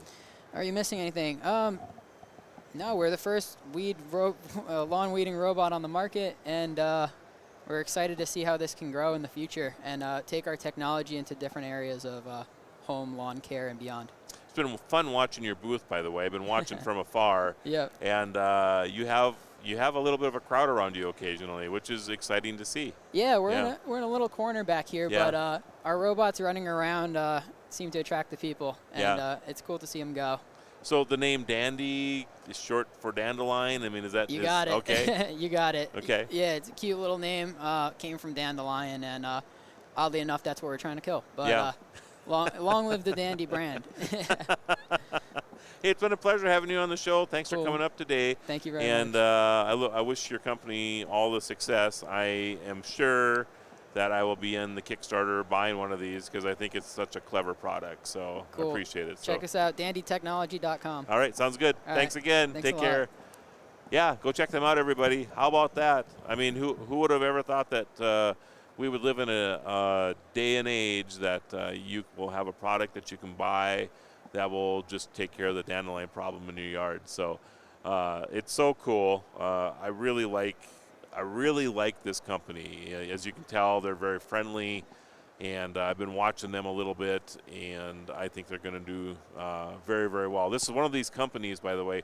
Another one that I seen a couple of years ago called Twinkly, Twinky, Twinkly, and it was about Christmas lights. They had a Christmas tree that they had put up, and they had 2 people that were at this booth working it. And Twinkly, if you're not familiar with them, they basically have a lighting system where every light in the Christmas string or the string of lights has its own IP address. So then you could control that through an app or whatever. So every light could be a different color. It can twinkle. It can dance. You could even do images and that type of thing on your tree, right? So started off small here and was introduced at CES, and they just blew up to this company that they are today. I believe Dandy is going to be that story as well. They're introducing here this year, and it wouldn't surprise me in 2 years when they're here that they have a significantly larger booth with a significant staff and all that good stuff. So I look forward to seeing that company grow. So check them out, dandytechnology.com. And thanks again, everybody, for joining us. It's National Technology Day. I am your guru of geek, Marlo Anderson, also founder of National Day Calendar. And we've combined all of that together to bring you National Technology Day from CES 2023 here in Las Vegas. A huge show this year. I'm not sure if it's back to pre-pandemic size as far as the crowd, but there's a lot of people here. There is a significant number of people here. Last year, it was very, very quiet. This year, it's hard to get into the place. There are so many people here. So it feels very pre-pandemic right now, which is fun to see. And it's always hustling and bustling around here. And lots of products, lots of people going through.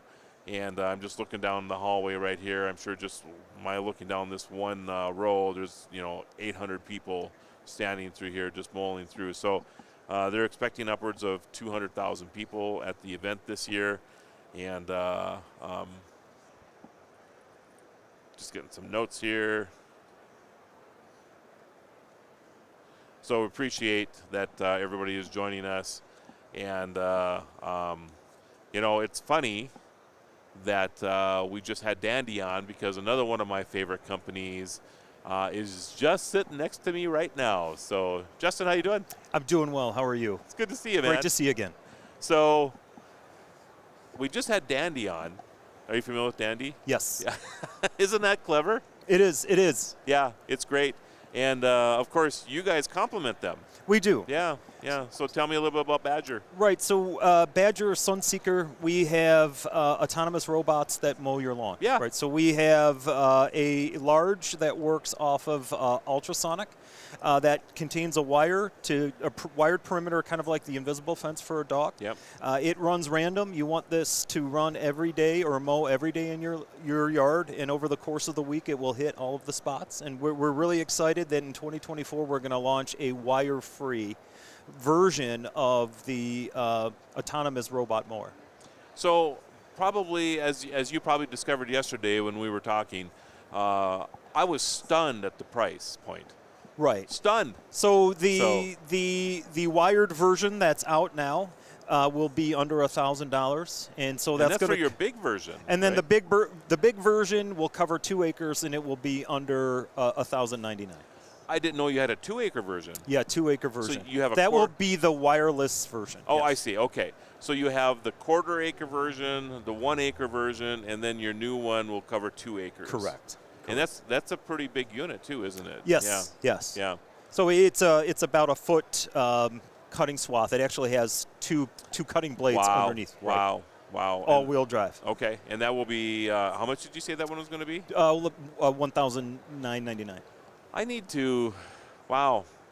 I really have this dilemma in my head now. Do I wait, or because that's coming out in 2024, or right? It is. It is. Okay. Right. Nah, I'm not going to wait. Yeah, why not both? Why not both, right? And somebody will buy my used one, right? Exactly. Yeah. So the great part about it is it can run easily off the app, or you don't need the app to use it if you're not super techy. Yeah. So let's just back up a little bit.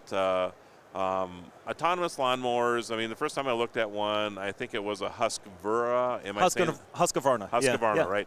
I think they were like $3,000 or $4,000, and I think they're still in that price range. Correct. You know, that's an expensive model to get into to do your yard.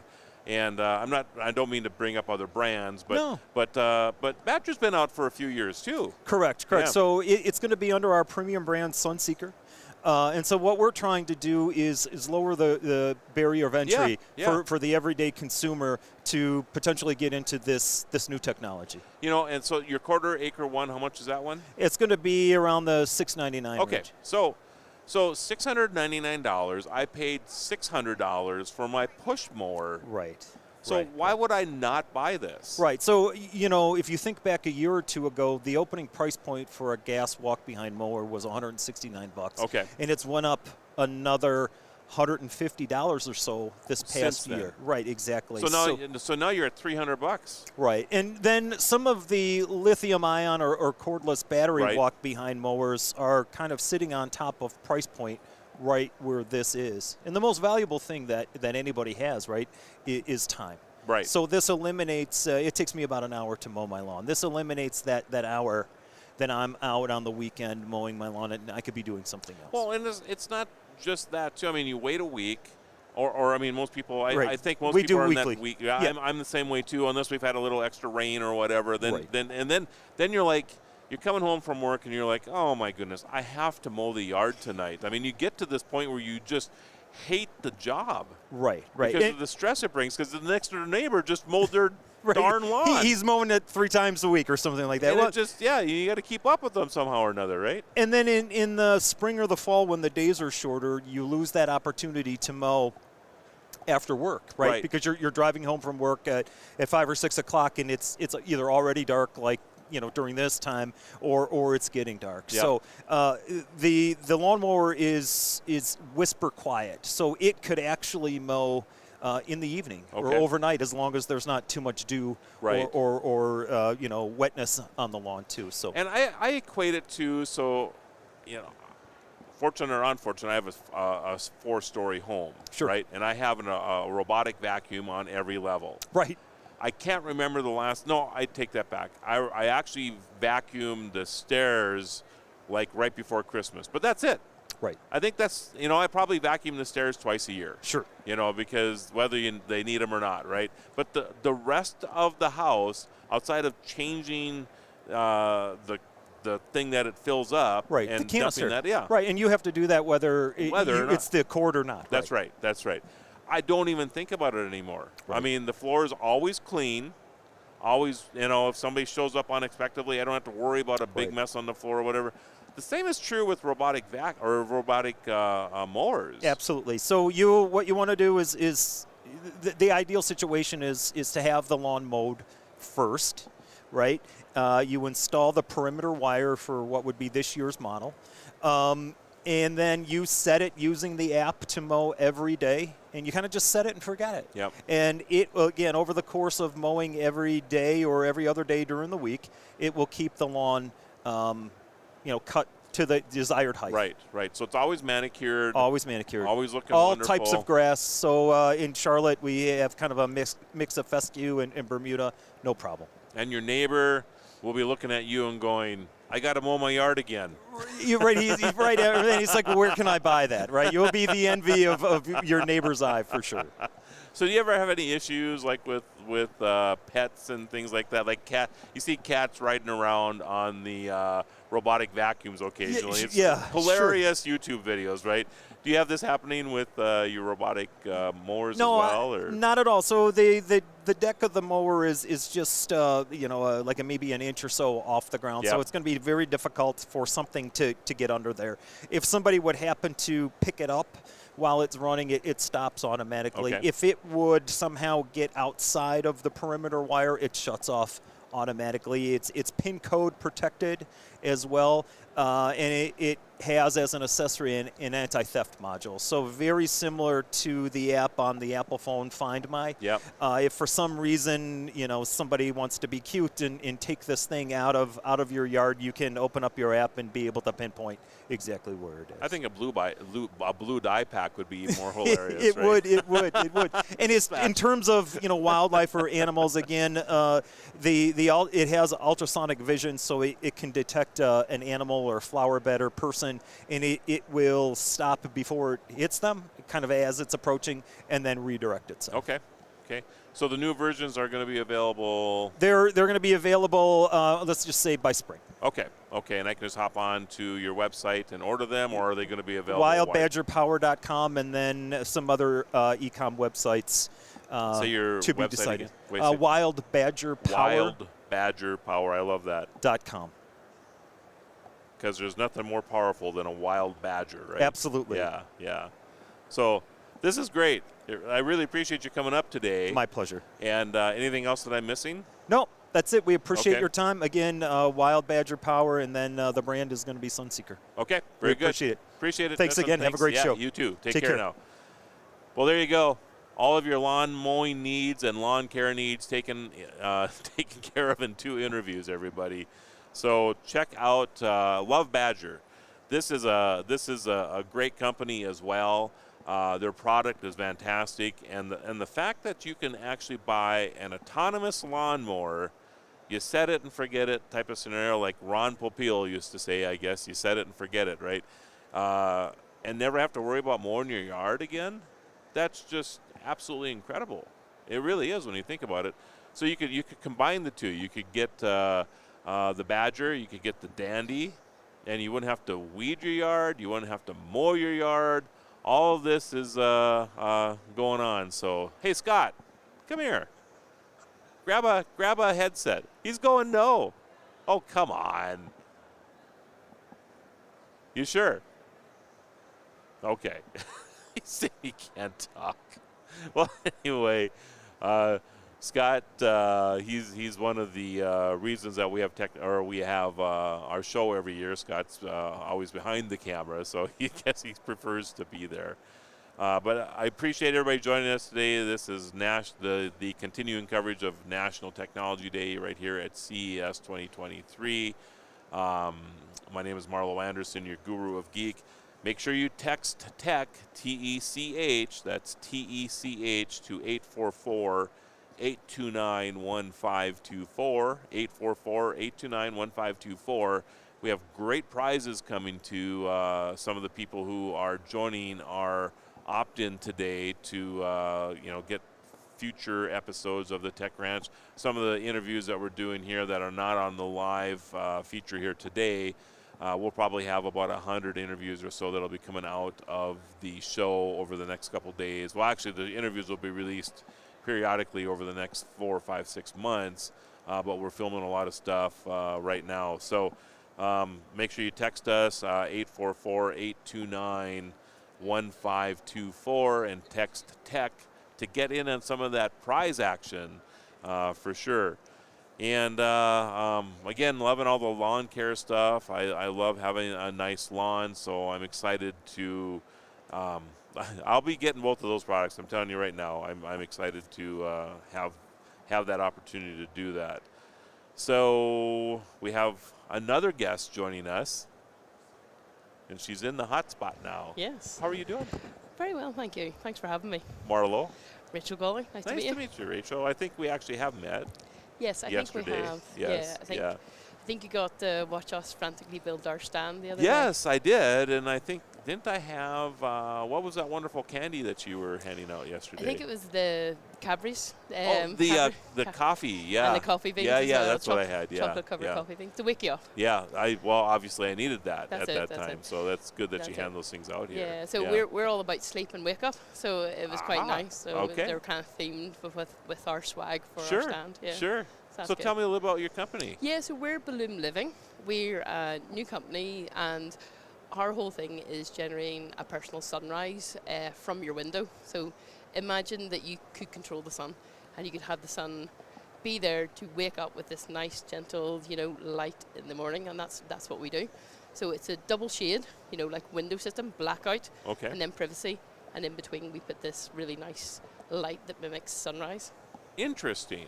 Interesting. So unlike the, I open the shade and I get that.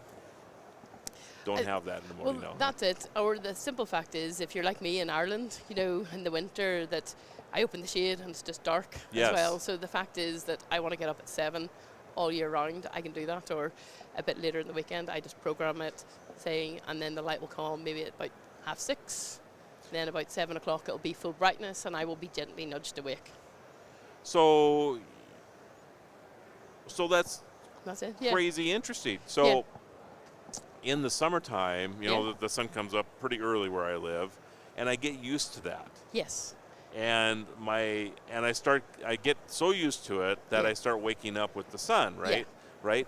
Well, then as fall approaches, 100%. and I'm still doing this, right? And then I wake up and I get ready and I look at the clock and I'm like, it's 10 after 8. That's exactly that. And then I'm like shocked, and I'm like, I got 15 minutes to get to work, because I just got accustomed to that early light. Yeah. So you now can just set it so it's at 6:15 the light comes on, and my body gets used to that, and I feel the same every day, all the time. Yeah, and it's that consistency around sleep. What we were finding is that people were buying like blackout shades, blinds, curtains, but actually for the summer, and that they were finding it difficult to wake up, and that's called like sleep inertia, that you weren't getting enough light to wake up, and they were actually almost breaking their shades to let a bit of light through. So that we were like, well, you don't have to break your shades, and even in the summer, pull down the blackout, we take away all the light and then put it back when you want. So we were finding that even people were waking up too early, like 5 o'clock in the morning in the summer. So this is the idea, is that you can be a bit more consistent. It gives you that nice glow. Yeah. So our kind of thing is that it's an alarm, but it's not really alarm. We don't want to wake up from sleep being alarmed, alarming. Yeah. We want to, it's not a great term when you think about it. No, want to be it's not actually. Yeah, that's right. So we're kind of more about this kind of gentle nudge, and that's the lifestyle kind of that we're trying to achieve.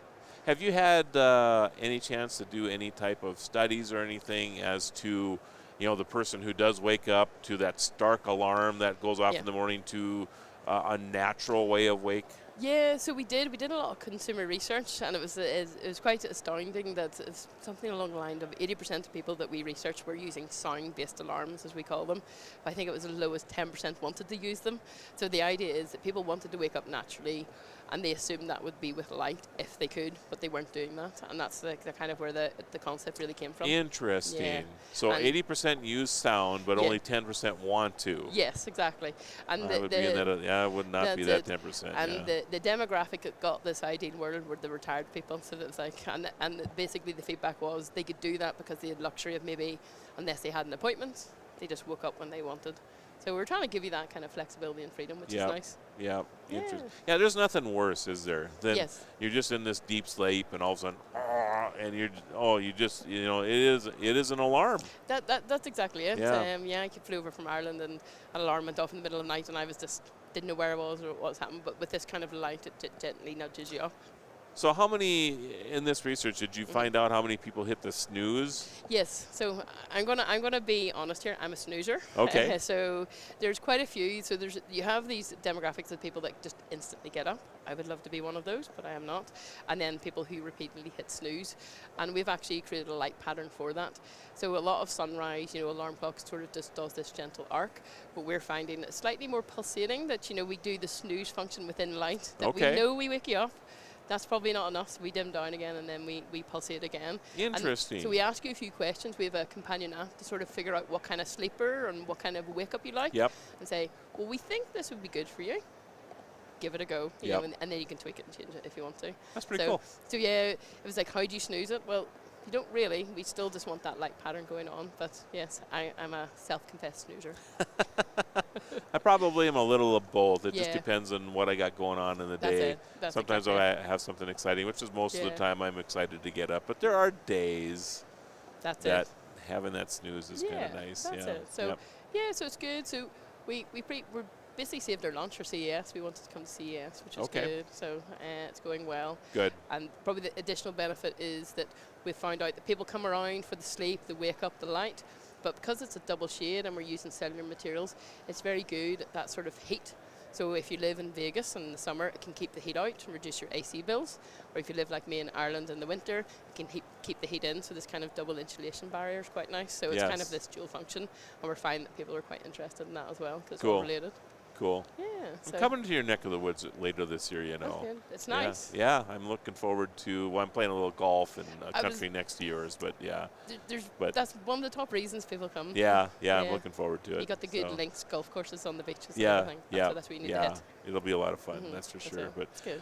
Anyway, really appreciate you being here Thank today. you very much for having me. That's and how do we find out more information? Yeah, so Balloon Living is what we're called, balloonliving.com. We've got our pre-launch available. You can pre-order and just follow us online. Okay. Yeah, thank you very much. And when do you think the product will be? So we are aiming for early June, the first deliveries. We actually have a motorized version coming out later in the year as well. So get now. And the motorized version we'll be aiming for that kind of dark season in the traditional kind of my neck of the woods in Europe and things like that. All right. Okay. Thanks you so much. Thanks again. Yeah, Appreciate it. so nice Take to meet care. You. Thank you. Good Bye. luck to you.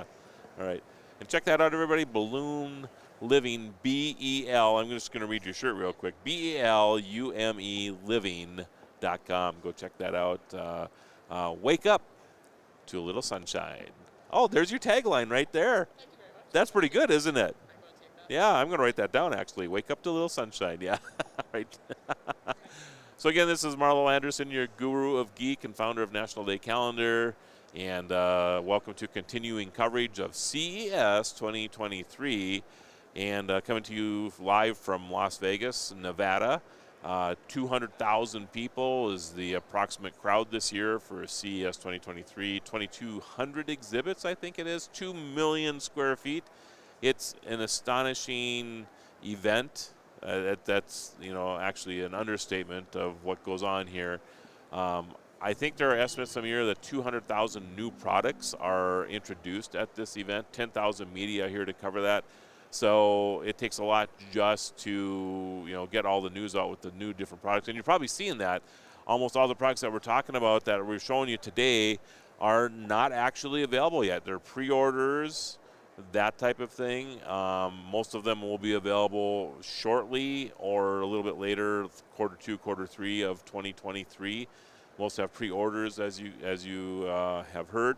So you have all kinds of opportunity to get in and get some of these things ordered if you're interested in doing that. I will be doing some of that myself with some of the products that we've talked about today. Make sure you text TECH, T-E-C-H, that's T-E-C-H to 844-829-1524. That's 844-829-1524. We're giving away all kinds of products from CES this year as well. So get in on that prize opportunity, and you'll also get some notifications to some of the interviews that we have coming out of CES a little bit later on. And joining me right now is... I'm Nick Brill. I'm from Vision Tech. Hey, Nick, how are you doing? Good. How are you? I'm doing well. I'm having a hard time keeping up with where I'm at anymore here. So I'm also slotting in a little early. So. Oh, okay. Okay. Well, that's a little bit early, I guess. Not too bad though. So how you doing? Good. Yeah. Great show so far. Yeah. How are you? Yeah, I'm doing good as well. Exhausted.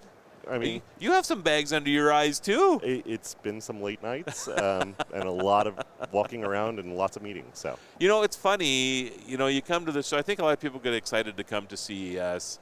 And you're going to think you're going to go out and have these great, party nights and everything else. That is not the case at this event. I mean, you might have a beer or two at meetings. Right.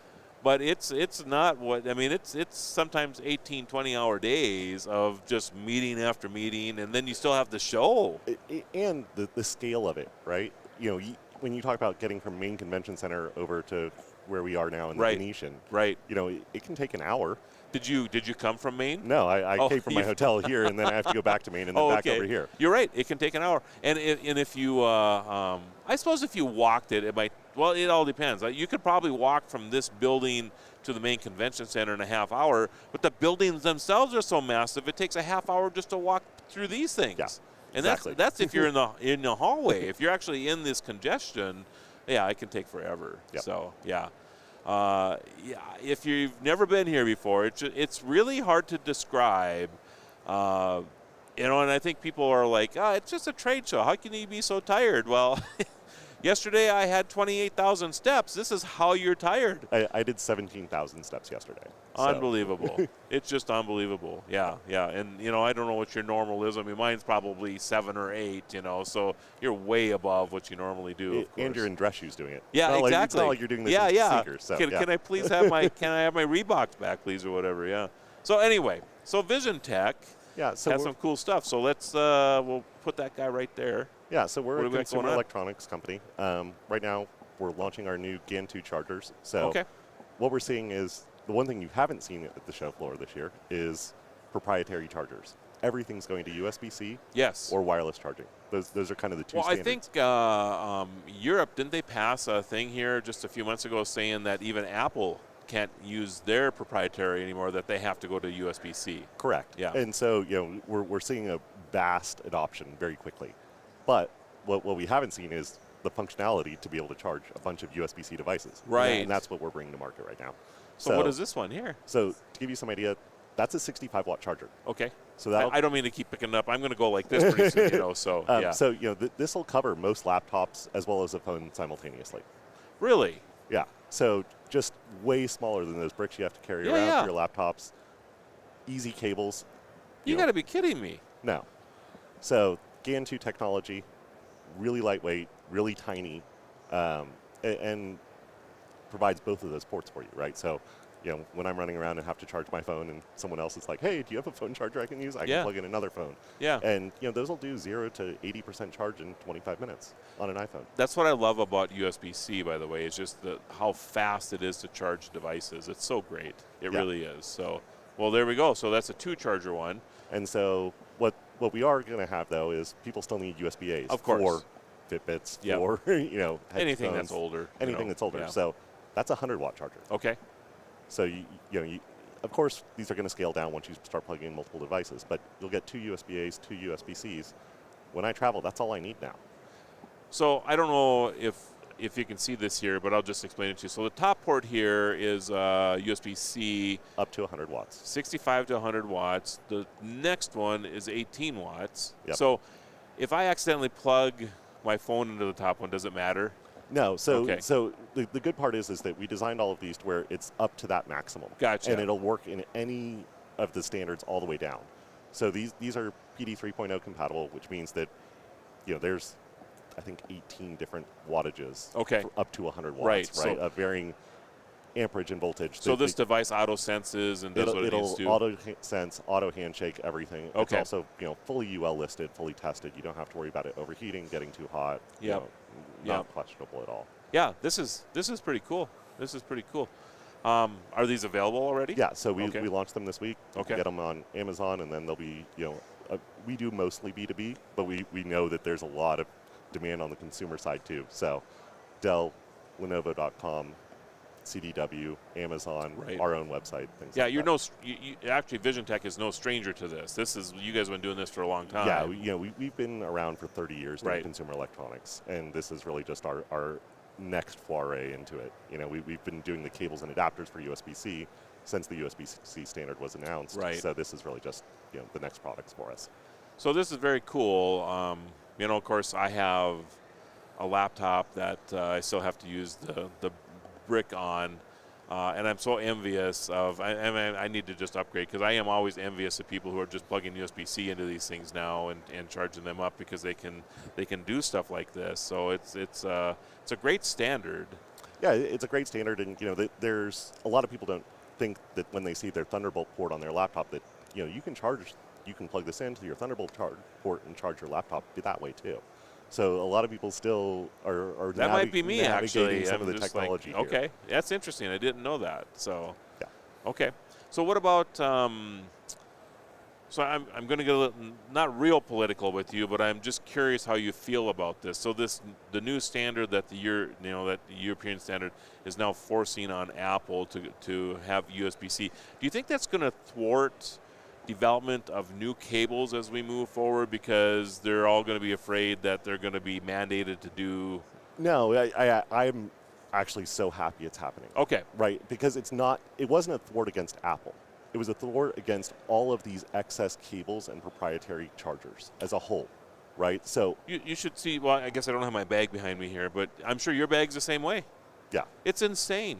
I must have, if you're in the space like you and I are, where we travel a little bit, and you're doing stuff like this or whatever, your gadget bag has to have all of these different cables all the time. It just drives a person crazy. Yeah, so when you start talking about, okay, it's not just Apple, it's all tablets, it's all cell phones, it's all, Ring cameras are going to be USB-C, right? All those types of batteries. Yep. I shoot a Nikon camera.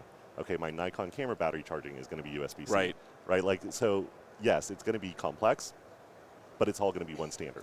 So do you think that just because, the United States, for example, has not done this, but do you think that because Europe has done this, that they're just all going to just be all in and not going to have to worry about it anymore? Because why would you have a U.S. version and a European version, right? Because of the complexities of designing multiple power inputs and all of that, it's just going to be one standard. Yeah, and it's going to be the right move on the standards too.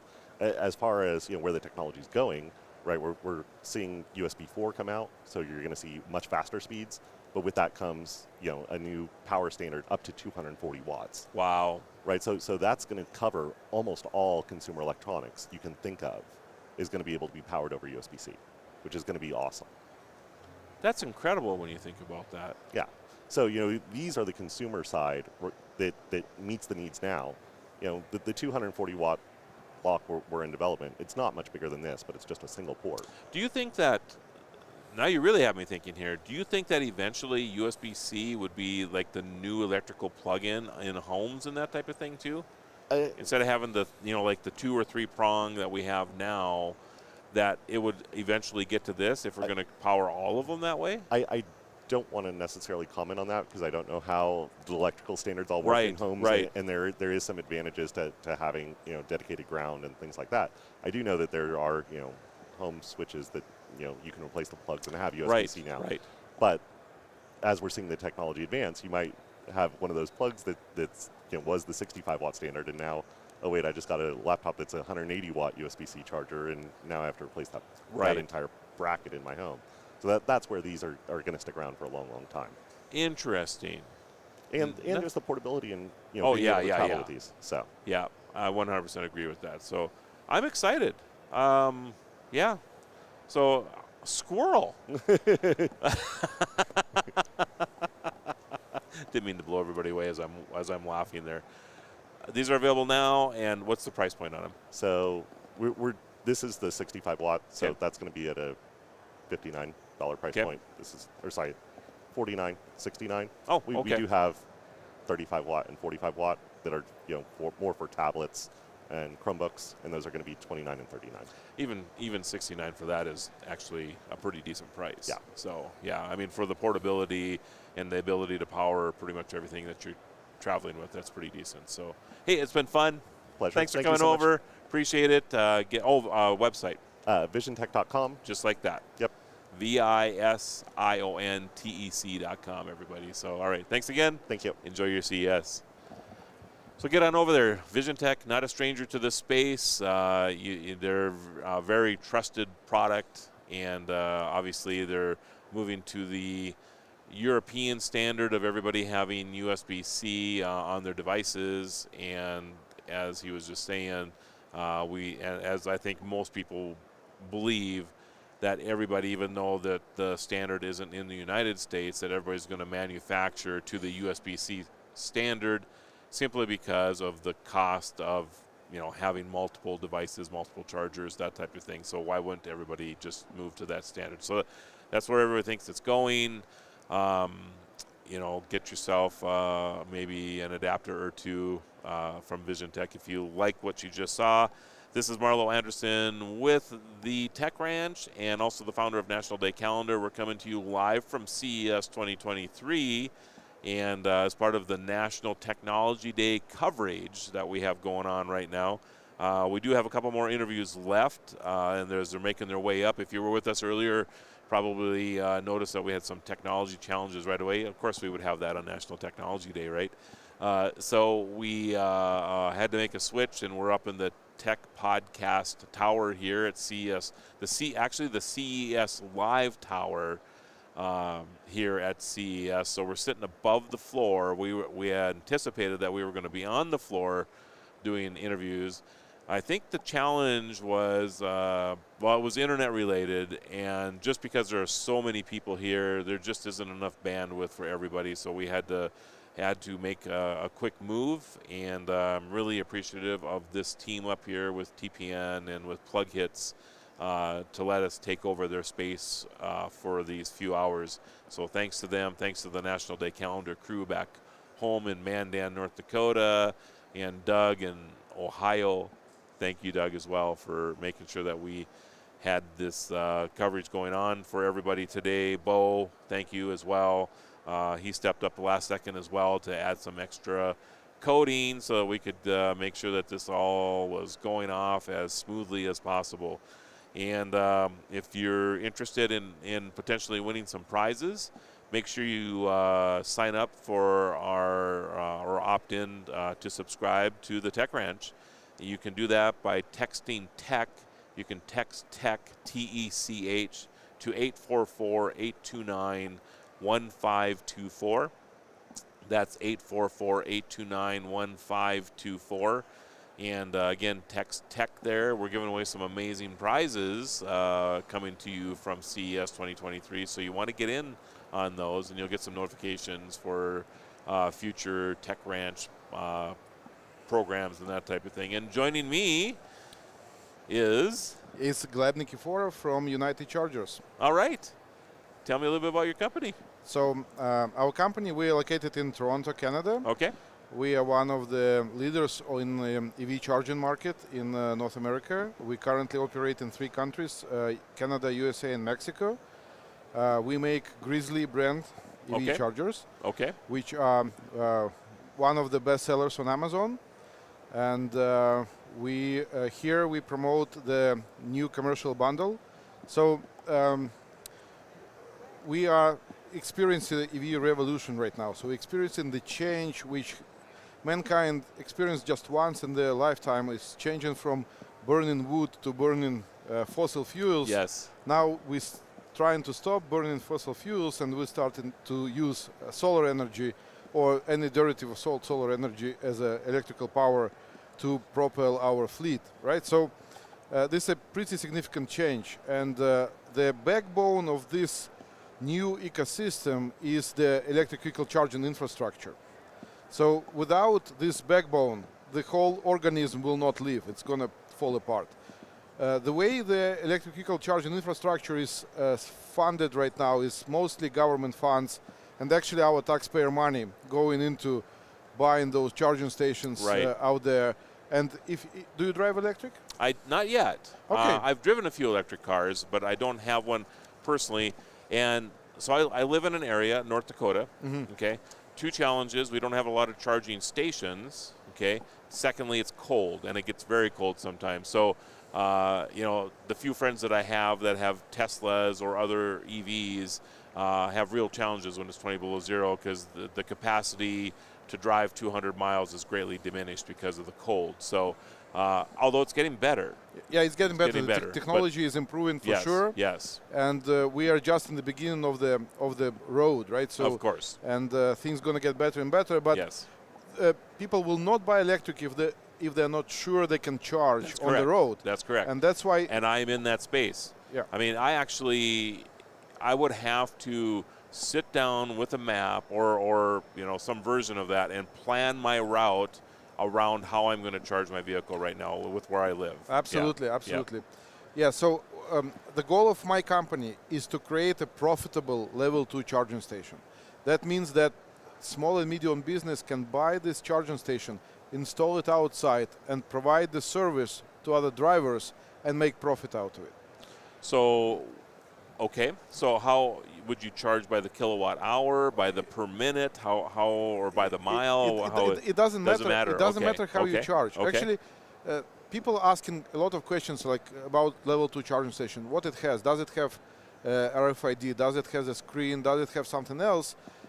The pure question, one question should be asked, is this charging station profitable or not? And if the answer is no, it doesn't matter what this charging station has, because you can see there is a lot of level 2 charging station installed by government money out there not working because the owner doesn't make money using those charging stations. They actually spend money maintaining them. That's and correct. For owner, it's better for them not to operate. That's why out of 100% charging stations, only about 40% charging stations are operational. It's a very fundamental. I did not know that. Yeah, it's a fundamental issue. Everybody is going blind and looking at like what this charging station can do. It doesn't matter what it can do if it's not profitable. Right. If it's not making you money. Right. If you spend some money and install a charging station outside, you expect it to at least have some feasible ROI, right? Yep. If it doesn't have any ROI and you keep spending $50 every month just to keep it working there but not making you money, you're not going to be very happy. You're not going to install another one, right? You're probably going to let this die and and keep it quiet so you don't have to spend money. I'm only smiling because you're probably the first person that I've ever talked to about this, because I have been in my neck of the woods been saying this forever, that you just can't continue at this level. Somewhere along the line, I mean, if you're a gas station owner, for example, exactly, right? you need to it makes a lot of money, right? Why would you install something that they can put in their vehicle for free? Now I'm putting quotation marks around it because it's being subsidized somehow or another, right? Yeah. And then how do I make, why would I do this and then take away from my business, right? So you have to figure out a way to make money with this stuff. Exactly. Yeah. So that's the goal of my company. Yeah. And it's a good goal. And I think we're on a good path. So when 120 years ago the gasoline story started, or whatever, 100 years ago, the government was subsidizing the gas stations as well. That's correct. To some point, and then it took off and it was a profitable business. Yes. Right? So we have to do the same, otherwise it's not going to fly. And the way how to make this sustainable and profitable is to reduce the costs. So the charging station should not be fancy. Like our charging stations really look like a brick. It's a Grizzly charger. It's a metal enclosure, like a brick unit. But it does what it's supposed to do. It charges the vehicle. Who cares how it looks like if it does the job, right? Right. So that's number one. So minimize the costs. Remove all unnecessary parts from there. No fancy screens, no cable management systems, no nothing. The cable will survive 3 years. If it gets ripped off, it costs $200 to replace. It's not a big deal. Not a big deal, right? So, but the thing is, it's supposed to be a quality charger with a quality software. Now, everybody in North America right now are using Apple approach. So everybody want to be Apple. They want to build the vertical from building the hardware, building the software, and then protecting their grounds from everybody else, trying to, like a hen, trying to get as more chickens under their wings as possible and keep them. So, and then we have few piles like this, well, literally. The way we I like this guy. The way we approach this is quite different. So we think from a Dell perspective. Like, we try to build a very good, robust, cheap working hardware with open protocols, so any software company can connect to our charging systems and operate them. So we are not building the whole vertical. We are just focusing on how we can sustainably and profitably build still cheapest but good hardware, right? Because, well, there's some people who need fancy stuff, but most people just need things to work, right? So, and we focus on building things that will work. Now, the second step of this stage, so let's say we have the hardware. Now we need to find companies who will be interested in getting us connected to our hardware. And in Europe, it's an abundant, no problem. There is 400 EVSE companies in Europe which do all operate on OCPP 1.6 or 2.0 protocols, and they can connect to any hardware. In Europe, there is no problem. If you buy a charging station, commercial charging station most likely can connect to a dozen of different software, and you as a customer have a choice. So you can select, what do you need? I need PowerShare, and I don't need to collect payments. I only need PowerShare. Okay, so then you buy software which does PowerShare for you, and it's going to be cheaper, most likely, than you buy the full suite of software. In North America, you buy any product, any EV commercial charger, it comes with the software. Whatever is there is whatever is there. God forbid this company goes out of business tomorrow, you can destroy and put it in garbage, because they have roaming agreements between themselves for the payments, but they're not interoperable in terms of software. There is no hard point entrance into the charger, so where you can connect it to a different software. All their connections happen through their cloud. So it's not really interoperable, and it's not really sustainable. You spend a lot of money into hardware, you expect it to be operational for at least 3, but 5, maybe 10 years, right? Sure. So if the company goes bankrupt in the middle of that, you just lost your money, right? Right. So now what we're looking for, we work with a company called ChargeLab, and we as well work with companies like AmpUp, EVgo, EV Connect, and others who are we think are going to use our hardware. And once they start using it, then a customer will have a choice in North America what kind of software you want.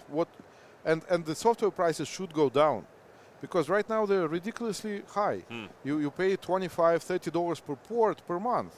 Oh my goodness. Yes. It's a subscription model on top of it. Yes, it is. And basically the hardware is a very little piece in this equation.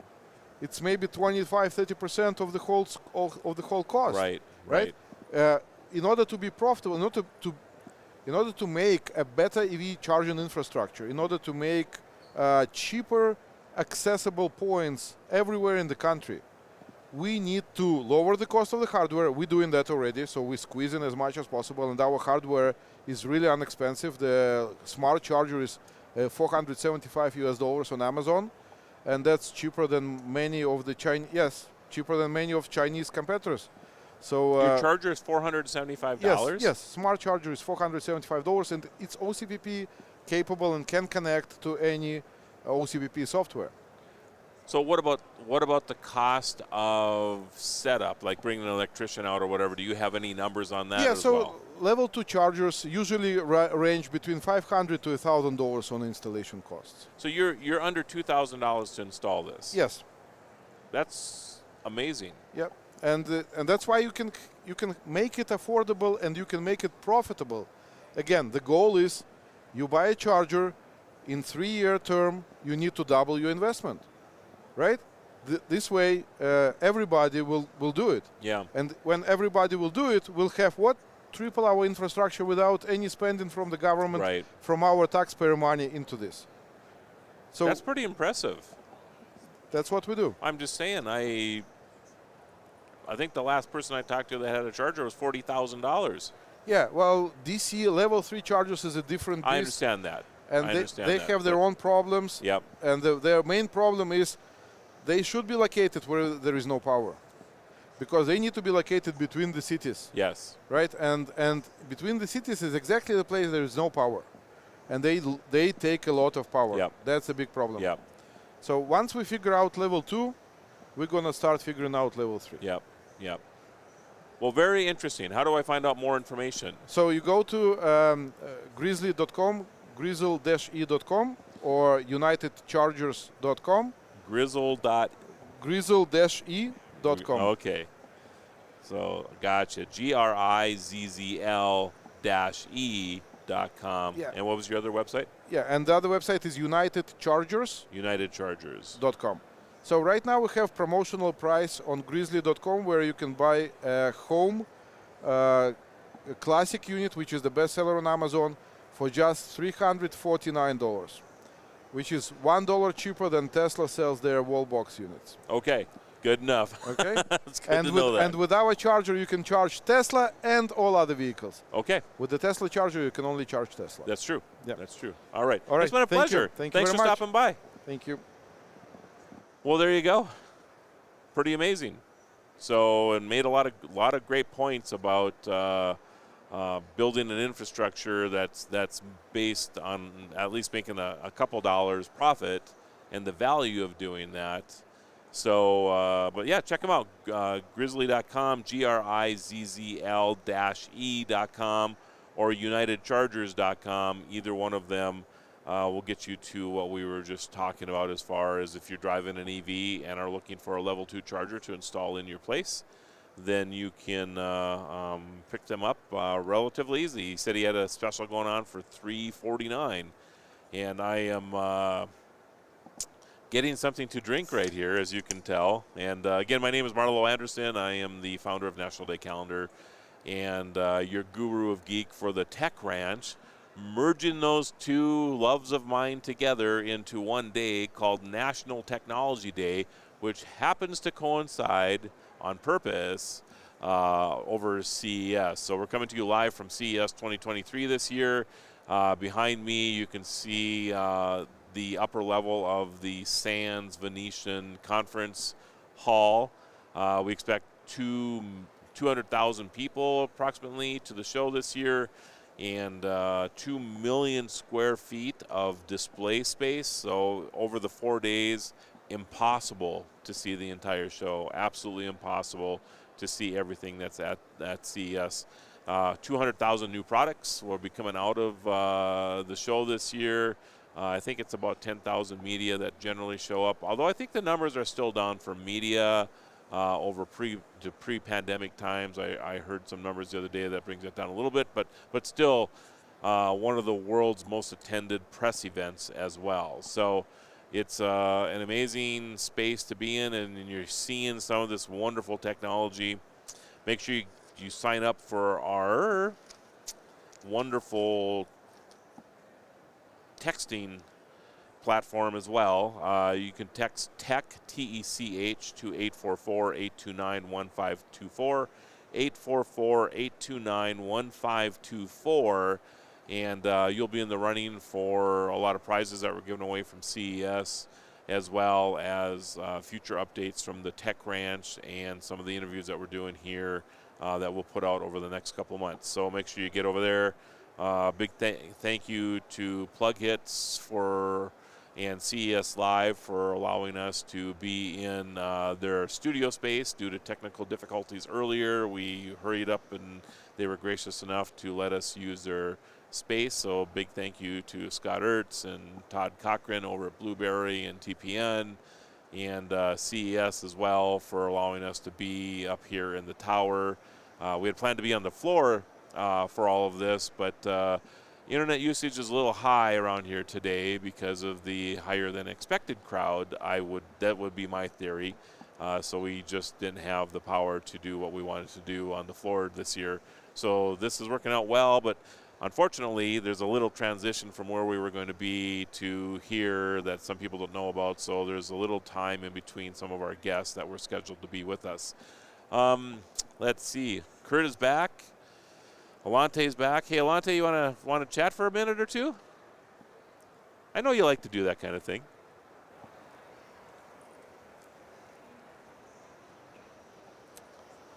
There's nothing like Diet Coke to wake you up.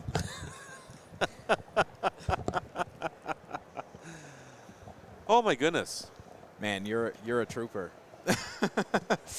You are a trooper. Oh, it's not my first rodeo. Yeah, yep. I was. How many hours are we into this now? Or we're pushing 3 already here. It's not oh my too bad. Goodness. You're trucking. Yeah. I felt a little bad. I was like, is there a way we can get him just a little bit of food? Oh, you know what? I have one ab. Okay. On purpose. It's for these reasons. Storage, that's right. Storage for when I absolutely need it, and today is one of those days, obviously. Good. Yeah. So what are you thinking? What are your thoughts of the show so far? You know, it's been really interesting. I feel like there's been a combination of like some of the bigger companies, that put on their shows in the beginning. Their like main focus in the beginning was that we're eco-friendly. We want to make sure that the audience knows that we're trying to tackle climate change, and we want to make sure that our our devices are made of recycled parts, and even their own recycled devices or other devices, you know, just everything is made out of recycled materials. I think that's kind of cool. And then, what was the other? Yeah, I feel like I've been seeing a lot of tech that is not necessarily brand new, but it's like something that's just not been touched for a long time. Like recycled tech. Yeah. I mean, you're in this recycled talk anyway. Yeah, So yeah. Just, you know, I'm trying to remember where I seen this at the other day too, and I was thinking the same thing, that you know, this is technology that we talked about 30 and 40 years ago, that somehow or another, maybe it didn't quite make it back then for whatever reason, and now you're starting to see those ideas reemerge again. Not to go crazy on you here, but go ahead. I'll get back to my crazy thought here in a second. I just thought of one, kind of a big one. I haven't remembered this for the entire week. What was it? GE had a stand mixer, a brand new stand mixer that they've got on the market that is a smart device, and I mean, maybe I'm a little disconnected, but I have not seen a smart stand mixer anywhere in the market. Everything is smart now. Everything is smart. I've seen a smart toaster somewhere, and I'm not even joking. I was just going to bring this up. It's like everything is getting connected or whatever, you know, and I'm sure there are people out there that think, oh my goodness, are you kidding me? We're going to have smart toasters, right? Yeah. But maybe there's advantage to that. Maybe you can have a smart toaster and my toast can say Alante on it in the morning right. or whatever, right? Yeah, I mean, that'd be okay, right? That'd be kind of cool if it said my name across, you know, instead of bejeweling it. But, you know, for kids, if you're having a hard time getting them to eat toast and whatever, if they had Mickey Mouse on there. Oh, sure. You know, why not, right? Or, you know, have the kids' names like revolving around them. There's, you know, all this stuff is now possible because of these things. And let's say they get into setting profiles for toast. Like if if one likes a little, can't believe a little we're extra having a char. conversation on toast. Profiles for toast. Maybe the toaster knows how to remove the crust. You know. That's smart, right there. Profiles for like Alexa or Google Home devices and things, or your car. You know, you sit in it and the seat adjusts next to your significant other or whatever. Those things make sense. I would never believe in a million years I'd be sitting here with you right now talking about a toaster with profiles. But you know what? Somebody's listening to us and going, that's a good idea. That's $1 billion idea. Call me up. Yeah, that's right. Give Alante a call, and here we go. So excellent. Were you losing your seat? That's all right. Don't go too far because I want to continue that conversation. 100%. All right. Thank you, Alante. There you go. Profiles for toasters. You heard it here first. I'm going to have a toaster profile that says Guru of Geek across my toast every morning just to remind me who I am. So make sure you text TECH, T-E-C-H, to 844-829-1524. That's 824-829-1524. This is your continuing coverage of CES 2023 on National Tech Day. And sitting next to me is... Hi, I'm Jan Becker. Jan Becker. So spell your name for me, Jan. Jan is the first name. Okay. Your European first name. Okay. Last name is Becker, B-E-C-K-E-R. All right. So that's what I thought. But all right. So, and who are you with, Jan? I'm the CEO founder of Apex AI. Apex AI. All right.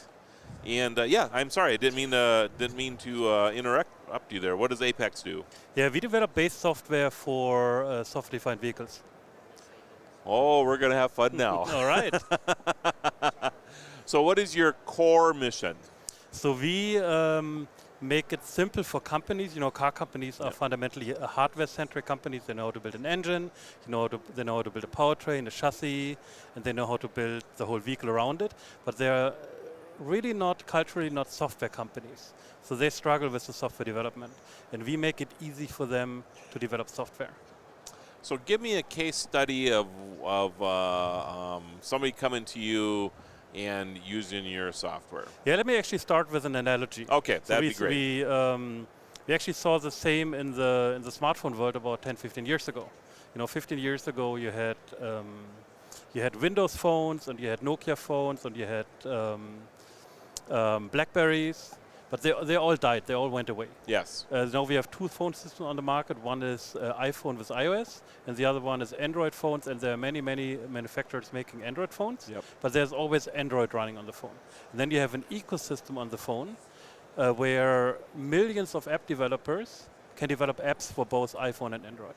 An iPhone or an Android phone is fundamentally not so different from a computer in a car.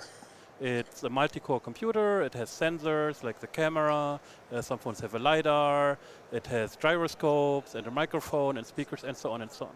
So it's really a complex computer to program. But Android and iPhone have made it actually trivial to develop apps for those devices. My kids can do it, a high school student can do it, because there's a tool that is called SDK, Software Development Kit. You can download it from Apple, you can download it from Android, and that makes it trivial to develop software for smartphones. We have developed such an SDK for vehicles and for mobility systems. It's a great analogy. That's really, I've never thought of it that way before, but you're right. You're absolutely right. The car has a lot of the same features of our devices right now. Exactly. That's crazy. Well, let's actually say the car of the future. So a car that you and I can buy today, there are typically dozens, if not hundreds, of tiny little computers. They're called ECUs, electronic control units, spread out across the vehicle. They have software embedded, but the software is put on the device once when it's manufactured, then it's put in the vehicle and never touched again. So there's really no way to update the software in those devices. Okay. Now, a so-called software-defined vehicle, so a vehicle that we'll be able to buy in a couple of years, will have one or a few larger, more central computers in a vehicle, which will then run a majority of the software.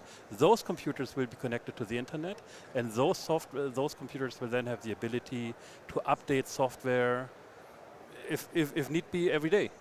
Like your phone, actually. So you are starting to see some of that now. I mean, my car occasionally does its own update, but it's not like all the time. But I've noticed that I go home and all of a sudden I'm about ready to turn my car off, and it says, "Oh, you might want to not do that yet, or do you want to do the update right now?" And I'm like, "Oh, okay, I'll do the update now." Yeah. Today there's really only one manufacturer that can do that for most components in the vehicle. That's Tesla. Yep. For all the others, it's at best the update of the map and the navigation system. Yeah, I'm sure I own Jeeps, so I'm sure that's exactly what it is. Yeah. So, so you expect that this will be universal to all vehicles in the next couple of years? Yeah. So we now see a number of manufacturers developing it's called a software-defined vehicle. So a vehicle with a more central computer and then a software framework on that computer, which we provide as one of the companies. And then we will see introduction of those systems. We see it in the commercial vehicle space, so trucks, for instance, around 2024, 2025, and then more and more manufacturers also for passenger cars will introduce it between 25 and 2030. So are you involved, I have to imagine that you are, in autonomous development as well? So I've actually been developing autonomous vehicles for 25 years now. I started with my It's amazing PhD since you're 26, right? Yeah. Exactly. No, I started actually in '97 doing my PhD work, building a completely driverless vehicle at the time for vehicle endurance testing. So we worked with Volkswagen, one of the largest manufacturers at the time, and completely automated one of their test tracks. Interesting. I'm trying to remember the gentleman from Volkswagen that's been there forever. Wears a cowboy hat, as a matter of fact. Oh, really? Yeah. I'll think of his name here in a little bit. Okay. I've been privileged to have quite a few conversations with him over the years. In fact, I rode in one of his vehicles that he worked on the Dallas motorway. Okay. Yeah, they had an event down there, and I was in a Peterbilt truck a couple of years ago, rolling around that thing, and then in his Volkswagen that he had developed. So anyway, pretty smart guy. Very interesting. So Apex, where are you guys at right now? Where are you moving to in the future? So we actually started to develop software about 5 years ago. If we would have started from scratch, it would have taken us probably 10 years. And that's how long it takes some of the car makers that try to do it themselves. Okay. But we took an open source system which I also helped develop, so open source software, which I helped develop starting about 10 years ago. We forked it, meaning we made a copy, and then we rewrote part of the copy so that it's actually safe and reliable, such that it fits to automotive standards. Okay. And that we certified 2 years ago, and we are now working with a number of car makers and suppliers to now put it in a product, meaning putting it into their vehicles. Okay. Okay. Very cool. And where do we find more information about you guys? Yeah, so we have a booth in the West Hall. Okay. So all the auto tech is now in the new West Hall, which is great. It's a much more central location, so distances are short. We can have a lot of focused, efficient meetings. Yep. So we have a booth there. When you get into the West Hall, there's the IndyCar, which is a great exhibit. You're just right off the IndyCar exhibit. Did you have an issue to get over here today?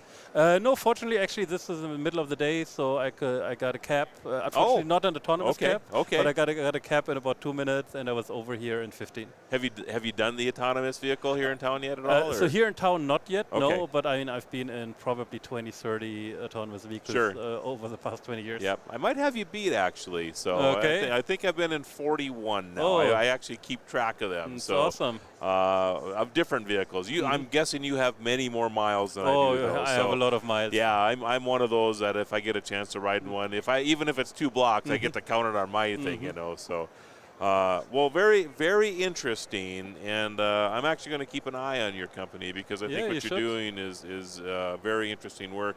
And I'll try to get over to talk to you a little bit more in West Hall. Online, though, how do we find you online? Just apex.ai? It's www.apex.ai. Okay. So very simple, easy to remember. Yep, it is. So, Dr. Becker, awesome. Thank you so much for making the trip over. I really appreciate it. Thank you. So, take care, Take everybody. care. Bye-bye. All right, Apex AI, they are changing the way we get around right now, everybody. And I have a feeling that we could have talked for a long, long time about their development.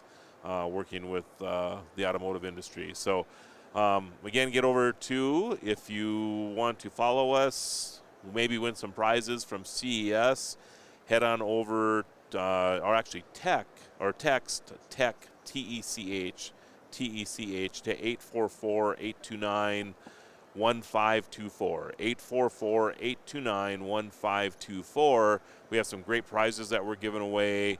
We also will notify you in the future if we have additional, or when we have additional stories that come out and that type of thing. So we'd love to have you follow us and at least get in on the prizes we're going to be giving away from some of these great vendors here at CES 2023. And joining me next, how you doing? I'm great. I'm Steve with Shelley. Steve Marlowe. Nice to meet you, Nice to Marlo. meet you. So tell me a little bit about Shelley. Shelley is really an innovative product that will take any electrical circuit and make it smart. One of the things that we do, it's home automation, but our main forte is actually power metering with the ability to actually respond based on power signatures. So rather than just being smart and giving you the capability of turning circuits on and off or putting circuits on a schedule, we now also have the ability to look at the power consumption of individual devices or the entire home, and then use that information to make intelligent decisions. So give me a case study. A great case study, I would say, is if you start with being able to power the entire, or monitor the entire power consumption of your home, you now have instantaneous abilities to know how much power your home is using. We had a gentleman that had recently installed our system in his home, and he said that within 20 minutes, he was actually able to reduce his away-from-home power consumption by 40%.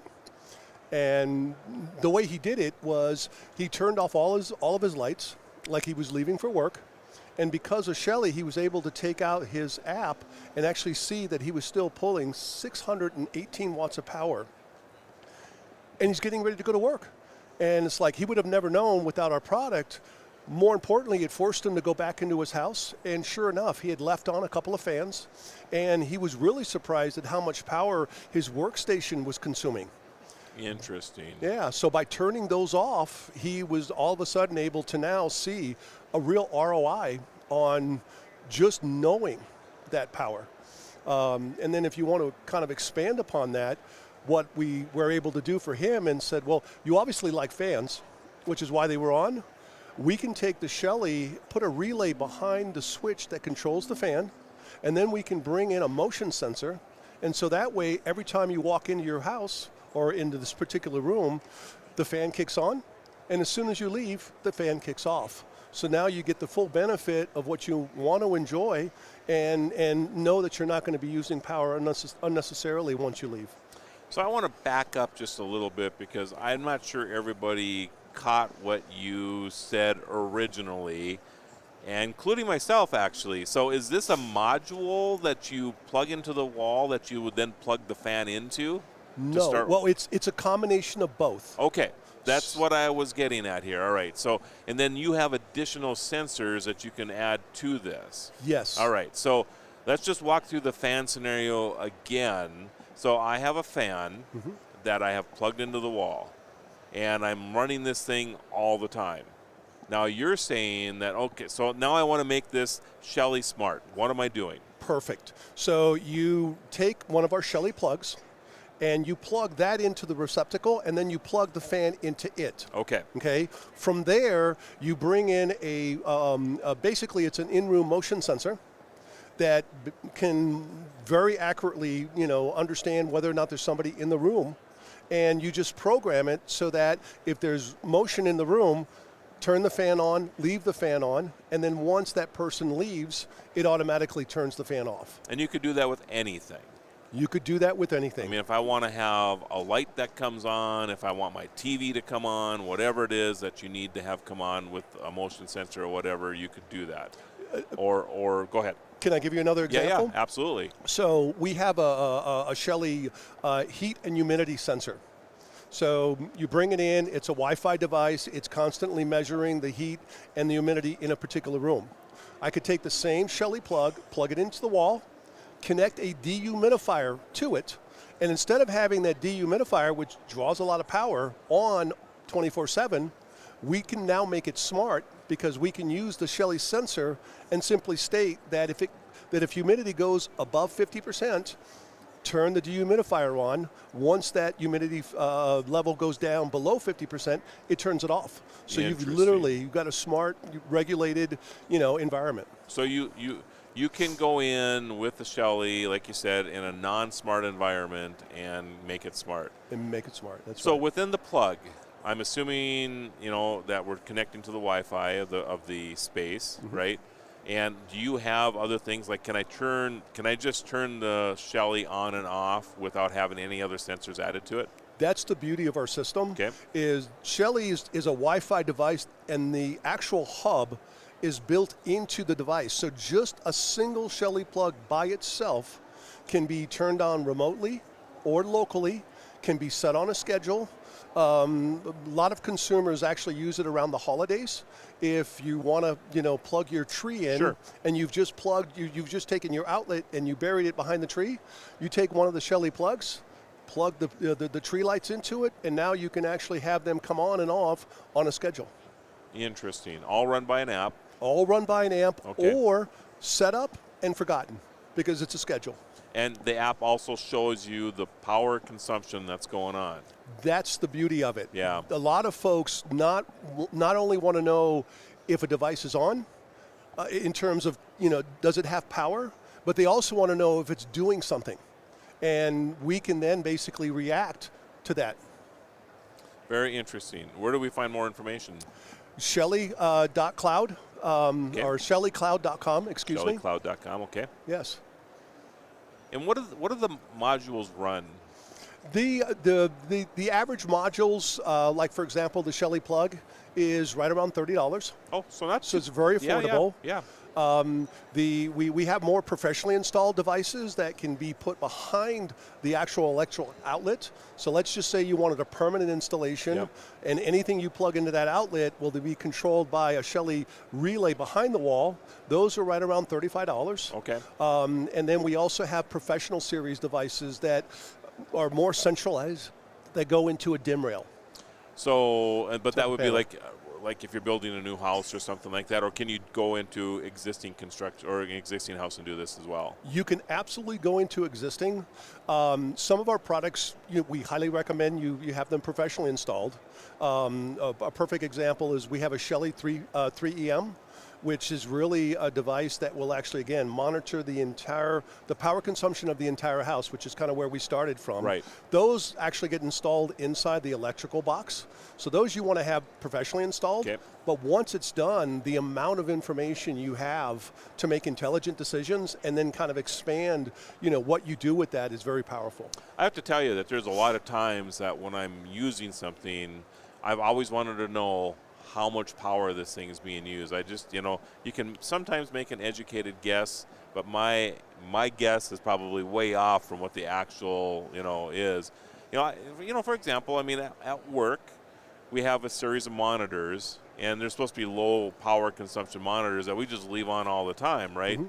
I think I would be shocked as to how much power those things actually use, and the ability to not have to go and turn them off and turn them back on or whatever, to actually be able to use a Shelly to do that and automate the process seems pretty smart to me. Well, and what's beautiful is that you could actually start creating, really a return on investments. Yep. Just because, to your point, if the monitor doesn't need to have power during the evening, you're just leaving it on for convenience sakes. Right. You can create that schedule and just have them off at night. And in some cases, you can even, go back to our motion sensor, like with lights, have them on when you want them, and then during off hours, you might still need them because somebody came in and needs to do something, and there's ways to turn them on. Sure. Makes a lot of sense. Mm-hmm. All right. Well, I appreciate the time today. Thank you very much. Love your products. That's really, really cool. So go check it out, everybody, at shellycloud.com. Shellycloud.com. Steve was just in, and really gave us some great case studies as to what he has with his product. So check it out. I'm going to be checking that out myself. It's very, very intriguing how you can turn your not-so-smart home or office into a smart space. So if you want to, get on over to our opt-in service, since Todd's going to be joining me right now, because I'm going to try to talk him into doing this for his show. So, but text us at 844-829-1524. Text TECH, T-E-C-H, 844-829-1524. We've recruited some great prizes from some of our vendors that we're interviewing here at CES, and we're going to be giving those away to the people who have maybe text us with that. So anyway, hey, Todd. Your next guest might be here. Oh. I don't know who he is. I don't know either. I've got my 15,000 steps in. Already? Yeah. Well, I don't because, I'm only at 4,300 right now, but I've been doing this all day, so. Well, I went over to LVCC. Yeah. And walked central, walked north, walked west, marathon across west. You need like snowshoes to go over there. It's a big place, isn't it? Yeah. And Central is, man, there's some Sony. Have you heard about this thing Sony did? No. Okay, you are going to be blown away. When I stood in the room, in the Sony room with my mouth like agape, they launched a satellite on SpaceX 3 days ago. And what they're going to do once they get it set up, they're going to allow consumers to buy time to get non-air breathing pictures from space. Okay. You can direct drive the spacecraft. You can point it. Whoa. Oh, yeah.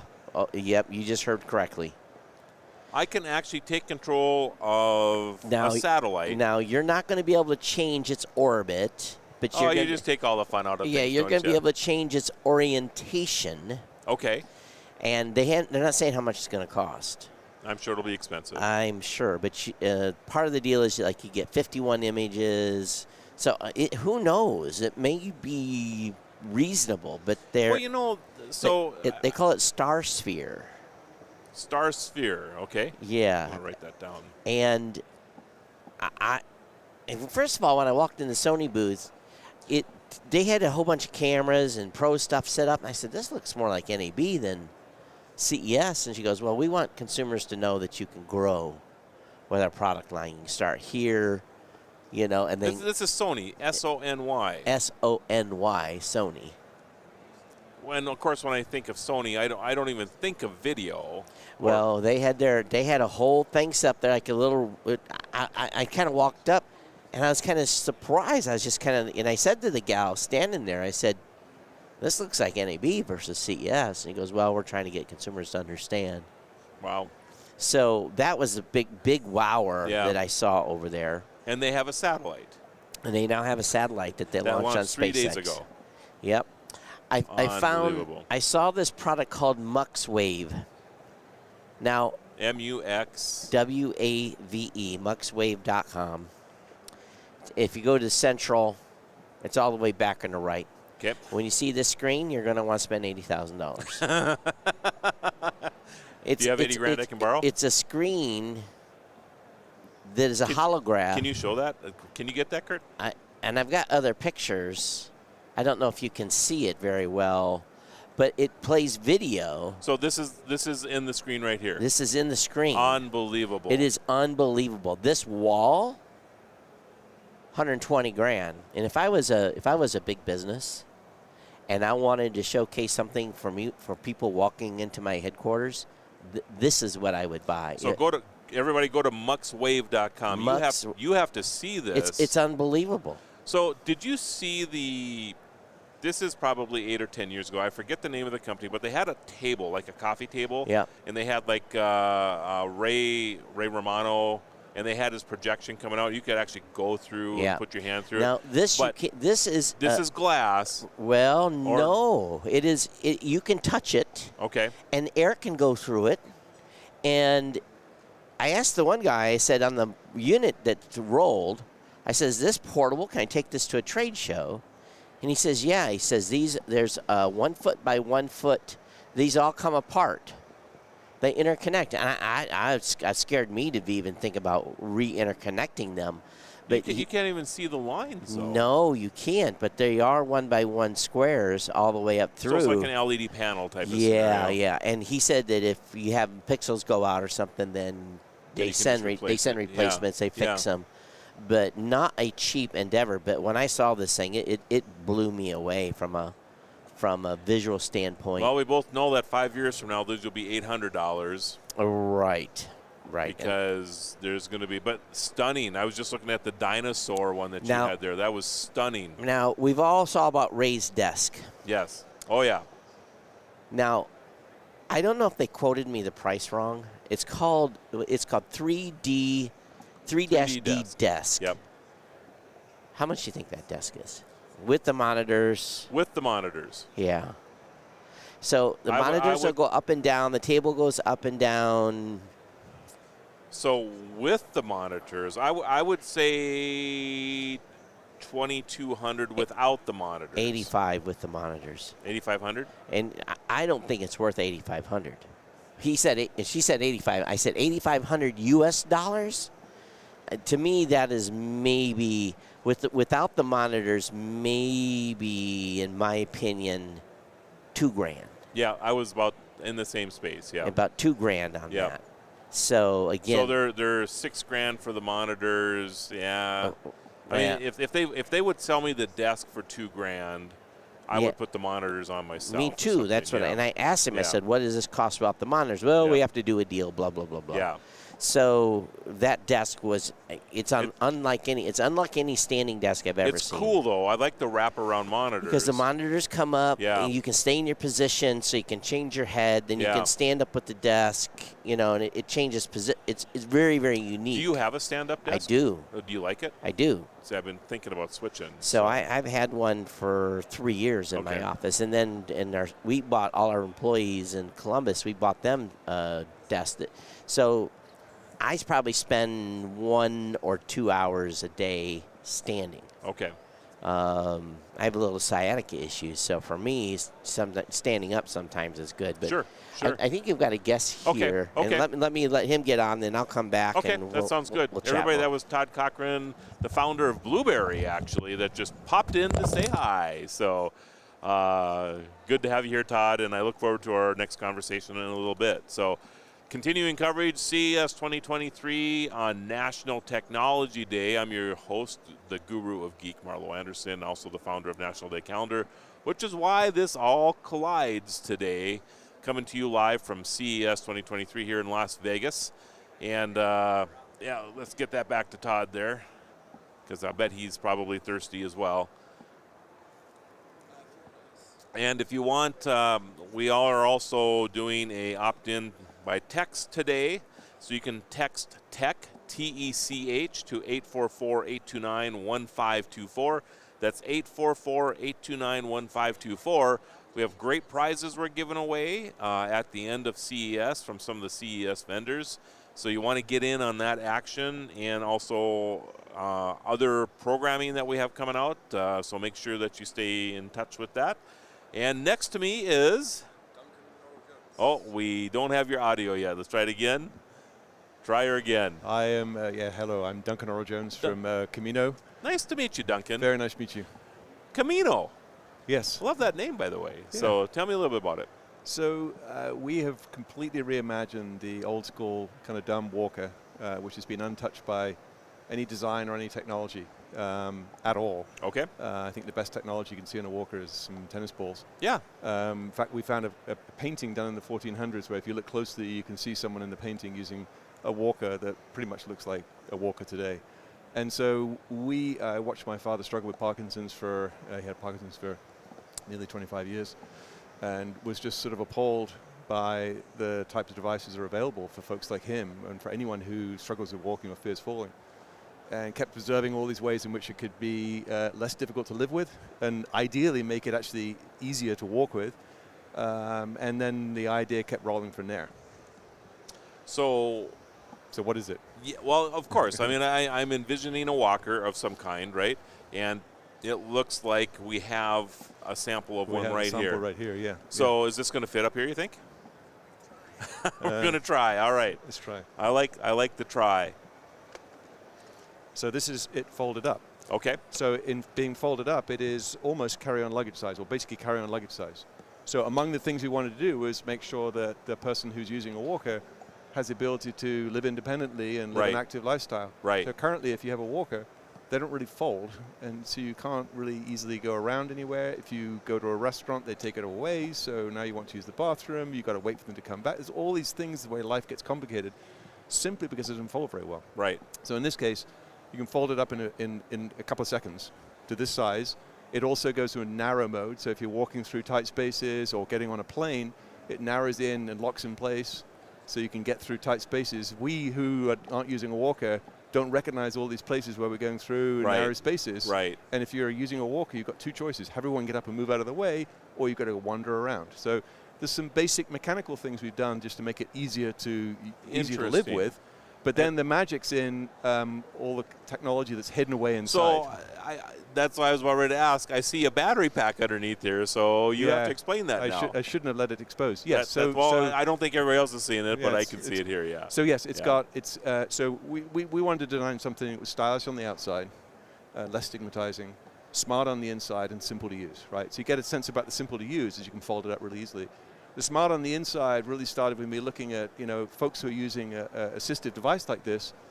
They're now being asked to push something around, which is bizarre. And then if you go to a hill, now they're pushing something 17 pounds up the hill. Well, walking up a hill is not easy for any of us, but now pushing something a hill.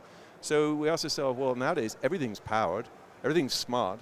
Why aren't these devices powered? So we've developed a technology where you've got motors in the wheels, we've got a computer in the center of the seat, we've got a battery, as you've just seen. And we're able to, without the user having to do anything, you just turn it on, there's no controls, it just provides just the right amount of boost, the device feels light and easy to use, and if you hit a hill, it's just as light and easy to use. Now when you start going down the hill, it's braking for you automatically. Current devices, they're difficult to brake, they don't modulate, you've got arthritis in your hands, it's a nerve-wracking experience. ours is braking going down the hill for you. So we hear from users who've used it. It's like, they say crazy things like, "Oh my goodness, I feel like I'm walking differently. I can feel I can move more easily. My hips are moving better. I can look forward and not worry about what I'm looking at on the ground." Well, and you see people who are using these. They're like either they're scooting them along in the tennis balls, or they're lifting them up, right? Yes, yeah. And the more advanced ones in fairness do have 4 wheels. It's not like we invented the wheel, right? But still, it's just bent aluminum wheels. So you could claim that if you want to, you know. so that if you want to take that down. So we've made it easier to live with and now easier to walk with because you've had the power assist. There's other things, like you take your hands off the device, the brake's going automatically. Users who are using these devices will surprisingly frequently forget to put the brakes on when they sit down because the brake actuation is strange. You have to push the handles away to brake them. They forget to do it. They sit on it, slides away, they're on the ground. Brake's going automatically. It's electrically powered. Yep. They don't have to think about it. Right? We've taken the thinking away. It's safe because they can sit down, the brake's already on. So those features that, and then on top of that, nighttime, put your hands on the device, lights come on. You're seeing where you go. Gotcha. None of this stuff is super complicated, but it's all integrated with software, taking widely available technologies and integrating all the software to make the device easy to use and easy to walk with. Then the third element was we were thinking about it more and thinking, look, we've got all this interesting data that we're able to get from the fact we know what's going on with the wheels. We've got motors in the wheels. We know exactly how far they've gone. So we really know how far you've walked. We're not guessing like Apple is guessing. Right. What else could we do? So we've integrated in cameras, 2 cameras in the lower part of the device that are looking at your lower legs. So we can actually do gait analytics. It's widely now recognized that gait is sort of the 6th vital sign of geriatrics. Super important and interesting way to observe how someone's health is progressing. And so we said to ourselves again, why wouldn't we be using this device that this population that generally has some health needs? Right. Why aren't we using the device to better understand that? And that unlocks a whole bunch of things, right? It unlocks the ability for the person to take more, control over their own health, understand what's going on.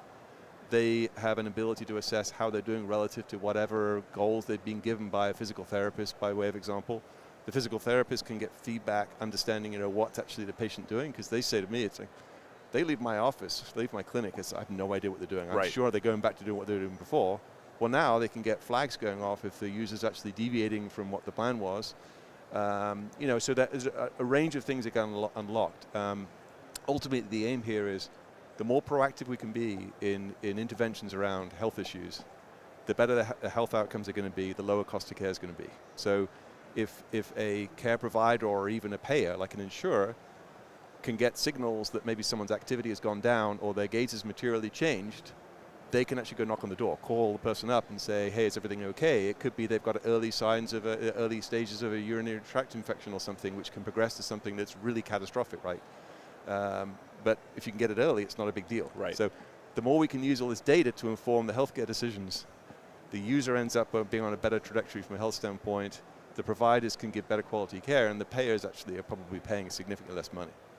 All because we've turned it from a dumb device into something that's using widely available technologies to turn it into a data platform. So it's very interesting. So what are your goals here at CES? I mean, is your ultimate goal to be selling to the end consumer? Or are you trying to recruit distributors for your product? Yeah, that's a great question. So we're heading into sort of a beta program, fairly limited beta program, working actually with some retirement communities, and on a path to as rapid as possible convert that into actual sales to consumers. So we have started a wait list.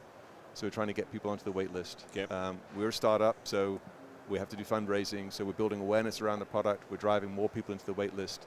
But there's a ton of opportunity around partners. You can't believe the number of people who stop by from all around the world with super enthusiasm about what we're doing to a category that's moribund, right? So absolutely, distribution partners, even some on the supply side. There's partners that we've spoken to on technology. There's partners on in the healthcare community side who stop by. So really, it's across the range of things, yeah. Because I know that in this space in particular, it's, I don't want to say it's a rental market, but it kind of is in a way. I mean, people who and this doesn't. I mean, some people need them all the time, right? But there's a ton of people that are had an injury, had some surgery or whatever. Yep. They just go to the pharmaceutical supply or whatever they're called, and they. Their insurance lets you rent it for 6 weeks or whatever, and then you bring it back. Yes. I mean, Is this the market that you're kind of looking at as well? It's a great question. So our plans are in the short run we will be a consumer device. Okay. We want to transition as quickly as possible to being more on a B2B side, and that we think that the data that we're providing is going to unlock a ton of value to a bunch of people, Advantage plans, value care providers, and what have you. But in the short run, we are a consumer device. So we actually are thinking the same way, which is, look, we hear from a lot of end users that they believe they're not going to need a device for very long, and we hope they don't need a device for very long. In many cases, unfortunately, that's not going to be the case. So we want to lower the barrier as much as possible. So we like kind of the rental or for a subscription or hardware as a service. It's a recurring revenue kind of model as a business. And say to the user, look, if you think you need it for a few months, then you can use it for a few months and return it to us. The details of that we've got to figure out, but we're thinking that pricing on that will be somewhere around sort of $80 a month. But then we hear from some end users that hate the idea of that. It's like, I don't want to be on a recurring, I just want to pay for the thing. Right. And so it'll be a device in the early stages that are probably around $3,000 if someone wants to buy it outright. And then we'll unlock a bunch of value out of the data as time goes on. I mean, there's a lot that can be done to a device like this. Geotagging of an area, so the adult daughter can understand where her father, who's perhaps got early stage dementia, is he's staying within that zone. I mean, there's tons. Once you've turned it into a powered smart device, there's a myriad of things you can unlock. And we've got a whole roadmap of new features that we can develop. Very, very cool. Where do we find more information? At CaminoMobility.com. CaminoMobility.com. Okay. Yes. Okay. Yes. Going to jot that down as well. All right. Well, Duncan, it was great having you on the show. Appreciate it. Yeah. And I look forward to following your company a little bit. I actually have some interest in this, and as you leave, this is you and I need to talk after the show. So because I have maybe some information that I can share with you that I know that I think will help you a little bit. So terrific. So get a card. In fact, I don't even have a card.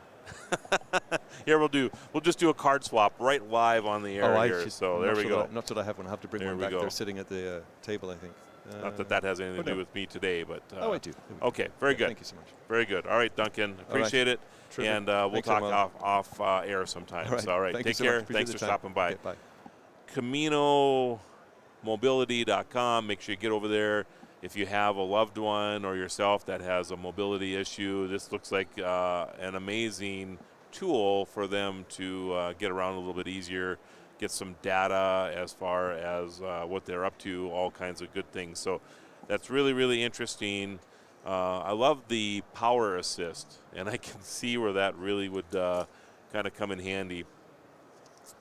And we're at CES 2023. This is your guru of geek, Marlo Anderson. And sitting down next to me, Todd Cochran, the founder of Blueberry and the Tech Podcast Network. What else are you the founder of, by the way? Podcast Awards. Podcast Awards, which I think you're giving away some. No, we're not giving away Podcast Awards this week, are we? No. We're giving away awards for the show here. For the show, but that is Scott's gig. That's Scott's gig, that's right. He's taking that over. So we get to, what do we get to do? Pick our personal choice? Yeah, I think so. Yeah. Is Sony your choice so far? Or? This is an interesting show so far because I found a few things that were cool. Yep. But I haven't found something I want to take home yet. And I have different barriers to that, right? I want to buy everything here, And I haven't found the price point this year yet. Every year, we usually by this time I'm honed in on the price point, but this year I'm not. Meaning that the $6.99 thing or the $49.99 thing or the or whatever. $249 or whatever. Right. But I have not honed in on the price, so that is eluding me. We will work on that. But there was a booth I couldn't get to. I got this is nice. They spent some money on this. Yes, it is. It's called Clone Yourself Using AI. And we've seen some of these services out here. They got a CES Innovation Award, and some of these AI services, they have like 40 faces that they use. Yes. This one is your face. So it's not just your voice. You and I were talking about the voice the other day. Right. So this is now you. Yeah. So you stand in front of a myriad of cameras and the booth was so full I barely got room to grab this. So Ploonet, Ploonet, T is the, oh boy, I may have to step out. Your next guess is here. So okay. PluNet was studio.plunet.com. Okay. So that was kind of interesting. But I do have some cool stuff to talk about power, specifically Blue Eddy. And, you know, Elon's doing stuff with home power banks. Right. But Blue Eddy's in the game too now.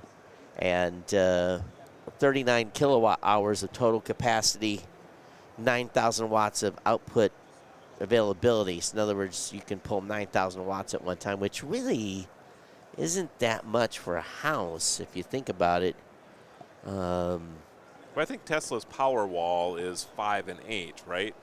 So I'm not sure. But I think so. So their output power is 9 kilowatt. That's 9,000 watts. Yep. And then maximum input, maximum current. Let's see here. Is this that right? Let me look at this.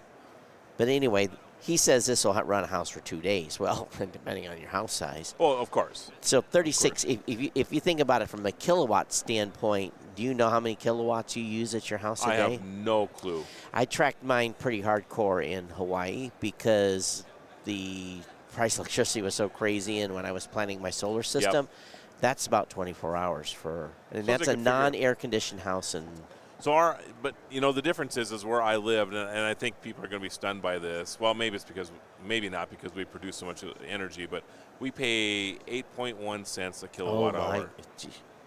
Don't tell anybody where you live, because that's incredible. Yeah, I know. I mean, there's only only Idaho has lower than we do at 8.0, and that's not the entire state. Hawaii was 36 cents. Yeah. And I think where I live now is like 13 or 14, so maybe even higher. And the only place in the country that has lower than we do, other than Idaho, is Wenatchee, Washington. They're at 2.9 cents. You want to win a Tesla? Yes, I do. So there's a QR code right there to enter to win a Tesla. Okay. So it's about it's GANFAST powering, power charging. I love the things you bring to the show. Yeah, I walk. You know, the people are handing stuff out, and the lady says, "Win a Tesla," and I kind of did like 4 steps. Everybody, get your phones out. Kurt, can you get that? See if you can scan in on that QR code real quick. Get your phones, everybody, and then you can hit that QR code with your. I don't know if that's going to work because it's kind of shiny. There's a URL. There we are. We just give them the URL. Okay. There's the URL on there? Yeah, we'll just give them the URL. Okay. So let's give them the URL. Very good. www. I don't know why people do that. I don't know that's either. Dumb. It's like yesterday's yep. stuff. www.ganfast.com / this is easy, win-a-Tesla. There you go. Say that again. It's ganfast.com, GANFAST.com / WIN-A-Tesla. Okay. You have to answer 3 questions. I don't know if you have to give them right, I guess, because I didn't know the answers, but I said I put GAN for number 1, all of the above for C. You'll figure it out. It can't be that difficult. Yeah, get there. You could win a Tesla. Yeah, that would be great. Yeah. That'd be great. Wouldn't that be cool if one of our audience members scored that? Wouldn't that be great? That's hilarious. They say, how did you hear about this? You weren't even at CES when we were watching CES live. There you go. All right.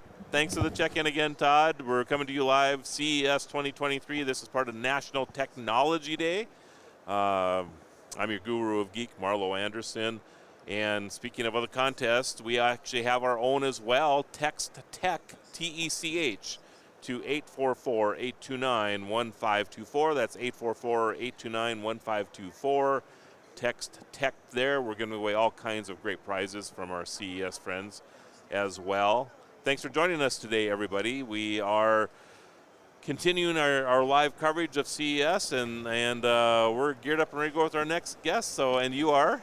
I'm Chad Gerber. Chad? I am Chad Gerber. You are Chad Gerber. That's You're me. with Mellowscene. I am with Mellowscene. I'm the founder and creator of Mellowscene. So, well, let's just start right there. What is Mellowscene? So Mellowscene is a virtual reality music platform. Okay. So what we want to do is, as my background and my career is all music. Okay. What we're running into is that nobody in the metaverse can play music. All there is floating blobs and sticks and things like that. I sing when I'm on Metaverse. That's right. So you can do that. You're already, and that's our show, folks. Thank you very much. Great job. So like that was it. Like musicians, it's a tactile thing. If you have Stradivarius, you don't want to do some weird digital thing. So what we did is created a way to interface real instruments, $10,000 microphones, whatever you want, into the metaverse. And you could be wherever you are in the world. I can be wherever I am in the world, but we can be in the same studio together, collaborating and making music, working on the same project. So it completely gets rid of that. I have to fly a lot to Europe and Brazil and be in hotels and writing camps, all that stuff. This eliminates that. So now I can just do that in my underwear with the headset on. So that's what the device did that I came up with, and we formed the teams and built it. And we finished the prototype about a month ago. And CES told us a couple of weeks ago that we are going to be here. So now we're here. Well, congratulations on that. Thank you very much. Yeah, Thank you, sir. Appreciate that. So my first thing would be latency. That's everyone's first question. Okay. Yes. Anybody who's in the know about this Anybody that stuff. knows about latency, which is like it's the kryptonite of the entire internet. Yeah. So what I did is I approached it from more of a psychological standpoint than a physics-based standpoint. We're still tackling physics and the limited, bandwidth of RF and everything else, photon-based. The difference is that when you talk on a phone or even face-to-face right now, there is latency. There is. But our brain is compensating with it because it's okay. Yep. We don't see our nose is in our face. But our brain says, I don't need that. So if you can override an emotional experience through human connection, it forgives other things. The second is that you have to have a reference point of where latency is to even know you have latency.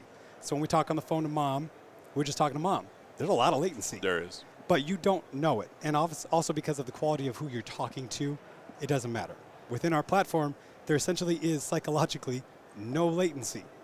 If you were to really break it down with a multimedia, everything else, there is obviously going to be latency. It's, of course, getting shorter and shorter and shorter, which we have workarounds and sync systems in place. But the predominant factor is the psychological forgiveness of a human being to just be able to access one another to create something. And then all of it goes out the window. Your brain completely does not care. And again, you have no reference point to understand that any latency is taking place. And that's sort of the main piece, and then attach a bunch of other weird things to it. But that was my foundational piece of figuring this out, is how much can we forgive? Our speech is delayed, but we forgive it. Right. How much can we do? Okay. So that was sort of the first piece. All right. Next one I'm sure you hear all the time too. Yeah. How do I create my avatar for this? Yes. All so right. avatar building, that's obviously going to be inside there. Okay. You can do custom avatars. We're open to the possibility of NFT-based avatars. We're going to wait and see, obviously, how that world continues to formulate. Yeah. We're a part of that world. Verified artists will be scanned. So you will look like you if you're a verified artist. Now, if you want to look like you, but look like Gene Simmons, you could also do that as well and get a licensing deal with that, and so you could be Kiss if you want. Or you could be a panda with a huge bass guitar. Yep. But you have options for it. We're keeping it on brand with what does not take away from that emotional and creative connection between the people. So like I've been in a lot of different programs, and they're all amazing, right? But if somebody's a giraffe and somebody's a crazy creature and stuff like that, it's fun. But at some point, it's distracting, and it's getting at some point you want to be able to be together. Yep. So that's the balancing point, is how much is too much, how much is not enough. But the verified artists, at least, they will get scanned in if they want to be scanned. But you can still show up as a purple person if you want. Is there a level that you would be a verified artist? I mean, do you have to be published? Do you play in a band? I mean, how does this work? So that's the sort of thing, I'm really anti-algorithm, especially with art, because you know how that is. You just get shoved this stuff by the labels, and I work with labels. So it's just this balance of finding it. When it comes down to verification, I think it's just, for me anyways, and I've had to do this process as a musician, the people who have that determination, drive, and fire earn it. There's a lot of people that just get it, handouts, obviously. But it's more about that just contribution to the platform, the creativity, the social connection. That's stuff that we value. We don't value a cat video. We don't value posturing. Look how amazing I am.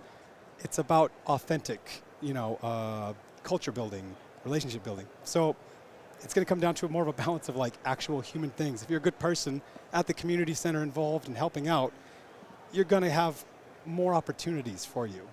And that's gone on social media and two-dimensional internet. We're trying to bring that back to reward people for being kind, creative, contributing to things. If you want to be a troll, by all means do it, but you have to do it face to face. So there's going to be a lot of different factors, but the last thing we want to do is just get it into like another influencer cyclical thing of verification. So I do a lot of, personally, I do a lot of remote recording. Yeah. Not as an artist. Right. I mean, just but as radio, television, whatever, right? So I find this fascinating, personally. And so is there a space in there for, my team when we're recording a radio show? Yeah, podcasters are already jumping all over this. So the difference is this show, we could have an audience of people from all over the world here with us. And we're in here, in the space, in the real world. It's, it's not just, we all use VR now, but it will never be just VR. It's always, at some point, it'll be just mixed reality. Whether it's fully immersive or mixed reality, that's where it's going. But yeah, the whole team could be in here, along with an entire audience that could participate, ask questions. Like, that's what we're facilitating is that. So yes. And I think it's the difference between like you and I having this conversation now compared to me looking at you on a screen and having a conversation. It's two different things. It really is, So if you and I can be immersed together somehow or another, right, in a metaverse situation where I feel like we're in the same room, the conversation I feel like would come back to how you and I are talking right now. Yes, and that is a fundamental piece of being a human. We are non-verbal communicators. Majority of our communication is non-verbal. Any musician will tell you this, that in the studio, we're not hashing over the details of what's going on.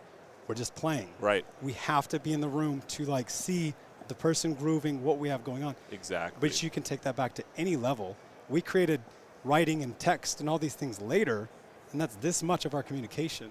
It's voice and non-verbal communication. It's just like, like right now we're talking and we neither one of us can stop using our hands, right? Like it's just, you can't do this. You're human. I record a television piece, a 1 day or a 1 minute daily piece for National Day Calendar, and I'm like standing right here. I mean, it's almost like they have to take ropes and tie my hands to my legs. Exactly. It drives me so crazy. That's what we've been condensed into for internet's amazing, obviously. Yeah.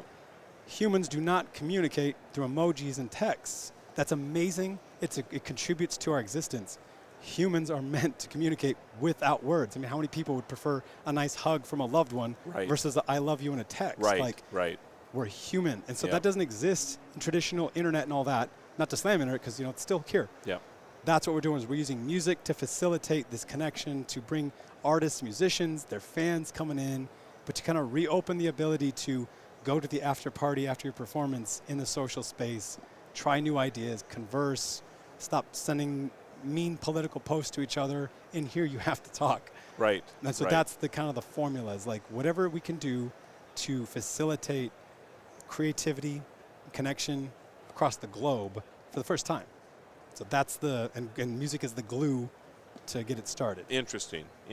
So am I able to hop into my headset now and Man, we finished our alpha prototype last month.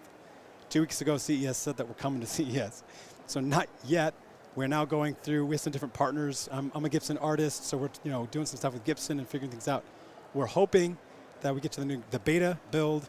So I'm hoping, I have high hopes for this fall or spring of 2024 for the available version to come out.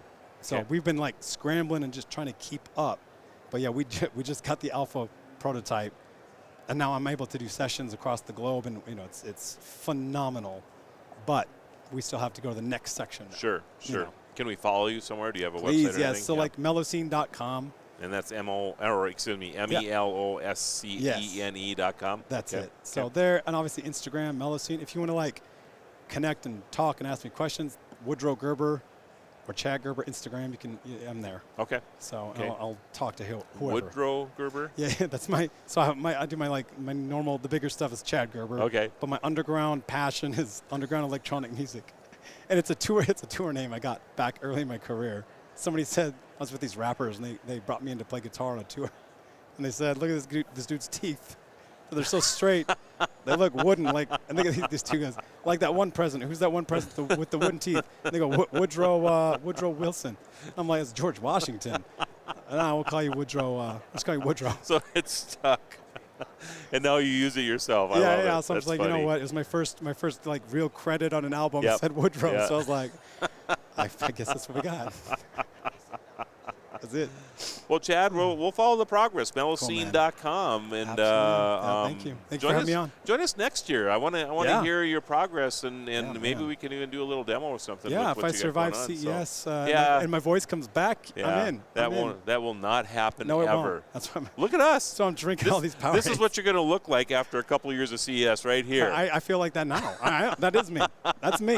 And if you mean like a nice golden seasoned look, yes, I'm in. Yeah, I okay, want it. fair enough. I want it. You're being way too kind. So, Chad, it's a pleasure. Thank you so much. Thank you so much. Appreciate it. Take care of yourself. Thank you. All right, check that out, everybody. Mellowscene.com. Keep up with Chad's development in his platform in the metaverse, especially for musicians. So, sounds like a lot of fun, and hopefully next year we'll see a little more progress on that. So, continuing coverage, CES 2023 for National Technology Day. I'm your host, the guru of geek, Marlo Anderson, and the founder of National Day Calendar, which is why National Technology Day is a mashup for me.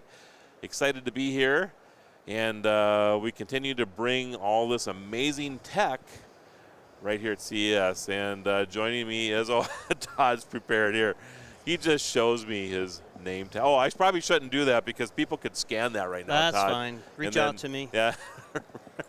That's the old AT&T thing, isn't it? Yeah, absolutely. Yeah. Reach out and touch Do you want someone. me to sing So. No, don't sing. Okay. Well, we could duet if you want. Okay. Yeah. Reach out and touch someone. someone. All right. Oh, that's pretty good, All right, actually. Let's change our jobs right now. Kurt's going, please stop singing.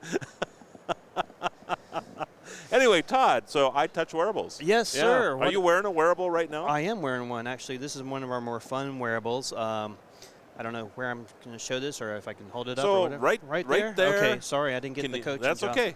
That's okay. We'll All right. see if Kurt will give you a You thumbs can up here if you can see that. what or time it is right now. Yeah, kind of. All right, there you go. Okay. So, yeah, this is one of our more fun ones. So, my leadership came to me with something. They said, you know, we get a lot of parents that buy these more advanced wearables for their kids, and then their kids either break them or. Well, the last thing you want to do is spend $400 on a watch, Yeah. and then Yeah, then have it go the other way, right? Or they need a mobile phone to connect to it to make it work and all that stuff. So, and I got to thinking about when I was like a middle school kid, what did I want more than anything? I wanted a Swatch watch, right? Oh, yeah, So there's a lot of smart technology in this. And I can talk to you about the sensors and how the heart rate measures and all that stuff. I love that you were inspired by Swatch. Oh, why not? No, that's great. That's great. I was a big Swatch kid. I bought all the little Swatch, what do they call them? Swatch protectors and things like that. Basically glorified rubber bands at the time. But okay. So anyway, we can talk about the tech real quick. Yeah, please. It's a smartwatch. We have some other great smartwatches that I didn't bring with us today. We actually just announced our partnership with Jillian Michaels, who's a fitness celebrity. And she is actually really involved in the development of our app and our devices as well. But so, we're doing that sort of very fitness caliber level watch. Okay. Everything we're selling generally under $100. So it's wow. I don't know how tech we are at the tech branch, but there are TOS-based watches. So that means they use a very low power processor, which means we can have these things running for 7-14 days. Rather than having to recharge the watch every day. And Seriously? Yeah, so that's pretty nice. Yeah. Lots to talk about in tech, but when this watch doesn't have as many of the fitness features on it, it still has a great heart rate sensor on it. In fact, we have some friends over at Live Core who are the cardio-mobile people, and we like to use their devices to test our heart rate detection. It's fitness tracker. It does. It has your daily weather here. Some other cool little features, obviously your step counter, and then it's like remote camera control if you do have it connected to an app. But then it also has some little fun games, some basic games like 2048 and those kind of cool games. But also, we wanted to kind of push it a little bit in terms of the games. We didn't want it to be too young tilting, so we have like the New York Times style spelling bee games and things like that, which I've already lost 3 of those in a row on this thing. It's usually my favorite game, but not today for whatever reason. So trying to make it a little bit more fun. And then what's really fun about these, you can see the bezels just snap off. I wish I brought more with me. You just stick your finger under there, and you can kind of, we'll share some pictures and stuff with you later, but basically you change the look of it. So I see. So if you go look down at our booth, you'll see 50 different combinations of this stuff. And this is the swatch type of inspiration exactly. here, right? So, and then we're talking about doing some cool stuff about building tech into the bezels and the bands themselves, too. Interesting. I'll just kind of hint on that. Okay. But hopefully have some announcements on that pretty soon, too. Okay. Very cool. So what else you got? So we got. Not that that's not cool enough already, no, but that's I know, pretty cool. But I know you got more. Yeah. So we've announced the Jillian Michaels partnership, like I talked about. With that, we have a full touch fitness tracker. Generally, in the past, we've done fitness trackers that are coming in somewhere in that $30 to $40 range. Still much cheaper than the big guys. Yep. But now we're doing something in that range that includes 3 months of her fitness app, which is about a $60 value. So that's basically you're either getting the app or the watch for free. Right. And it's a beautiful device. I didn't bring all that stuff to show you. I apologize. We have the iTouch Air 4 coming out. Okay. And so the Air 3 actually, one of your security guys goes, iTouch, I know you guys. He said, I own 2 of your watches, and he was wearing an Air 3. Nice. The Air 4 is coming out. Majorly improved display. Like I said, we're really working on the biometric sensors. So really accelerated the technology behind the heart rate sensing and all of that. And then massively improved UIs. We have a new app coming out. I don't know how tech to get with you, but we're moving all of our application to Flutter. If you go too far, I'll slow you down a little bit. How's that sound? Great. All right. So we're moving to Flutter for our application, and that really enables us to create a more unified experience across iOS and Android users. And then on the back end, we use Amazon Web Services, and we've built a whole microservices platform for that. And so we're very, very privacy-centric. All your data is encrypted. It doesn't go to the big guys, you know who I'm talking about. And that's really a focus for us, especially to talk about. We haven't talked about it that much this year, or up until this year, but we're really trying to explain why privacy is important. There's a lot of inexpensive smartwatches out there that are produced in China. All the data's in China. The servers are in China. Right. And I'm not China bashing, but it's an important security concern. I think so too, and I get into this conversation quite a bit with any of these products. In fact, not to go too sidebar here, but I'm even impressed that Intel, for example, is now building a couple plants in Ohio because they even understand the security concerns now. So there's this move to bring things back on shore here, and our data is a big part of that. Data is a really important part of who you are, especially when you consider, it's a fun watch. 80% of our users like to count their steps every day and change their watch faces, and those are really important features. But this is your data. It's about you. It's about who you are, and it's important that it's encrypted using the credentials you've created, and that nobody else can get in there and use it for anything else unless you give them permission to do so. Yeah. Right. So very cool. So that's been a big thing I've been trying to make sure everybody's kind of aware of on our tech side. Are you in the Venetian here? We are. We're just down here somewhere right behind you, actually. Okay, but, cool. But yeah, that's what we're doing. Yeah. You've already talked me out of my Galaxy now, so. Oh, come on. It's a great watch. It is. It actually is. I enjoy it, but it is just a fancy step counter for me. I really don't use a lot of the features that are on here. Yeah, I think that's true even with the big guys. The difference is, and I came from the mobile space. I worked a lot with mobile operators. I didn't work for mobile operators. I worked a lot with them. Yep. And I worked at the big Amazon company on their device teams and stuff too. Those are fantastic devices, but you're paying for a lot of processing power. Yep. And we're not trying to compete with those guys at all. We just simply can't. Yep. We're trying to give you it's that 80-20 rule. We're trying to give you the stuff that people use 80% of the time. Yep. And give you a really great quality device for a really low price, under $100.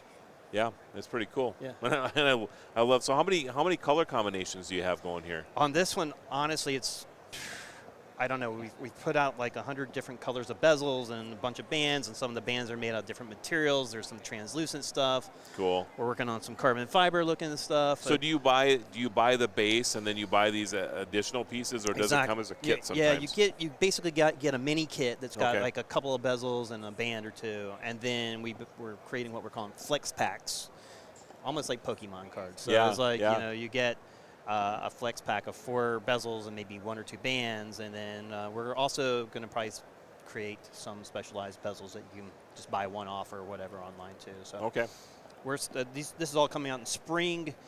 They're in sort of the test market right now, so it's one of those things where if you guys got interest or ideas on how we can make it better, we'd love to hear about it.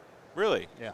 I got ideas. Let's I'm going to offline. come talk to you. Right. So, I'll give you my card. All right, sounds good. Thanks, sir. I hate to make this short, but we got to go. Great. So thank you so much. Take care. Oh, where do we find you? On which booth number? Well, actually, online. Online. Yeah, okay. yeah. iTouchwearables.com. Are you going to leave that with me? You can have that. It doesn't have where you can find me on iTouchwearables.com. But Okay. yes, sir. All right, Todd, it's been a pleasure. Thank you, sir. And we'll talk some more. All right. Take care. Bye. Go check that out, everybody. iTouchwearables.com. Sounds like a fun way to get if you're looking for an inexpensive wearable for a watch. Love that he was inspired by Swatch back in the day, so that's fantastic. And it's crazy. It's 3 o'clock. I have to go, everybody. I'm really running long here. Thank you for joining us today on our special edition of the Tech Ranch on National Technology Day. I guess after 4 hours, this kind of catches up with you. So big thank you to Todd Cochran, to Scott Ertz, to the teams at TPN, at Blueberry, at Plug Hits, at CES Live, and to National Day Calendar. Thanks, you guys. Have a great day.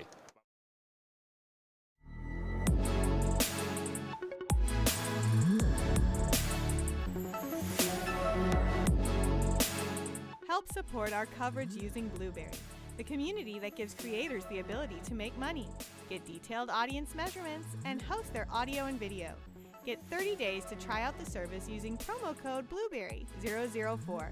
That's BLUBRRY004.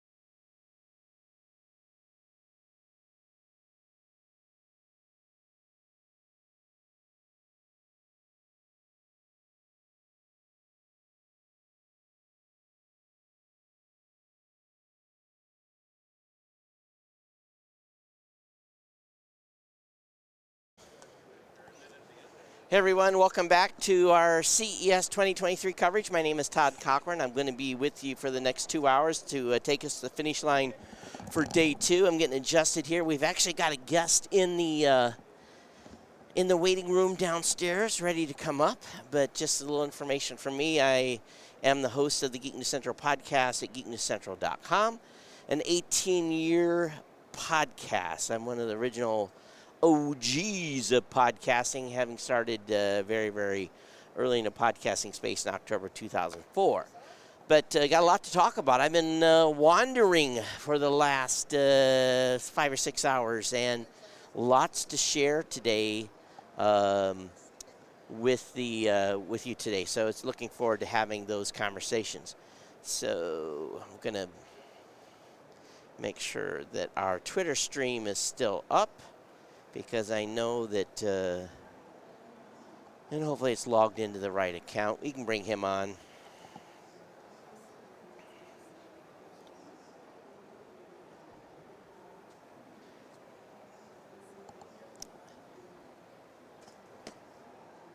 Okay. Well, I know you were downstairs. She's going to get you a headset here, so. Can you hear? Absolutely. All right. I'm a gamer, so. Oh, there we go. All right.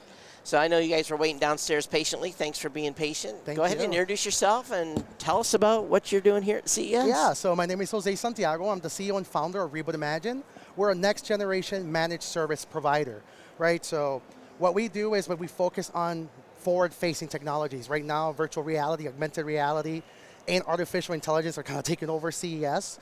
And we are building a company with the DNA of, I am a tech, you know, from as early as I could probably remember. And when you start learning about about technology and you start adapting the advancements, people start seeking your help, right? Everybody remembers, and they can probably relate with me if they're in the tech industry, they fix their parents' computers, their friends. That's right. We become nothing but glorified help desk techs. But we started realizing, oh man, virtual reality, augmented reality, how do we help adoption of the next generation? How would we build the medicine with the candy for businesses, enterprises, private industry to embrace these technologies, right? So we started really looking at what is required to adopt and understand these technologies in a very productive way, right? Right now, everybody loves virtual reality and love the metaverse, but if you look at every single booth out here, unfortunately, there's a lot of misappropriation of the word metaverse, AI, virtual reality. So you can tell there's a very big lack of knowledge. So we started building infrastructure, understanding. I come from an IT MSP background, so I worked with a lot of different industries in the tech field, and just pretty much started realizing, okay, this is what's needed. This is the infrastructure that's required. What is the drivers of adoption? Right now, esports, a lot of entertainment technologies, pretty much understanding content creation. We're working with influencers that have a lot of influence in the new age of technology, right? TikTok, YouTube Reels, and that's pretty much what we started focusing on, man. Building as much infrastructure and support mechanisms to help these businesses adopt these technologies. So, I think that misappropriation is a pretty big word, because someone says it's AI. I'm like, hey, what's AI about it? Is it really AI, or have you just programmed some It's a pre-allocated word. Yeah, and so, unless you can really look under the hood, you really don't know if they're actually doing something that is, truly adaptive. But so I guess the question then is, when you go in and talk with clients, what is the kind of the conversation you have with the company? The first conversation is, what is your understanding? What has you prepared for the next generation, right? We know AI is coming, virtual reality is coming, spatial computing is almost here, and people immediately, when they think of spatial computing, they immediately think of virtual reality, they think of Minority Report. And my first question to them is, how do you get your inaccessible, visually impaired employees into these spaces? And they're shocked. They don't have a response for that. Right. Spatial computing is using technology to its absolute limit to bring those that don't have the accessibility to get into these spaces, right?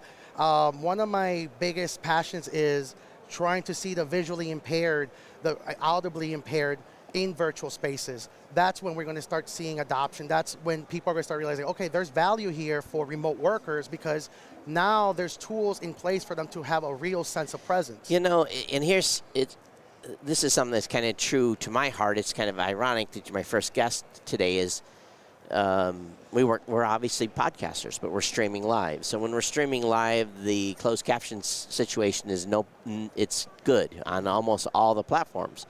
But for many, many years, when we would put up a podcast as a audio medium, there was no closed caption to go along. So one of the things my personal company did last year was put in place to have closed caption within podcasts. So when people was watching on a web player, they could follow along. Now they could always read a transcript. We don't have emotion and that stuff yet. It's kind of raw, but it's a start. And here we've been all these years having helping the visual impaired consume content on the web, and then the audio folks have been left behind. As a matter of fact, I was talking with someone yesterday that has a speech impairment. The metaverse can, if people think about, I think about the metaverse. It's kind of funny. Is like the original metaverse was like Second Life. Yeah. Back in the day. So how, if that was 15 years ago, whatever it was, the Second Life came out, which it's still online. Mm-hmm. how do we actually get vision impaired people into that? That's going to be very, very difficult to navigate. And so that's the exciting part, right? Because there's so much technology now that's being born, right? Augmented reality, artificial intelligence, right? There's a lot of voids and gaps that are being created. You mentioned speech impairments and the ability for let's think of autotune, right? Autotune is actually a tool that kind of it's filling in the gaps and it's adjusting your voice. There's going to be tools that will be able to facilitate conversations, even for those that have the inability to speak a specific language or have the ability to communicate. That's the value. It's building that conversation, having people understand. Don't you think those would be the first tools where, I know a smattering of Spanish, but don't you think that'll be the first tools where we're both on Bluetooth and I'll speak English, whoever I'm talking to will hear it in Spanish and vice versa? I think, those are the types of things that I think we need as a tech community, stuff that just makes us closer. Yes. And makes us able to work together. So I'm hoping that continues to evolve along with, what they're technically terming the metaverse. I'm a big believer in the metaverse is nothing but the pre-beginnings of us trying to figure out the word to define universal language, right? Because accessibility is nothing for us having the ability to build bridges for us to communicate, understand, and have the empathy in order for us to connect it with each other. And that's the value of all of these technologies kind of like getting into a position where they're turning into building blocks. And now we just need to create, what is required for me to communicate with this side and what is required for us to build around it and for us to collaborate. That's what the metaverse is. I love one of my biggest, a lot of people use Second Life as an example of the metaverse, but I'll give you a more fun one, the Macy's Day Parade, right? You're seeing all types of IPs in floats and blimps. You see so much branding and advertising, communication, but you're also interacting with the performers on the streets. You have a sense of presence, but you feel like you're part of something bigger. You know it's being broadcasted all across the world, and that's the value of building the blocks for that. It's the next forum. It's the next library. It's very exciting that we're building that. And I think there is many definitions of the metaverse, and it'll probably work its way out within the next 3 to 5 years and figure out where it's going. Most definitely. Well, again, give people information on where they can reach you. Yes. And check you out. Yeah, so my company's called Reboot Imagine. You can definitely Google me as Jose the VR Tech. I kind of carved myself some SEO there, but I'm very active on Twitter, Instagram. I'm part of the F Reality podcast, so I'm very involved in the technology space. I love talking about this. And that's why I decided to build a company, right? A lot of people are in the MSP and the IT services provider industry, but they're kind of focused on technologies that are established. Sure. I'm building a company that kind of sees a snowball that's slowly getting bigger and bigger. CES is proving it. VR is here to stay. AI, augmented reality is taking off. We're seeing so many reference designs. Glasses are getting better. We're at the glasses form factor stage now. So now it's just building the building blocks to adopt the next generation. So once again, Reboot Imagine, Jose the VR Tech. Thank you much for coming on. Thank you. Have a great show. Thank you as well. Thank you. Awesome. Awesome stuff here.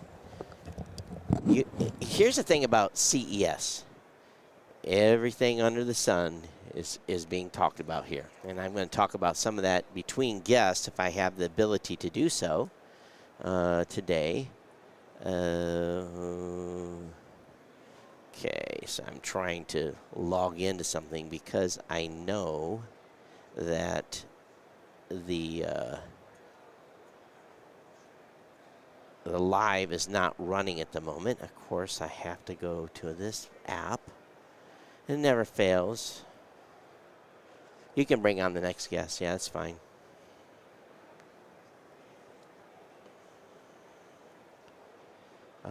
Let's see if I can find this real quick while we're...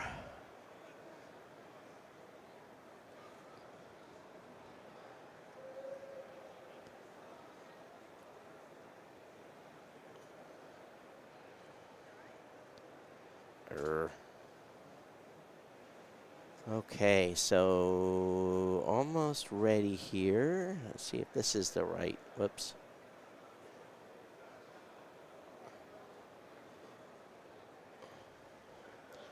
Yeah, sorry. Trying to log into an account. That's not giving me any luck here. All right, we're going to move this a little bit here. Is that better? All right, so anyway, we're going to go ahead and introduce yourself and tell us what you're presenting here at CES this year. Yeah, nice to meet you. My name is Rick Schulte. I'm the founder, CEO of Sorama. Sorama, okay. And we're specialized in creating insights into sound. So we can see sound with our acoustic cameras. And yeah, we're here at CES to present some of our newest products for different use cases. So one of them is creating healthier buildings by identifying acoustic leaks or even energy leaks in building facades, as well as the acoustic performance of your office, for example. You know, I have an actual recording studio that's been all sound conditioned professionally by a company, and I would never have imagined when we were doing our first test, because we did like this. He had some sort of test he did and recorded it, and then came back later and did that same test again. And you could, I mean, it was like dynamically different. Buildings do leak, I guess is the best word. Not only heat, but they heat. You know, it depends on how the build, I'm sure, from room to room, right? So is that where your tech comes in, is looking at isolation between room to room, or? Yeah, so if you have like your meeting room or your studio and you're sitting in the other room and you can just almost literally hear the conversation going, that's typically not what you want to have in a studio or in an office.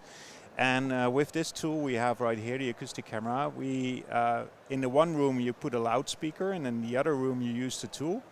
And it's very easy. You kind of see, like, it shows a bit like a thermal imaging camera, so you see a heat map over a visual image. And you literally see that heat map on the locations where the audio is leaking through the sites. Wow. You know, I did 25 years in the military. That could be, you ever talk to DOD about this? You know, be honest with you, though, there is from if you're in a building where you have other companies in the building that are next to you, you definitely want to make sure that your information is not making it across those barriers. Yep. What are you primarily finding that companies are looking to do with this? What are the most use cases? I mean, it's especially if you're in an open office area, for example. You can imagine people coming back from COVID to the office, and you get distracted by your colleagues. Well, those are situations where you can utilize the acoustic camera to see if there's reflective surfaces, or you need to put a barrier somewhere to improve those conditions so you have less stress in the workplace, but definitely also with rooms that you want to have isolated with information from talks that you don't want to get out. Those are also important use cases. I don't think a lot of people realize how sound travels. I know that when you have a monitor in front of you and you're doing a Zoom call, or it makes, maybe you're not even on a headset, but your voice hits that monitor and bounces right back at you, and there's that reflected energy that comes at you. It can add, if you have 10 people in a Zoom call, that can add to the distortion level of that call. So depending on the mics, of course, that people are using. So I could see where I understand the value of soundproofing then. So do you take the information you're getting from this and then work with third parties to come up with solutions to deaden that leakage, or? Yeah, so I mean, this product is really focused on the construction companies during themselves. The so what normally happens if they build a pod, or they build some of the rooms, is that after they finished it, an acoustic consultant or a testing company comes in and they make a report, and maybe 10 weeks later you get not sufficient, you know, or you're starting to use it and it's not compliant to what you expect. Right. Well, this kind of flattens that whole process, and when you literally put the wall there, you can check it out and you can see where those leaks are. Even if you kind of made a little mistake with putting the door in, and that allows for a lot of time saved and a lot of money. You don't have to get back on site to fix the issue. You can just deliver a building or a site the way you promised to, without all the hassle with the with the reports and stuff. And some of that mitigation can be easy, especially during construction. Maybe it's just filling an area with foam, or I'm sure there's it can be that easy. Sometimes it's even, we missed a strip near the ceiling, or part of the door is not really fitting right in, and you just have to tune it a little bit. So you don't, typically 80% of those cases are a quick fix to hugely improve it. On the other hand, we also have a whole network of solution providers. So if the situation is more complex or it really doesn't suffice, then we can always introduce a solution provider. So we're kind of like the middleman, so to speak, to create those insights to where you can really fix it. Most of the time you can fix it right away, and if it's more complex, we can help you with that. You know, we from my other company, I have a 6,000 square foot office that has a big conference room, and then adjoining to it is an open workspace where everyone works. And we always complain when we were in that meeting ring, those folks that were on the work floor, because it was a raised ceiling and just those tiles, they could 9 out of 10 times they could hear the conversation that was going on, which would be distracting for the people on the floor. So with this, you could actually tell who you're renting a building from, say, hey, we want some noise mitigation done here because we've got sound leakage. Yeah, and we can literally show where it's leaking. And so you also have an easier proof of an actual leak in that situation. Right. So it's interesting. I never thought of this as a potential business. So how long have you guys been doing this? Yeah, so we started already back in 2009 as a spin-off of the Technical University of Eindhoven, where we focused first on product development, acoustic design, sound design. That's still a business for us. So you can add automotive, HVAC, those type of companies that make products that get in your home or you're using. And from there on, we started to also diversify in the applications. So part of the applications are also in finding gas leaks and issues in factories. That's a business we're doing together with Fluke Corporation from Seattle. But otherwise, we're also installing these acoustic cameras then without a screen in a smart city or a smart stadium.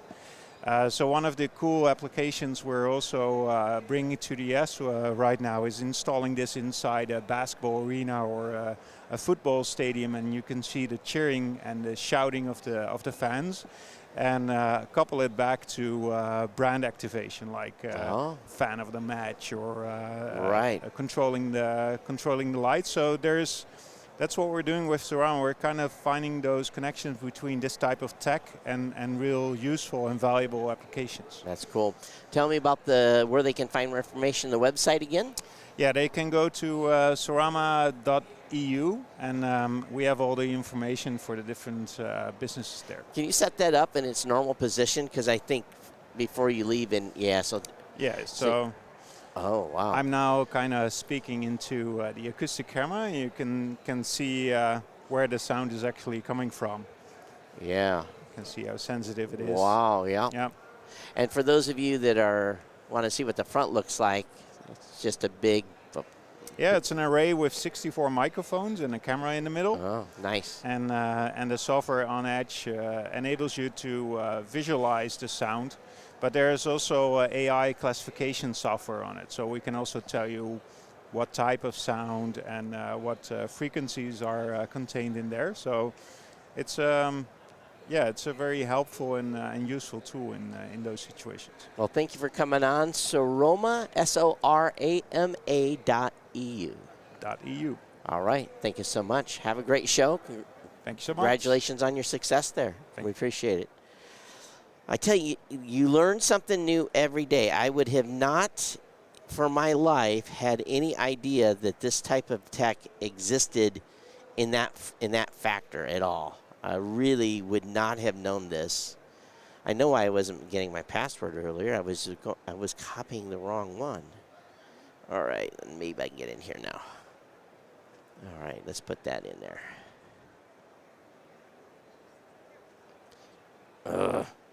All right. Hey. How are you? Good, doing good. Just got in here and was a little rushed. I'm trying to log into an account, and when you're trying to log in and you can't find the password, your irritation level goes up. But that's not your fault. No, but it always happens, right? It's right. It always does. So go ahead and introduce yourself and tell us what you're doing at CES. Absolutely. My name is Brent Korn. I'm actually the general manager for North America for APR. We're a wireless robotic swimming pool cleaner. A wireless robotic swimming pool cleaner. Correct. Oh, interesting. So think of it as a Roomba for your house. Sure. I'm a Roomba, but a pool cleaner. Now I've seen traditional pool cleaners. It's hooked to a cord, right? It walks around the swimming pool. Absolutely. Mine, you don't. You actually plug it in for about an hour and a half. It'll charge a battery internally. Okay. Plug it up, drop it in the pool, let it go. It'll run for about 3 hours. Clean your pool up to about 3,000 square feet. You're good. So you don't have to have that vacuum hose hooked to it the whole time, circulating it through. Nope. Ha, ha, ha, ha. It's simple, right? And yeah. The key to that one, too, is all it is, it's a basket that you take out the back. You open the compartment, take it out, right. Empty it, put it back in, and let's go. So talk to me then about, because I live in the country. Okay. And we have lots of dust, get a lot of dirt in the pool. Absolutely. And I guess that's probably pretty much everywhere, right? It is. And whatever else sediment that settles to the bottom, bugs and so forth. Right. How do you compare from a traditional pool vacuum to yours from the job done? The job's going to be done in a different fashion. When you do the hose compartment, well, it's a high pressure cleaner. Yeah. It's actually sucking. You have to go so slow so it gets everything at one point. That's right. Mine doesn't. Mine may move some dirt around, and it's going to come back and forth. Going to hit it. Get it. Exactly. Right. So what it does, ours has a quad motor system. We give you 2 intakes of pressure to suck all the dirt up. Yep. Puts it into the basket and goes out. So that's the difference between the high pressure, you got to go real slow, plus you have to manually do it sometimes, right. Or these machines go so slow. But you can't, if that's in the pool, you can't swim. That's right. Or you don't want to have the cord hanging around and floating on the top when you're outside having a drink. That's right, because this can run while you're still in the pool. Absolutely. So now the next question is, does it find itself at the deep end of the pool, or does it come back to shallow end before it's finished? No, we put it in the middle, make you jump in. We want you to use your pool more often. No, actually, when the battery starts going low, it'll park itself next to a wall. Okay. Doesn't matter which one. You don't program it to any wall. Sure. You just park itself next to the wall. We ship it with a hook that you put on the end of your pole, a brush pole. Yeah. You hook it up, grab it, pull it out. So you don't even have to get wet. Nope, absolutely not. We try every now and then. I want it to sit in the middle because I want you to jump in just to see how cold you would get. Right, right. Well, sometimes in the spring it's pretty cold. You're not ready to go in the water yet. Nope, not at all. Oh, very awesome. So I bet you are the only person in the market that has this. We are one of the only people. We're the only one that has this quad motor system. Okay. There are some other competitors that are coming out this year, but we've actually been around for about 3 years. Awesome. Talk to me about price. Oh man, it's relatively inexpensive actually. We have models that start at $299. Okay. Goes up to $899. So it's almost in the whole Roomba range, isn't it? It is. Now our $299 and $399 products, they do floor only, so they'll only clean the bottom. Okay. They won't climb a wall. They won't do anything like that. You have models that climb the wall? Absolutely. I mean, that's what we're here for, so, right? Okay, so does it scrub when it climbs the wall? It does. I could show you a video of it if you want me to. Now we can. No, we get that. But no, it actually scrubs the wall. It climbs the wall, does floors, the tile, the waterline tile. Man, look, it's to think of it this way. It's the Bentley of cars in a pool cleaner. What are the limitations on types of pools? Will it work in, some of these folks have the ones that are above ground, soft side. Yep. Works okay with those? Absolutely. We won't use that one in that pool. You actually use one of our other models, the $299 or $399 model, because they only do the floor. They'll run around and clean it. Okay. It's our Seagull. We have a complete line. It's called the Seagull series. Yep. We have the SE, we have the Plus, and we have the Pro. So I get most pools then. Traditional pools would probably be concrete. I don't know what they're lined with. Gunite. Yeah. Gunite, right. So then you can use a higher end model to climb the walls on that. Correct. So how does it, is it like an octopus or what's the story? How does it climb the wall? Just because that suction keeps it to the wall? It uses those quad motors that we have in this. It actually uses that to help propel it to the wall. Our intakes and outtakes come out behind it, so it actually pushes it against. Okay, makes sense. Yep. Has a scrubber on the front that's going to scrub all your wall. Then it also has it funnels everything down into the collection You basket. know, it sounds to me like we're close to replacing the pool dude. So, next thing you need to do is chemical distribution in this thing too. You laugh. We actually have one that does it, but we took it out because chemical is so corrosive. It's true. It's just hard to keep that moving. So we have that idea. That was an idea to do it, but it's just the corrosive part of it. It just didn't work. Because you're out there dipping the pool, doing the test, pour some in. Absolutely. Can't be in the pool for the next hour. Yep. No. This one you can. That's the benefit to this device we have. Yeah. Think about in the olden days, you had a cord that came from a wall. That's right. It goes across your deck. Yeah. So if I want to go out and have a cocktail with some friends, I got to remove it. And it's out there. You can hear it. Exactly. This one doesn't. This one just sits there and moves on. Oh, very, very cool. So what's the website? Website's aper.com. A-I-P-E-R. AIPER.com. Available now? The $899, the Seagull Pro will be available in March. Okay. We do have the SE and the Plus that's available today. Awesome. I have a brother-in-law that is probably going to, I'm going to turn this because he hates going out there and cleaning that pool. Absolutely. Our favorite favorite cleaning's for the bird, right? That's right. So we call it the Seagull series. It actually does what it needs to do. All right. AIPER.com. Congratulations. Thank you very much for having us. Thanks for stopping by. Absolutely. This is a first. I can tell you, of all the years we've been doing this show, this is the first time we've talked about essentially, and I don't want to call it that because it's the apron to clean your pool. Thank you. Very, very cool.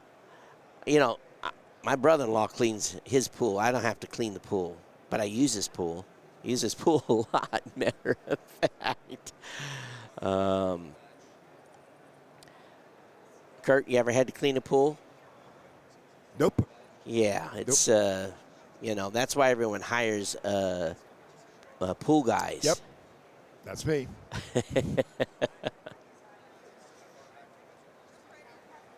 Yeah, guests are showing up right on time, aren't they?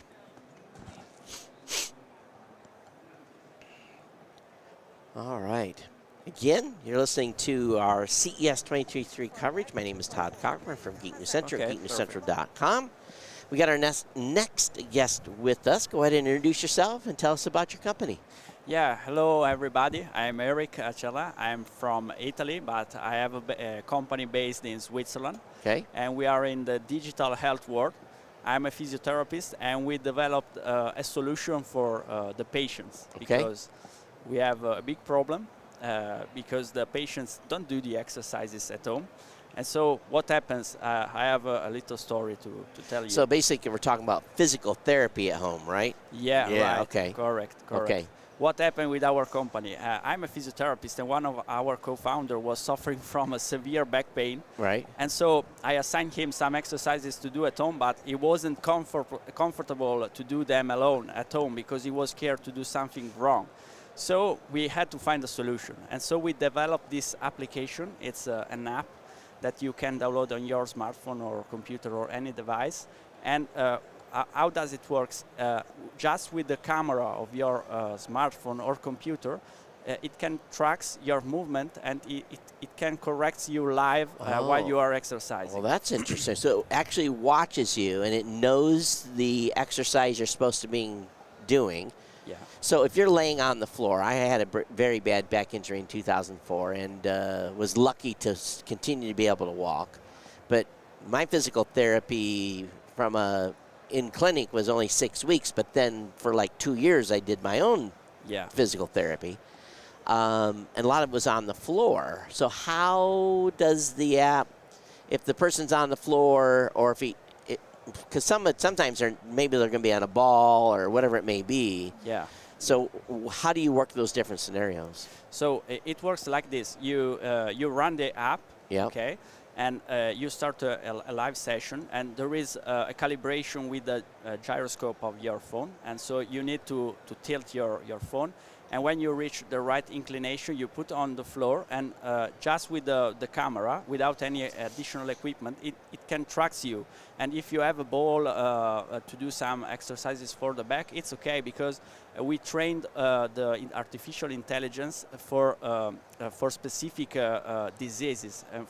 Like now, for example, we are working with chronic low back pain, right? And we did many exercises for this problem. And so you put your phone on the floor, and it see you, and you can enjoy, and you can exercise. So do you do this in conjunction then with your physical therapist to set which exercises you're doing, or is it a broad spectrum of exercises that are specifically for lower back pain? So it works like this. We have 3 lines of products. We have one product dedicated to physiotherapists, and we have 2 interfaces. One interface is for physiotherapists, so they can choose the right exercises for you. Yep. And then they will send to your application, and you will find the right list, right? Yeah. And we have also 2 more products, one for insurances and one for pharmaceutical companies. Wow. What we are doing, we are selecting the diseases where exercises is needed, and we are creating packages of exercises so that they can assign to their clients, or they can send besides their drugs in the pharma company, and so that they can exercise with these packages of exercises. That's interesting. So how does it work then with the pharma companies? What is their role? Is this to prevent prescription abuse, or what's the role on working with the pharmacies? Yeah, what we have in mind, and we have an open dialogue with a few pharma companies, is to provide some application for the patient journey. That is something very important for the pharma company, and many companies are investing in this sort of solution. And so what we would like to do with the pharma company, we would like to send them a few datas to understand if they are taking their drugs, and so that they can monitor what is happening with the patient. But we are doing this not with personal data, but what we would like to do is to send just anonymous code, so that they knows that for that drugs they are taking more boxes, and they are taking drugs, and they are using it. So we would like to give to the patient something very useful, but also something very useful for the pharma companies. Interesting. Yeah, that's a tricky one, though, isn't it? Yeah. Yeah, it's a little bit. But I do like the ability for, because normally, I think if I remember correctly, I was sent home with like 3 sheets of paper. Yeah. You know, with here, it showed you the position you're supposed to do for each exercise, and the motion you're supposed to do. And I think I remember that. I think I probably lost that paper within a week. Yeah. So that's probably, Yeah, I can show sure. maybe a screen of the application. So it works like this. It just right here's the dot. Okay, it works like this. This is the application. Your physical therapist send you the exercise you have to do. Yep. You know the reps and the sets you have to do. Yep. And for example, before starting exercising, you have the video tutorial like this one. Place your device on the wait. Oh yeah. It basically It actually will demo the actual exercise then. Yeah. There is the tutorial, so it explains how it works, and so that you have the video of the exercises. Awesome. How long have you guys been working on this? We incorporated in 2022. Okay. But we are working on this project from the 2020.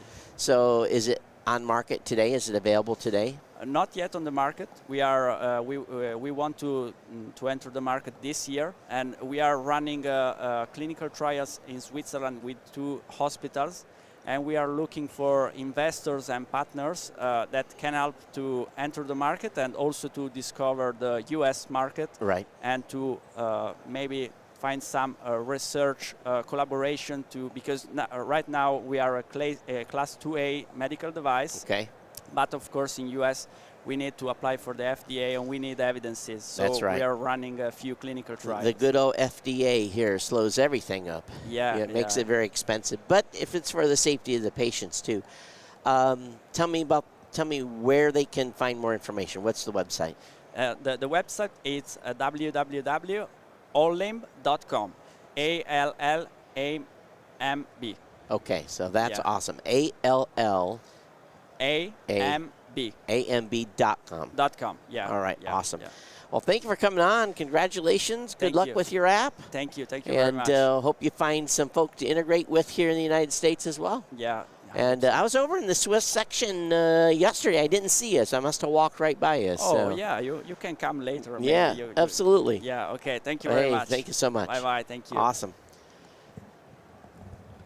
You know, no one likes physical therapy. You go to physical therapy, and the physical therapists, I believe, are, God bless them. Don't get me wrong. Physical therapists are fine, but, boy, they can torture you. Literally torture you. So, are we no guest right now? Well, okay, so we're in between. So maybe I can log into this stupid thing and get in here. What I'm trying to do is at 3 o'clock our Twitter live stream. Basically, I guess maybe our next guest is here, so maybe I won't get this done. And, okay, why is it asking for that? So, yeah, I think that's a lost cause. I can talk a little bit about walking around today. I was looking at Blue Eddy and their home power bank system, which is available on the market. This thing is going to be pretty cool for people that are looking to have an alternatives for storing energy if they have solar on their home, to be able to provide power when there's a power outage. And I'm sure there's other options there as well, as far as, basically peak times and not being using energy from it too. Also saw this company called 3-D Desk, and look at which camera I am. There we go. 3D-Desk. This thing was a little bit out of the price range I thought it should be, but this was the most advanced stand-up desk I've ever seen, to be quite frank with you. It had like 18 different positions you could put everything in, so we'll see if they find a vendor to work with here in the United States. But our next guest is here, so we'll go ahead and have a little chit-chat with her. Hi, go ahead and introduce yourself and your company and tell us what you're doing here at CES. Okay, hi. Nice to be here. Yeah, thank you. My name is Judith Baumgarten, and I'm from Fraunhofer FEP. We are a research and development institution in Dresden in Germany. And we are showing here our micro displays for AR and VR applications. I've brought some small little cap here. Don't know whether we have a cam to show. Well, we've got the ability to show the hat. So what it looks like from here is just looks like a hat, but you've got a camera here on the bottom of it, and that's not too intrusive. So tell me what are we doing with the applications with this? Yeah, for example, you can use it for sports applications. So let's say a navigation app that you can see, or for vital signs, for your heart rate, for example, if you're jogging around. Sure. So then you can see there your vital signs, the length that you have jogged so far and stuff. And you can also use the display for other applications in combination with a thermal sensor, for example. You can have a thermal imager here. Such a device. So these are just standard thermal imagers, and these are being used for security, or what are your current use cases for these? For different applications, so you can use it for medical application, for remote fever sensing, for example, or for firefighters, that they can see, okay, here are the heat sources, so that they are warned or that they know where they need to go. And other applications as well. You know, it's interesting. I used to travel to Japan a lot, and as you were heading towards immigration, they'd have a camera pointed at everybody, and a gal sitting at a table, and if she was looking for anyone with a temperature, and if anyone had a temperature, you got pulled aside for a medical clearing. Yeah. So, and I'm sure probably for businesses now and making sure employee health is safe with COVID and everything, it's going on. Probably there's more. Someone's running a fever. Maybe they should have stayed home that day. So it'd be a way to see if you have a healthy workforce too. Yeah, for example, it was a project we had until COVID, and we introduced this demonstrator in this time. Okay. What else are the other devices you have for us? Just my, okay, my sorry. personal belongings. We have different micro displays here with us at our booth in Hall D at the German Pavilion. You mentioned that you're doing VR work, so talk about the VR work you're doing.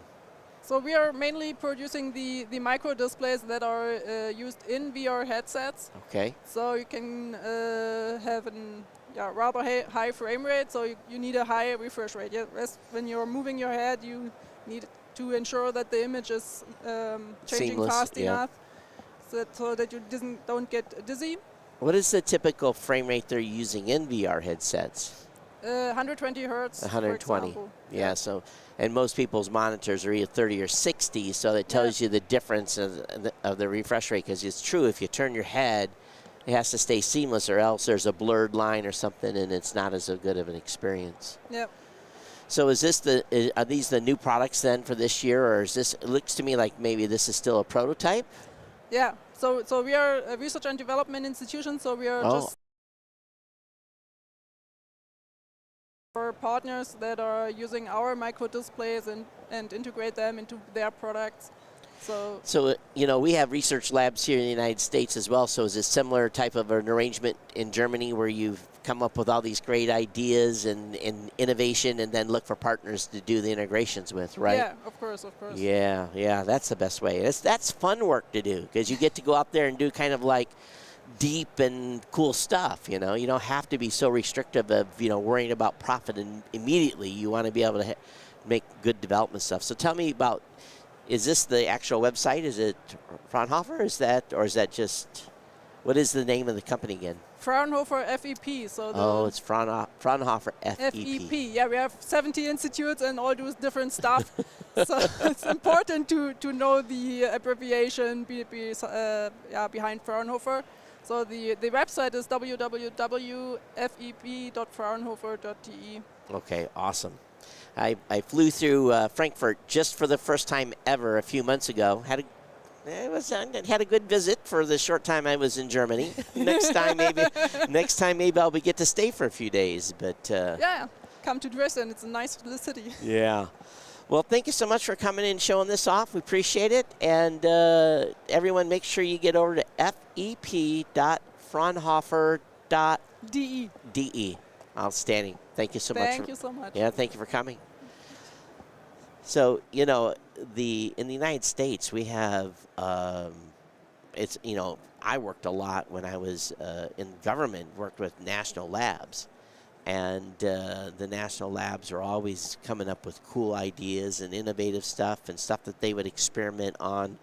And I think every country is doing this. And I don't know how the economics works in Germany for that organization, but definitely VR and optics and all that stuff today is huge. And I think as I've been walking around, I've probably seen 30 or 40 companies that have VR headsets where people are actually demonstrating them, and they're standing in booths. And matter of fact, sometimes they're in a little cage because they don't want people falling down. But VR is big. It's growing, and I think it's going to continue to grow over the years. One thing also too was that I talked about this when Marla was on, was this clone yourself AI from studio.ploonet.com. That was, I didn't get to, there were so many people around the booth, I did not get to actually talk to folks, but this is where you actually make your clone. It's not like you're using one of the 40 or 50 avatars they have. You actually train the system to be able to allow yourself to be a chat AI. Maybe it's something for your tech company. I do want to talk about some of the things I saw today as I was walking around. I journeyed over to Las Vegas Convention Center. For those of you watching this show, we are at the Venetian, where basically all the innovation booths are at downstairs. As you've seen over the shoulder here, we have a lot of global companies that are here. But when I walked over to, or didn't walk over, took the bus over to Las Vegas Convention Center, and let me just talk about some of the stuff I saw that I thought was cool. And there was a lot of people there, very hard to get interviews per se. But let me go ahead and scroll through, and I'll talk about those items that I saw today. The biggest thing, well, let me back up here. We'll talk about just the sheer size. Down here, most of the booths, probably the biggest is 40 by 40. Down there, they're massive. They're massive booths. Panasonic takes up like a quarter of a floor. But one thing I kept seeing a lot of is, and we've seen these all over the country, are these little hand scooters. And honestly, they're kind of annoying because people rent them and they leave them laying all over the place, and people trip over them, and they have teams that go fish them out of the water and everything else. But there's just a huge number of electric scooters, electric motorcycles, stuff that would be used for those that live in cities to be able to get around. Bugatti had a car there with adjoining their line of Bugatti scooters. So I thought that was kind of interesting. And the Bugatti scooters do not have the same beautiful design as an actual Bugatti vehicle at all. When I wandered into the Sony booth, I was really taken aback because typically there'll be televisions, there'll be be a variety of things that I would think that they're bringing to market for consumers. And in this time, they had a whole section that was kind of roped off that was addressing creators and people that create content and stream to Twitch and a variety of different locations. And it was more kind of had this NAB, National Association of Broadcasters, show feel. And I asked the lady that was standing next to, I said, why are you showing this at CES? And she basically said what they wanted to represent was the ability for a consumer to start with a low-end camera, then over time upgrade, and there's a whole path to get all the way up into cinematic. Now, I don't think most people are going to start basic and then graduate to cinematic type of gear, but that was something that they were showing off. And a whole line of different cameras. And one of the things they're proud about their cameras, too, is a lot of them now are being built from recycled material and using less plastic. But probably the coolest thing I've seen at the show so far was from Starsphere, which is, I believe, now a subsidiary of Sony. Sony put a satellite into orbit with SpaceX 3 days ago, and the goal later this year is that consumers and professionals will be able to rent time on that spacecraft to be able to image certain areas or views, or you basically order up what you want imaged. And it's not, my understanding is let's say I want to order up imaging of my home, if I want a satellite view of my home. And he said that this is not that level of optics. You're going to see a fuzzy area of your home. So it's really not designed, to be able to take an image, like a super spy picture of your home.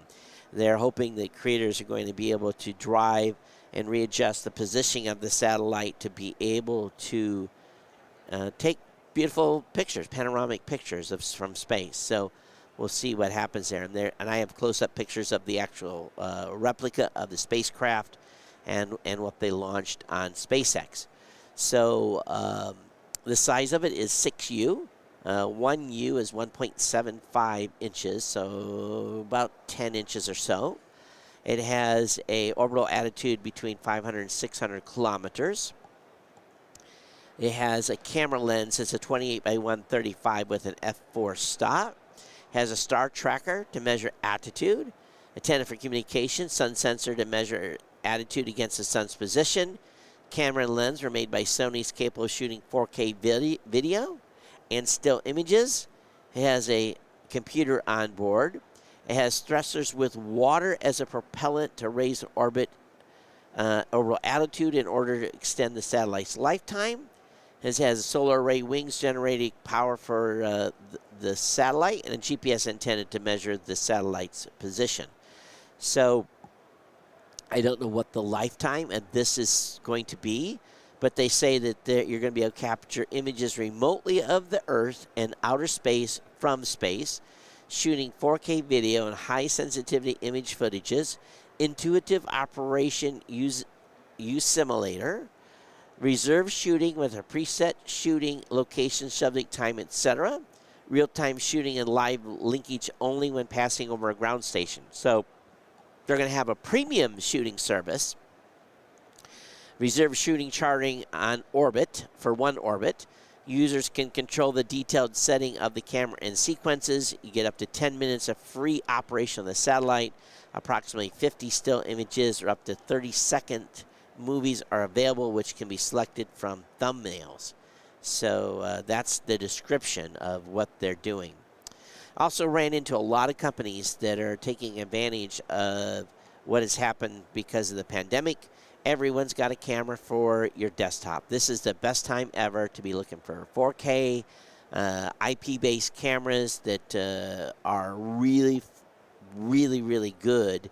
There's just a huge plethora of companies coming out with these because they know people are working from home and they want to look sharp when they're doing their online meetings.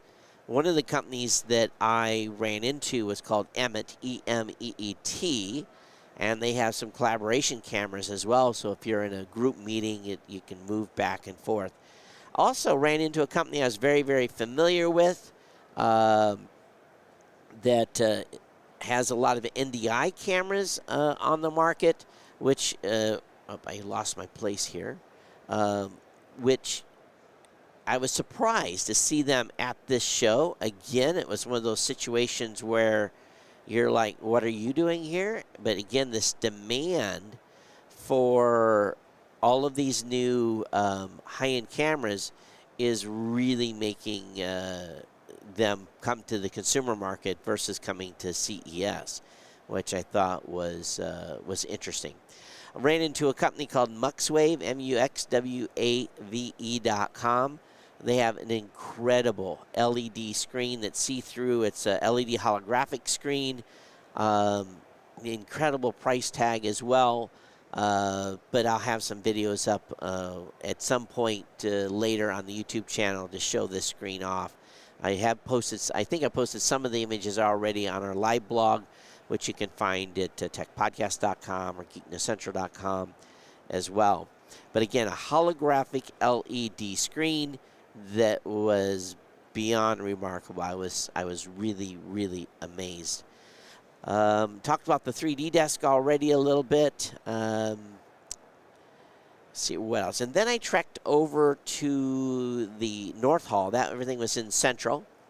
And I ran into Jackery. Jackery is one of the companies that has power banks. And they've got a whole line of new power banks. And, you know, these are the big storage banks that you can go glamping for a weekend and be able to have power and not have to worry about having enough juice to keep your stuff recharged. But they also had a prototype of, it's called Jackery Air, and it's a windmill. A 200-watt output power, has a dual motor design. It's compact, light, and a packageable design. Environmental friendly as well, so a way to create energy from wind. They obviously have the ability at Jackery already to connect solar panels to your power banks, but I was truly amazed to see this prototype that they have available at the show. later this year. This will be available for market. No idea what the price is going to be at this point, but that was something cool that I saw. I already talked a little bit about Blue Eddy. I don't need to re-go over that, as well as some high-end stuff. There were boats here. Yes, boats. The first time I've ever seen a boat. And they were electric boats. And I asked the guy that was standing outside the booth, I says, how far can you go on a single charge with an electric boat? And he says, well, you can run for about 2 hours, but then the motor that's in this electric boat will recharge the battery. And I thought, okay, that's interesting. Ran into some robots here. I don't know if you can actually see on that that demo screen. Yeah, probably can't with the glare. But all kinds of little robots running around, people walking. Again, electric bicycles as well. So lots of electric bicycles, and so not bicycles, motorcycles, bicycles, scooters. Da Vinci was a company I was looking at. Looks pretty high-end. Looks like something that typical, I call them crotch rockets, but I guess if that's the proper word for them. That was coming out with some electric ones there. Did not get into the booth to find out the top speed. Let's see if I can, top speed of one of them was 124 miles per hour. I think that's probably fast enough. Also, I walked in and saw some prototype vehicles. We can bring them up anytime. They're cleaning we're bringing home appliances on the show. And so we're going to get to be able to see we can bring them up when they're ready. Yeah, we do them one at a time. Yeah. And then we just switch them out. So Applied EV had prototype vehicles. It's all about remote controlled vehicles, or remote. So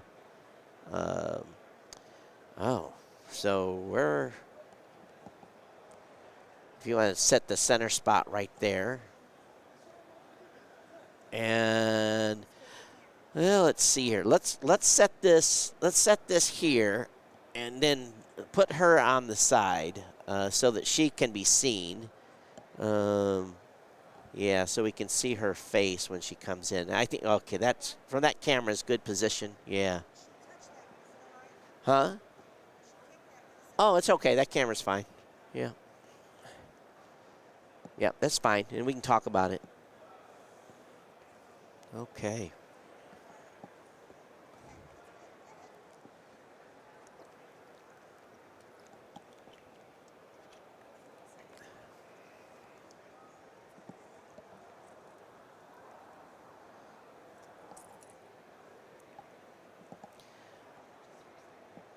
I don't know if they've been cooking with this. I don't think they've been cooking with it. It doesn't feel oily. It feels clean. Haven't been cooking with it? No. I was just joking, obviously. Okay, all right. So, first of all, thanks for coming. And I always love when people bring gadgets. It's always fun because you can actually see this one. Sometimes they just bring something small we can't see. But go ahead and introduce yourself, your company, and... Yeah, well, my name is Anna. I'm CMO of Cooking Pal. Thank you for having me here. Yeah, absolutely. Cooking Pal. So tell me about Cooking Pal, then we'll talk about, I guess this is Cooking Pal, but let's talk about the company and what you guys are doing. Yeah, so we're building essentially a support system for everything cooking related. This is our second CES. First CES was at 2020, so 3 years ago, when we launched our first device called Molto, which is multifunctional cooking machine, essentially, right, that replaces over 15 different appliances. And we came out on the market with the concept of connected cooking, where we have a range of appliances controlled all by this tablet that we call Smart Kitchen Hub. Okay. And now this concept of connected cooking essentially becomes more attainable with the second appliance that we're about to launch on the market. We call it Pronto. This is our smart pressure cooker. Nice. Yeah, and the biggest sort of advantage to it, right, is really this tablet that is the heart of the system that we're building. Is it's intended to be your pal in the kitchen, right? So, you know, I've got a device in my home. Does this only do pressure cooking, but is this also an air fryer too, or? Correct. Yeah, so it's a little bit different from what currently is available on the market, Okay. right? So from the hardware perspective, it has certain features like auto pressure release, right? Okay. So you've got sensors, so you don't need to move that valve with your hands. That's right, and get the hot air blowing on you, Correct, right? So then also the steam release, right? It's got a steam diverter, so it gently releases sort of sideways instead of shooting right up. Oh, nice. It also has a built-in scale. It has cool touch handles on the cooking pot. Yeah, you can take it out, and also the coating itself has got ceramic coating, so it's completely free.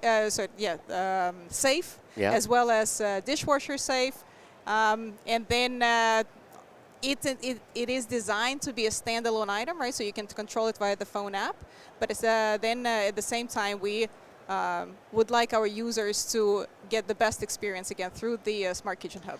You know, the big problem with my dual appliance thing that I have right now is I have to go look at the manual. Right. What temperature, you know, how long. Right.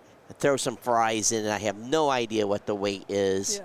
So it's like, okay, did I throw a half a pound in there? Was that 12 minutes or 16? I open up the fryer, and I look inside, and it's either they're soggy or they're burnt, one of the two. So with this and having a scale in here, so if I dump some fries in to just air cook some fries, we're going to get perfect fries out of this thing. Right. So we haven't talked a little about the air fryer yet. So it's a standalone item on itself, right? It fits any standard 6-quart pressure cooker, right? So we're not pushing you to purchase our pressure cooker, but you can buy it as a standalone item. Oh, right? Nice. Exactly. So very easy, accessible, right? And you know that air fryers are booming right now, right? They're booming. Yeah. So also with the design that we're bringing, right, and all the recipes that are coming together with it, right? So let's talk a little bit about it. Sure. Right, about the services. So Cooking Pal is not just a hardware appliances brand, right? Yep. But once again, we want to be your pal in the kitchen, right? So how do we do that with all the additional services that we offer? So in many ways, it's all these recipes that we bring, right? So currently we have over 600 recipes on this tablet. No subscriptions, they're all free. We're rolling out recipes every month. Yep. You get 30 to 40 new recipes.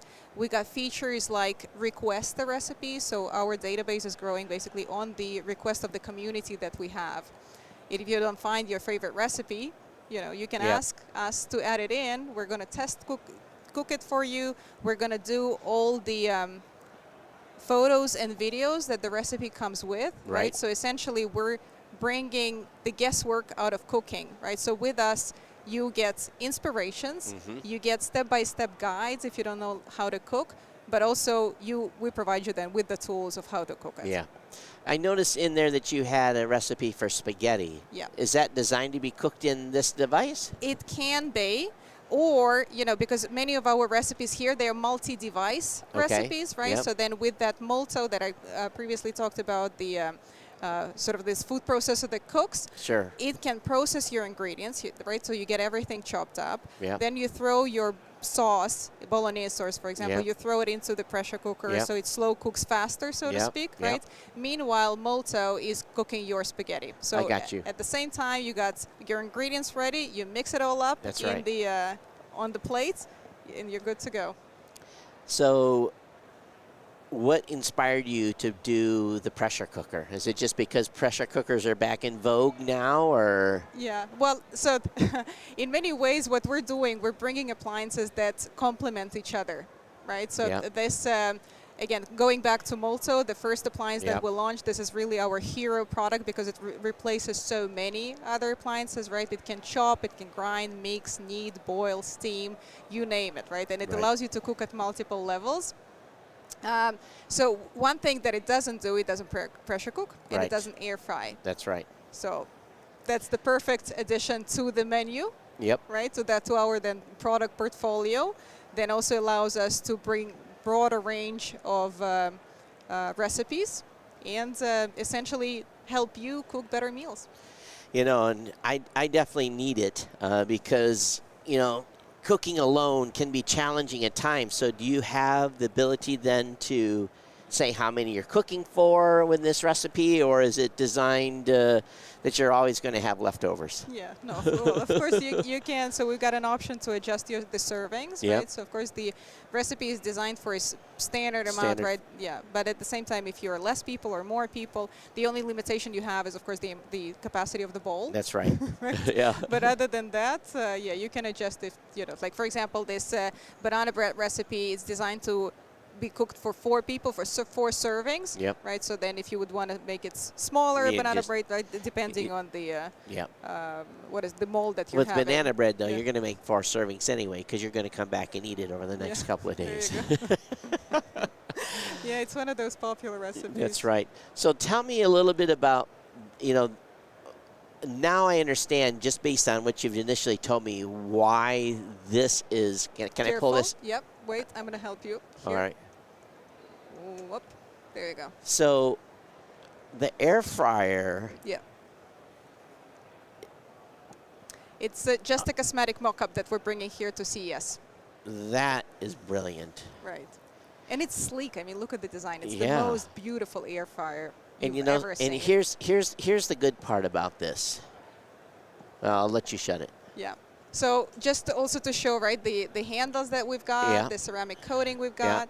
It's got this spring, right? So this for the then. Whoops, I'm not sure what's happening here. Yeah. Well, let's not anyway, let's not let's not crush push it. it. Yeah, let's not Exactly. push it. We don't want to break it. So this is my biggest issue with the other item I have. Tell me. Because I have a lid, Right. a big lid I have to store someplace. It's awkward. Yeah. It's in the shelf like cocked sideways. This, man, I get this right away. And for those of you that are kind of neat freaks that like stuff organized, this you don't have to have the lead. Yeah, you don't have to change the lid. You just use that. Yeah. Yeah, very, very, very, very smart. No, our design team is doing a great job. Our appliances receive various awards like Molto. I invite you to go to cookingpal.com to see how it looks like, or Yeah. the booth. We're here at CES at the booth 53517, Yep. 53517. So you can visit us, see the full range, Sure. and see the full sort of like the design language that our appliances speak. It's all very simple lines, you know, efficient with very efficient ergonomic design, clean. Right. So talk to me about price. What is the universal air fryer going to go for? So the air fryer is going to launch at $119. 119? 19. What about your pressure cooker? Pressure cooker going to retail at $279. 279. Correct. What about your tablet? What is that? So tablets, it's going to launch a little bit later as, as its own standalone item, right? Yeah. We still need to make sure that we offer the best experience to our users, right? Yeah. So we need to optimize that experience, right, with all the UX UI that we're offering. But it will be around $300. So the question is, why not just use your own tablet instead of using your upcoming device? Any other tablet, you mean? Yeah, any other tablet. Well, so the hub is designed really for kitchen environment, right? Yep. So it's splash proof. It's got this jog dial that allows you to go through the recipe and adjust servings. Okay. You know, control basically the UI if your Right. hands are wet, right? Sure. And the responsiveness is not as good. Yeah. So you can use the jog dial. It's got a speaker. It has a camera. We're offering it features services like a cooking class, for example. Right. So you are able to book a cooking class through the tablet, and our culinary team will pick you up, right? Your request. And arrange for a session where not only you learn new cooking skills, right, but also learn the best way of how to use our And they also appliances. remote control these devices too then. Yeah, of course. Yeah. Yeah. That's sort of like the basic offering there. Right.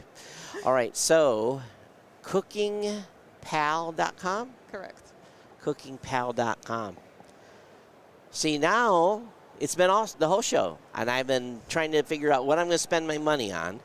And finally, something comes through. I'm like, oh, yeah, I could see this on my shelf. So, for me, that's because someone's asked me, are you going to buy from the show? I haven't seen anything I wanted. Now I see what I want. So, again, when's the availability on this? It's going to be coming in summer this year. In the summer. Both of them in the summer. Correct. All right. Thank you so much for coming on. Thank you very much for having congratulations. me. Thanks. All right. There you go. Cookingpal.com, everyone. Definitely check them out. Of course, they have a product on the market already that you want to check out as well that they introduced in 2020? Yeah. 2020. All right. Awesome. Very, very cool. All right. So let me go ahead and continue my commentary. You can, if you want, you can go ahead and we'll move stuff off the table. And, yeah, we're finished. Yeah, you're welcome. Very, very cool. You know, the air fryer piece on this that's my favorite one so far. Because it's universal. Yeah, the lid wasn't shutting, so we want to be careful. We'll let you carry it off and figure out what's going on. And what these are is prefabs too. So that's we have to be careful of anything that is all right, let me talk about something I saw, and this is from the state of Indiana. Had a whole section of the Indiana Economic Development Corp. And it was, they had an IndyCar there, and I was actually kind of surprised. I didn't know Indiana was so heavy here at CES. I don't see a lot of other states that show up like that, and it was kind of surprising. Also, lots of cars, lots of autonomous vehicles. Almost every manufacturer saw one. I didn't see a big presence from Ford Motor Company, though. But one thing I did see was a Caterpillar's here. You know those big dump trucks they use in, like, mining operations? Well, they had a cat inside the West Hall, one of those big dump trucks with decked out with all of the extra new features, autonomous features, and all that stuff. So that was something that I saw. So I guess our next guest is coming up the steps. And another thing that was here was John Deere. Nothing runs like a deer. And John Deere had a sprayer. They were talking about how the technology that they're using in spraying now allows them to hit exact spots within different rows to be able to get a better kill without spraying too much and being able to saving from putting too much spray on the field. So it was pretty interesting in itself. And they had some farmers that were there that were talking about their utilization of this particular sprayer. And it's always fun to see a couple of hardcore farmers hanging out at CES in the back. You could feel that they were a little bit uncomfortable, but they cleaned up well. So it was fun hanging out at John Deere for a little bit. All right, our next guest is here, and we're going to talk with him in just a second. They're getting him set up with a microphone. All right, feel free to. How you doing? Feel free to introduce yourself. And Bert Fertel. Bert, how are you? Nice to meet you. I'm nice to meet you. You know something? You've got a few years on me, sir. No, not that many. A few, but so I'm always excited to talk to someone that's here at CES, and I think I may have heard something earlier about what you're bringing to market. Why don't you talk about your company and what you're doing here? Okay, first of all, I do have to say that I think, I can't guarantee it, but I think I'm the show's oldest exhibiting inventor here.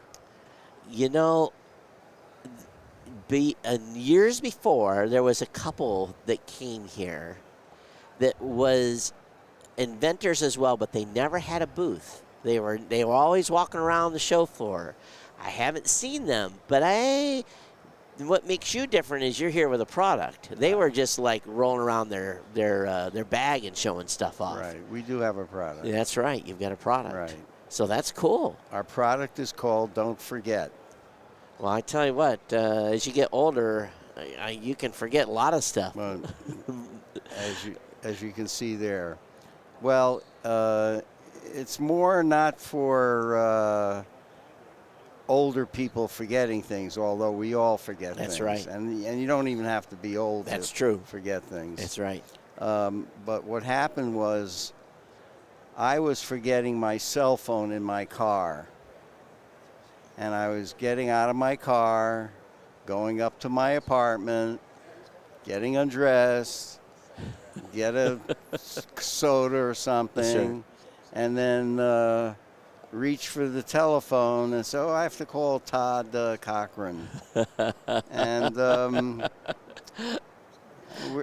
shoot, I left the phone in the car. I got to put on a pair of pants, put on some slippers, look in case I bumped into somebody in the elevator. That's right. So, and I'd go get my phone. Yep. And this was happening 2-3 times a week. I have one of those cup holders with a little square thing on it, and the phone fits right into it. Sure. I forget it all the time. Just leave it there, right? So I said, you dummy, what a dummy. Why doesn't somebody invent something to remind you? To remind me. Right. So I said, I'm going to invent something. So I went to a patent attorney in Florida, and of course, they say, well, there's some things out there, but yours may be unique. And $10,000 later, I found out that I now have a patent that's pending. Okay. And then you have to apply for a... So what is my patent, what is my invention called Don't Forget? I almost forgot. That's right.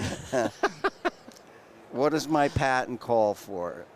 It calls for, because I found out later on a more serious note, that many, many babies die every year in hot cars. That's right. And even more dogs die in cars. That's right. In hot cars. Yep. So here I am now. I started this venture I remember on January 4th, 20. Shows you where I'm at. Sure. No, 2022. Uh-huh. On January 4th was my first visit to the patent attorney. Sure. And then I got involved with engineers and logo makers and website people and all of that stuff. All that stuff. So here we are now. We have a actual product on apps. We have actual apps that do just that. You download, whether it's an Android or an Apple app, you download it, you pay a monthly fee. It's not very expensive. It's $5.95 a month. Okay.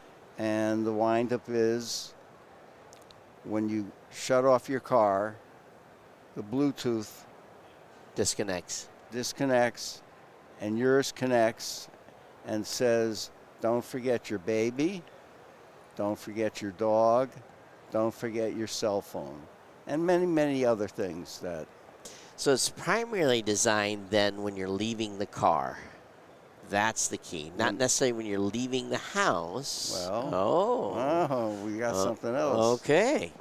So, thinking along those lines, I said, well, this is all well and good when you're in the car, you shut off the car and it's telling you not to forget your dental appointment or stuff like that. what about your house? So in that case, we came up with an idea of a motion detector right at the front door. As you walk by it, it'll say things like, don't forget to turn off your coffee maker. Don't forget to take your credit cards and cash. Yep. Don't forget to take your laptop. Yep. We have a myriad of things. Don't forget to take your keys. Your keys. Yep. Your wallet. Things that you would normally walk out with. You get the Right. car and you're like, oh, left the wallet in the house. Right. Yeah. So that's cool.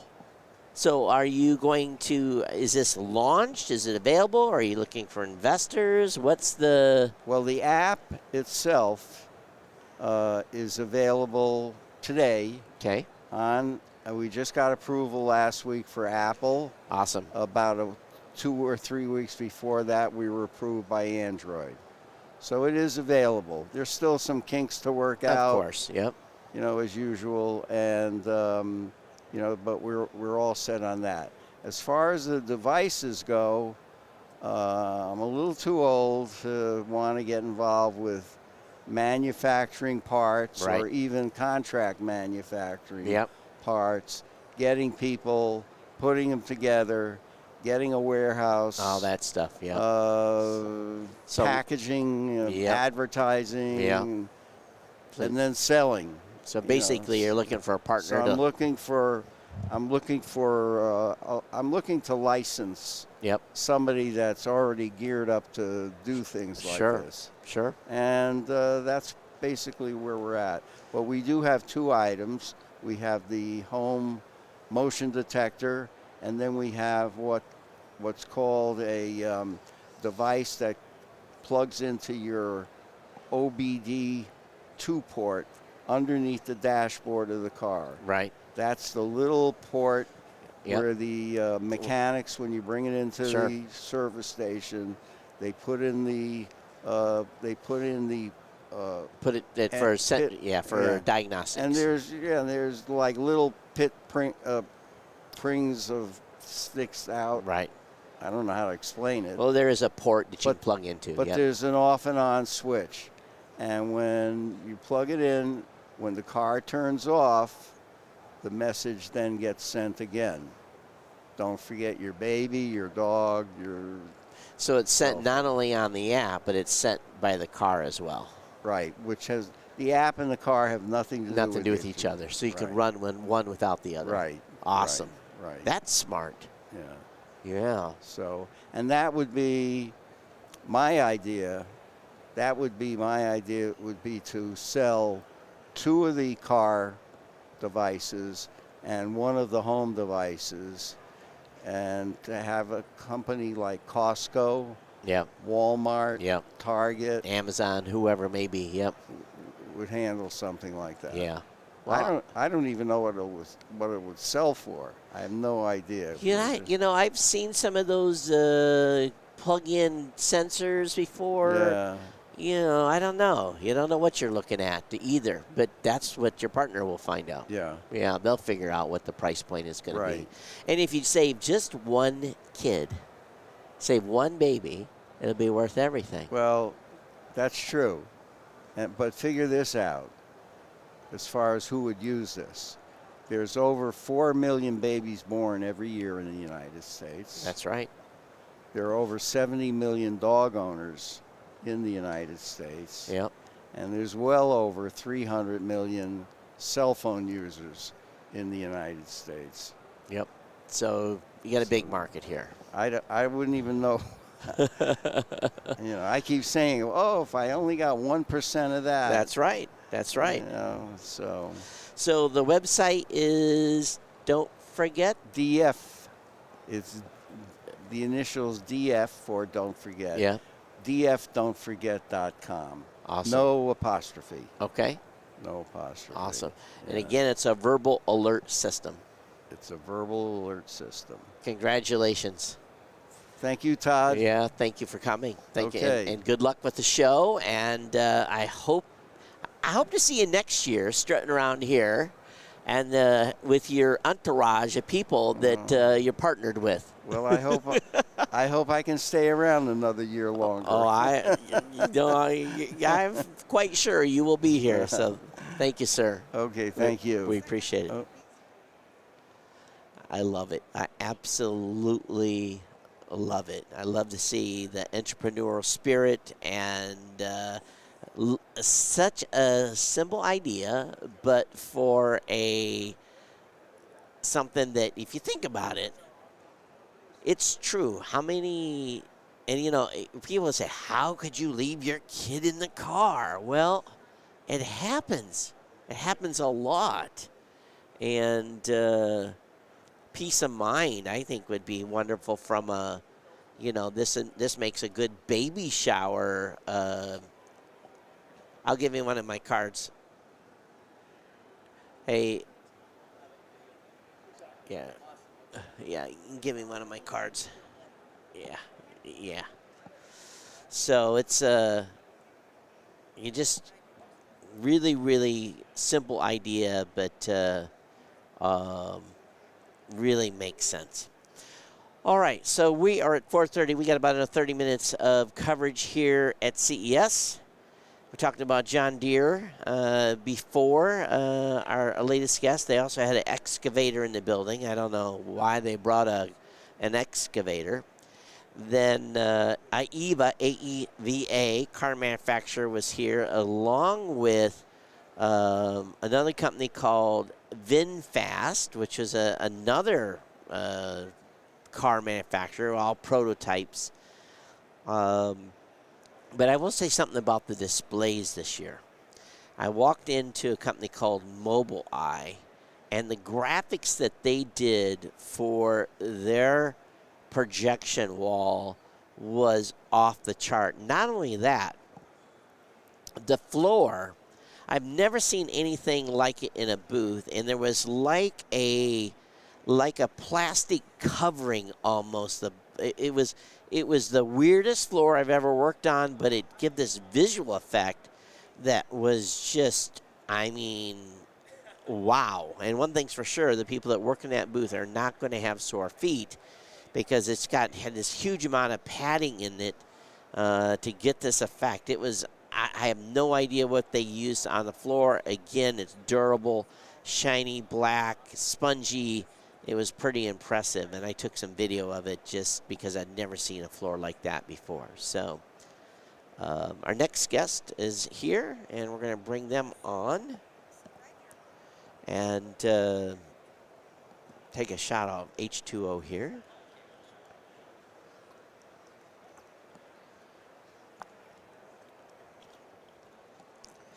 All right. Oh, okay. Hello. Hey, welcome to our coverage. Please, so you've got a shirt on that says HITS. Yes. So tell me about HITS and what you're doing here at CES. Yes. Hello, everyone. I'm from HITS, and first of all, my name is Sang-Yeon Hwang. I am an AI scientist in HITS, and HITS is an AI drug discovery startup based in Korea. It's a drug discovery? Yeah. If you are confused, you can understand it as a medicine discovery. Oh, okay. Yeah, All sure. right. We are basically developing and serving AI models which predicts the right compounds when you are to discover the new medicines. Oh. So I'm as an AI scientist, I developed the AI models which is necessary in the whole drug discovery processes. Drugs are evolving very, very quickly now, and so I find this curious that you're using AI to essentially come up with new compounds. What does the science take to, first of all, just to program that, to get that AI, the ability to do that type of, to do that type of discovery? What kind of inputs does it need? You mean the input is required by our product? Yeah. Yeah. Basically, we are at CES. We are introducing our first SaaS product named One Platform. Okay. It's a web-based platform, and the input requires two things. The first thing is the protein structure that you want to target. So to treat most of the disease, you basically need to target the protein's dynamics. Okay. And the controlling the protein dynamics is done by some small compounds, chemical compounds. Right. So what you need to do is to discover the right chemical compound, which eventually becomes a drug or medicine. Right. Yeah. So the first input I said was the protein structure, and the second input is the chemical structure that you are interested in.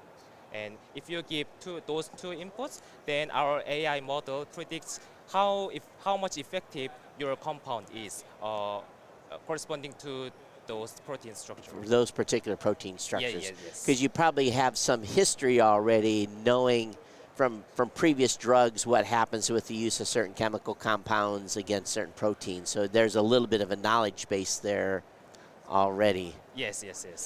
So do you expect this then to be sold to pharmas, or who do you think your users are going to be? Do you think it's going to be the pharmaceutical companies?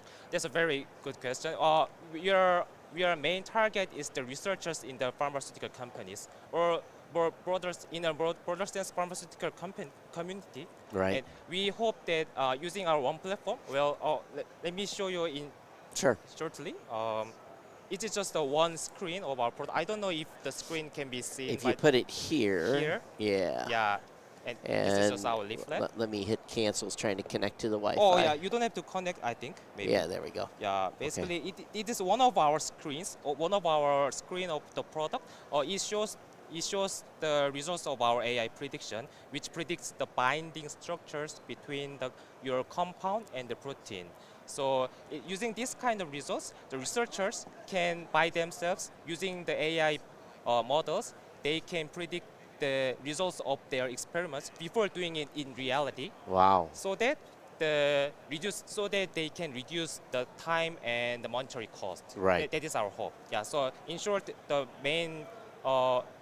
main market is the researchers. The researchers. The pharmaceutical community. So before, because the process is very expensive. At least here in the United States, I don't know how it is in South Korea, but I know here that they have to have the drug compound review. They have to test on usually on mice or different, and then it maybe progresses to human test, and it's very expensive and takes a long time. You know very very well, I think. Well, this is something that's pretty well known. I think most people understand it could take 10 years maybe for something. Exactly. Actually, what we repeat in this CES is that to discover one medicine, on average, it takes about 10 to 15 years. Yeah. And it costs about $3 billion. So do you think then, what do you predict that this is going to shorten, because they're going to have to run multiple scenarios. Exactly. So do you think this is going to allow them to cut their research time by 1 year, 2 years? What is the cost? What is the time? Because that's what they're going to say is how much time is this going to save? Of course, what we are mostly focusing on is somewhat relatively earlier part of the whole drug discovery process. In the earlier part, our purpose is to discover some candidate compound which deserve to enter into some preclinical and clinical or something. Right. So, and those part takes about it can take as long as 10 years alone. Right. But during our some past projects with other major pharmaceutical companies in Korea, we confirmed that we can reduce that period by less than a quarter. Wow. Yeah, and so we believe that, so we confirmed our model's accuracy by the co-work, and then in this one platform, we are now we've implemented those models into a web platform so that the researchers by themselves can use the prediction, can require the predictions easily. So you're a pretty smart guy. So HITS do you have a team that helped you build this, or are you a startup? Did you get funding? How did you fund this whole project? Oh, we've actually in the early last year we've finished our Series A funding. Okay. And well, based on funding, and we have an AI research team, and okay. together with the team colleagues, we develop the models required in the drug discovery processes. So do you have a biology background as well, or just purely the AI side?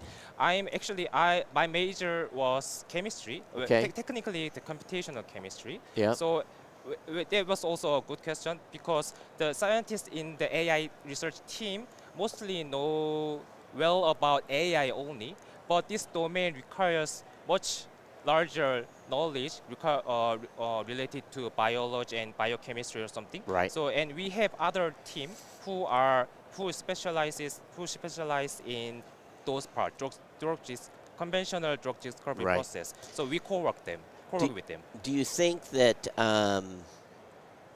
this model, this AI model, obviously you want a feedback loop?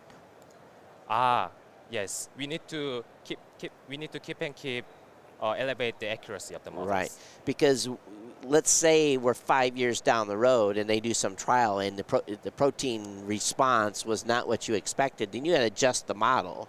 But don't you think, though, once the model starts getting adjusted based upon real-world stuff, that it's going to be, at some point, this is going to get really, really accurate?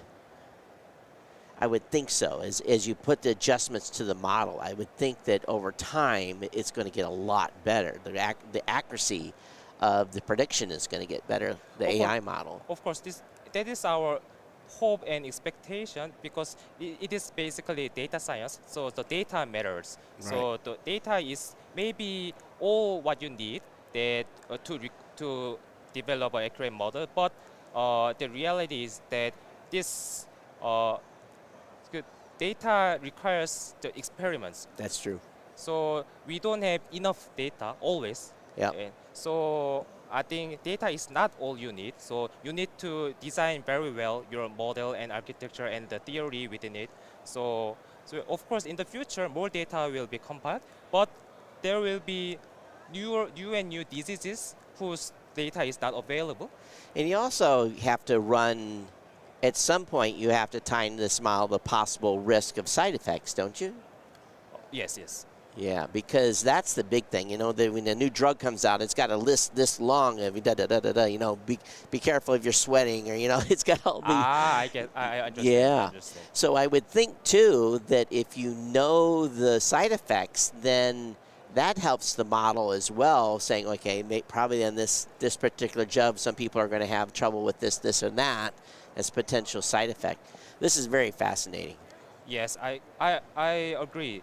I think that's related to something called multimodal data. Like, where to my understanding, what you said is that to accurately predict the efficacy of one drug, maybe incorporating some side effect information will help. Well, maybe it is possible, but I don't think the data related to that side effects or something is large. So I don't know if that is large. Don't even know if it exists. Yes, yeah. and it won't be very easy or straightforward to incorporate other categorical information into the predictions. Right. It's amazing where we're at. Pretty soon we're going to live to be 200 years old. Maybe. But I don't know that is positive thing. I know. I'm not sure about that. It may be true. All right. Hey, thank you so much. Where can people find more information? Where's your website at? Our website is, we are currently demonstrating using just the demonstration site. Okay. And our company's official website is hits.ai. Hits.ai. You can visit to see more information of our company. Outstanding. Congratulations. Thank you so much. Thanks for stopping by. Wow. I'm impressed. That, ladies and gentlemen, the future is here. Okay, we're good. Okay. Yeah, thank you. Can I keep this? Okay, awesome. Okay, I'll definitely check it out. Thank you. All right, so we've got about, I don't know how many guests we've got left. I probably went way too long on that one. That one had my intrigue factor up quite a little bit. And hey, I know nothing about biology. I know nothing about chemistry. So just was going out just what little what little knowledge I had on some of that stuff. So, do we have another guest coming up? Hey, Kirk. Oh, he's going downstairs, so maybe we don't. Well, I tell you what, it's been an exciting day. Last night I had insomnia big time, so I'm running a little slow on sleep. When I came up here at 3 o'clock after trekking all over the Las Vegas Convention Center, I said, well, I could just about use a nap. Now I've caught my second wind, so I think I'm good, at least for a while. We'll see what happens. Hey, we're going to continue. Again, we're not done for the day yet, but we are going to continue this tomorrow. And we're streaming this live coverage everywhere. It's on Plug-Its. It's on Tech Podcast. It's on The Gadget Professor. It's on GNC Weekly. It's on Geek News Central. It's on TechPodcast.com. All of our different social media platforms. We're live on Twitch with Plug-Its. Then we're also on Twitter. We're on Facebook. We're on YouTube for our each individual personal channels. So doesn't matter where you're going to tune in, and I'm sure your weekend you're going to want to hang out with us. It's a great opportunity to see what's coming to market. We have a full schedule tomorrow, absolutely booked full, and a full schedule pretty much on Sunday as well. Sunday we don't go as late. I think we finished 2:33 on Sunday. The show's a little bit weird this year because it's a Thursday, Friday, Saturday, Sunday. Almost the entire crew will pack this thing up Sunday night and be on airplanes very, very early Monday morning. Personally, I have to be back because I'm on the hook for federal jury duty the rest of the month of January, which should be fun. So I have to check in actually today to see if my name has been drawn and I have to do my civic duty. Talk a little bit about some of the other things I've seen here at the show, just kind of back up a little bit. Let's see if I can get my phone back to where we've started a couple of days ago. Or actually, I saw we've all seen those defibrillators. Am I saying that right? Defibrillators that they have in airports and different businesses. Well, there is a company that is producing a life-saving defibrillator made for the home. So this company already has 10,000 of those devices in their home. Now, here's the challenge with this. I was watching the demo, and there is a little bit of training that you have to have, or a family member would have to have. But we're at a point today where if someone collapses and there is no pulse, this might be the one thing that is able to save them before you have true medical assistance that is available. So that's something I saw yesterday. It's from Defibrillator from Life AZ. I don't know if it's in the United States yet. It was in the French section of the show. So I thought that was pretty cool. Also, I saw a robot. And, you see everything at this show. I saw a robot that goes down water mains. It actually is designed to be in a water main that has flowing water. It has sensors to check the water, there's a whole bunch of stuff it does. Basically, checks the integrity of pipes. And it's not designed to clean. It'll even go around corners. This thing was impressive. And I have a little bit of video on it. One of the things I didn't fully understand was, and it was actually kind of creepy, and it's in our live blog, it's from a company called All Life. They had a robot with a human mannequin head on top of it. It's just a little bit on the creep zone available.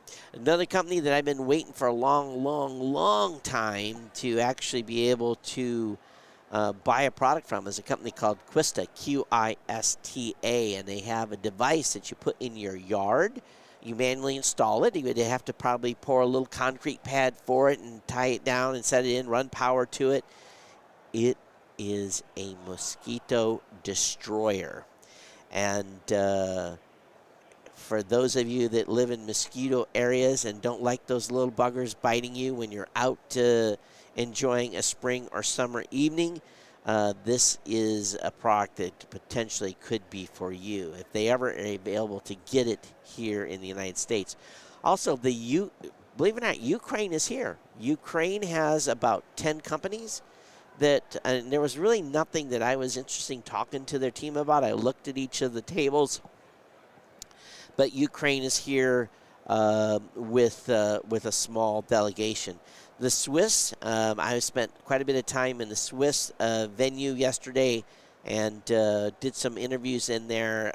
The Swiss ambassador to the United States and Gary Shapiro was speaking. I was able to catch a little bit of video. Of course, Gary Shapiro is the president of the CTA here. But the biggest section, or the biggest thing I think was cool coming out of the Swiss area, was a wheelchair, get this, that climbs stairs, and quite steep stairs. I was very impressed with this particular wheelchair. They are currently only in Europe. They're not in the United States yet. It's going through the FDA situation. But those that are wheelchair bound, once they see this video, they're going to like, how do I get one of these? It is very, very unique. And again, designed to climb stairs. It's from a company called Scewo, S-C-E-W-O. Scewo Bro, S-C-E-W-O Bro, and it's at scewo.com. And definitely check it out. But the demo video is what drugged me into the office. Saw this wheelchair going up a side of outside stairs, not something that was inside. But he does describe the inclination that it will climb. There was another device that was a advanced mobility device, not necessarily a wheelchair, but something that can help people get around in. There was in the Japanese section, they had an exoskeleton that people were trying on. People were amazed. It seems to be a pretty robust product. But again, it's the Novell Eco-Skeleton from a company called Archelius, A-R-C-H-E-L-I-S Incorporated, out of the Japanese pavilion. Also, out of the, which pavilion was I in? See if I can figure out. I think it was the Netherlands pavilion. They have a sensor that you can run across avocados, strawberries, and it will tell you whether or not the avocado is ripe, whether it needs to sit out a couple of more days before you cut into it. All of us have cut into an avocado that wasn't quite ready, but this is a device that it tells you if the fruit is actually ripe and ready. Now, strawberries is pretty easy to see, but they're also using this to determine sugar content and be able to use this in a commercial operation, which I thought was pretty slick in itself. It's called 1/3. They were CES Innovation Award winner, and they said 1/3 is the first to predict shelf life of fresh produce such that better and more dynamic decisions can be made in the food supply chain, resulting in higher efficiency, lower cost, and less food waste.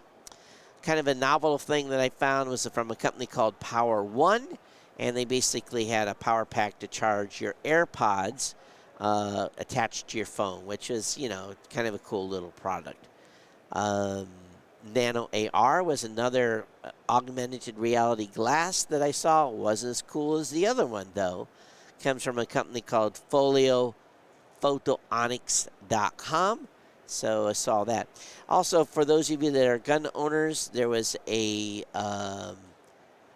product from a company called My Gun's Been Moved. And it has the ability, and again, for those of you that are gun owners, most gun owners keep when you're in your home, they keep your firearm locked up, especially if you have children. It's often required by law. But this specific device was basically a pad that a firearm would be set on, and then an alarm would be sounded if the gun was moved at all on the pad, which Again, I think your mileage is going to vary by municipality and what your requirements are for securing your weapon. I think that is just about everything that I have seen to date. And getting in this morning was not an issue. We were able to, they fixed the security issue that was plaguing everyone yesterday. Let's see if I can find what else I may have missed that I can chit-chat about. Because he did do some interviews, so I was able to capture some stuff here that will be processed and I'll be able to put online. Did spend a little time on Fremont Street last night, just for a little while. Went out and had a cocktail. But again, it's been a pretty full, attendance-wise, CES. If we look at the screenshot of the hallways, the traffic's down a little bit, but we're getting close to the end of the show day. But overall, we've had good traffic here at the event. We were talking about it earlier. I was predicting probably over 150, 160 thousand people here. Both Central and North Hall were very, very busy. Anyways, it's been fun. All right, a little bit of detail for you. I am the founder of Blueberry Podcasting at blueberry.com. Blueberry without the E's because we couldn't afford the E's. If you want to get a free 30-day trial to use to start your very own podcast, you can do that by using the promo code Blueberry004. Credit of you, that promo code will go to help the team here to cover expenses. Of course, we want to make sure that you get subscribed to all the podcasts that are part of this show. All you got to do is go over to techpodcast.com. When you're on techpodcast.com, you'll see a full listing of every single show that's here. Make sure that you get on your favorite podcasting app and subscribe to those podcasts so that you don't miss a single episode. That includes Plug It's Live, includes Geek News Central, includes the Gadget Professor, includes the Tech Ranch, and GNC Week in Review. The support team here has been fantastic today. Scott's team has been holding down the fort along with Kirk. And fortunately, we're pretty close to the end. Do we know if we've got any more guests coming? I do not see anybody checked in. Yeah, so is there anybody that's missed that's supposed to be here in this last couple of segments, or? There should be two more, but. Should be two more of it. We'll see if they show up. All right, cool. I do want to thank those of you that have boosted the show. Anonymous via Podverse did 10,000 sats saying, love the live stream. So we thank you for that donation. We're using, and I can talk about just a little bit, if you listen to podcast and you're using what I call a legacy podcast app, you are missing out on some new things that are happening in the podcasting space, specifically the ability to see when shows that you love that are part of the Podcasting 2.0 initiative when they go live. We've been live all today, and our listings on those apps have shown a live symbol beside them where you could actually listen to the show versus watching from the app that you use. It's called Lit. When we go Lit, it's basically lights things up and lets you know that we're live. You get a notification via a new podcast app from newpodcastapps.com. There's 4 apps over there that support the live item tag that allows us to basically be live. And we definitely encourage you to check out newpodcastapps.com. Get off a legacy app and use one of those brand new podcasting apps that's out there that's available. You can then, if you're doing that, utilize micropayments in the form of what's called a Satoshi, which I think is a millionth or 10 millionth of a Bitcoin, to be able to send micropayments and what's called boost grams, or you can stream Satoshis by the minute to support your favorite shows. It's a great way to show support and to engage with your favorite podcaster. So that's what's happening here. And I think I've just about talked myself to death. And at this point, if people show up, I think they're going to be too late. So what we're going to do is we're going to sign off, and we will be back with you tomorrow morning at 9 a.m. Don Main, the Gadget Professor, will be here for the first 2 hours. I don't know how the lineup works the rest of the day, but we do have, again, a full lineup of companies to talk with us. It's been my pleasure to bring you the show today, or the last 2 hours of the show.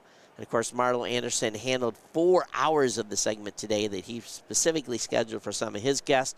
And Don Main had kicked it off with us today as well. So we'll be back with you tomorrow. Set your clocks, 9 a.m. Pacific.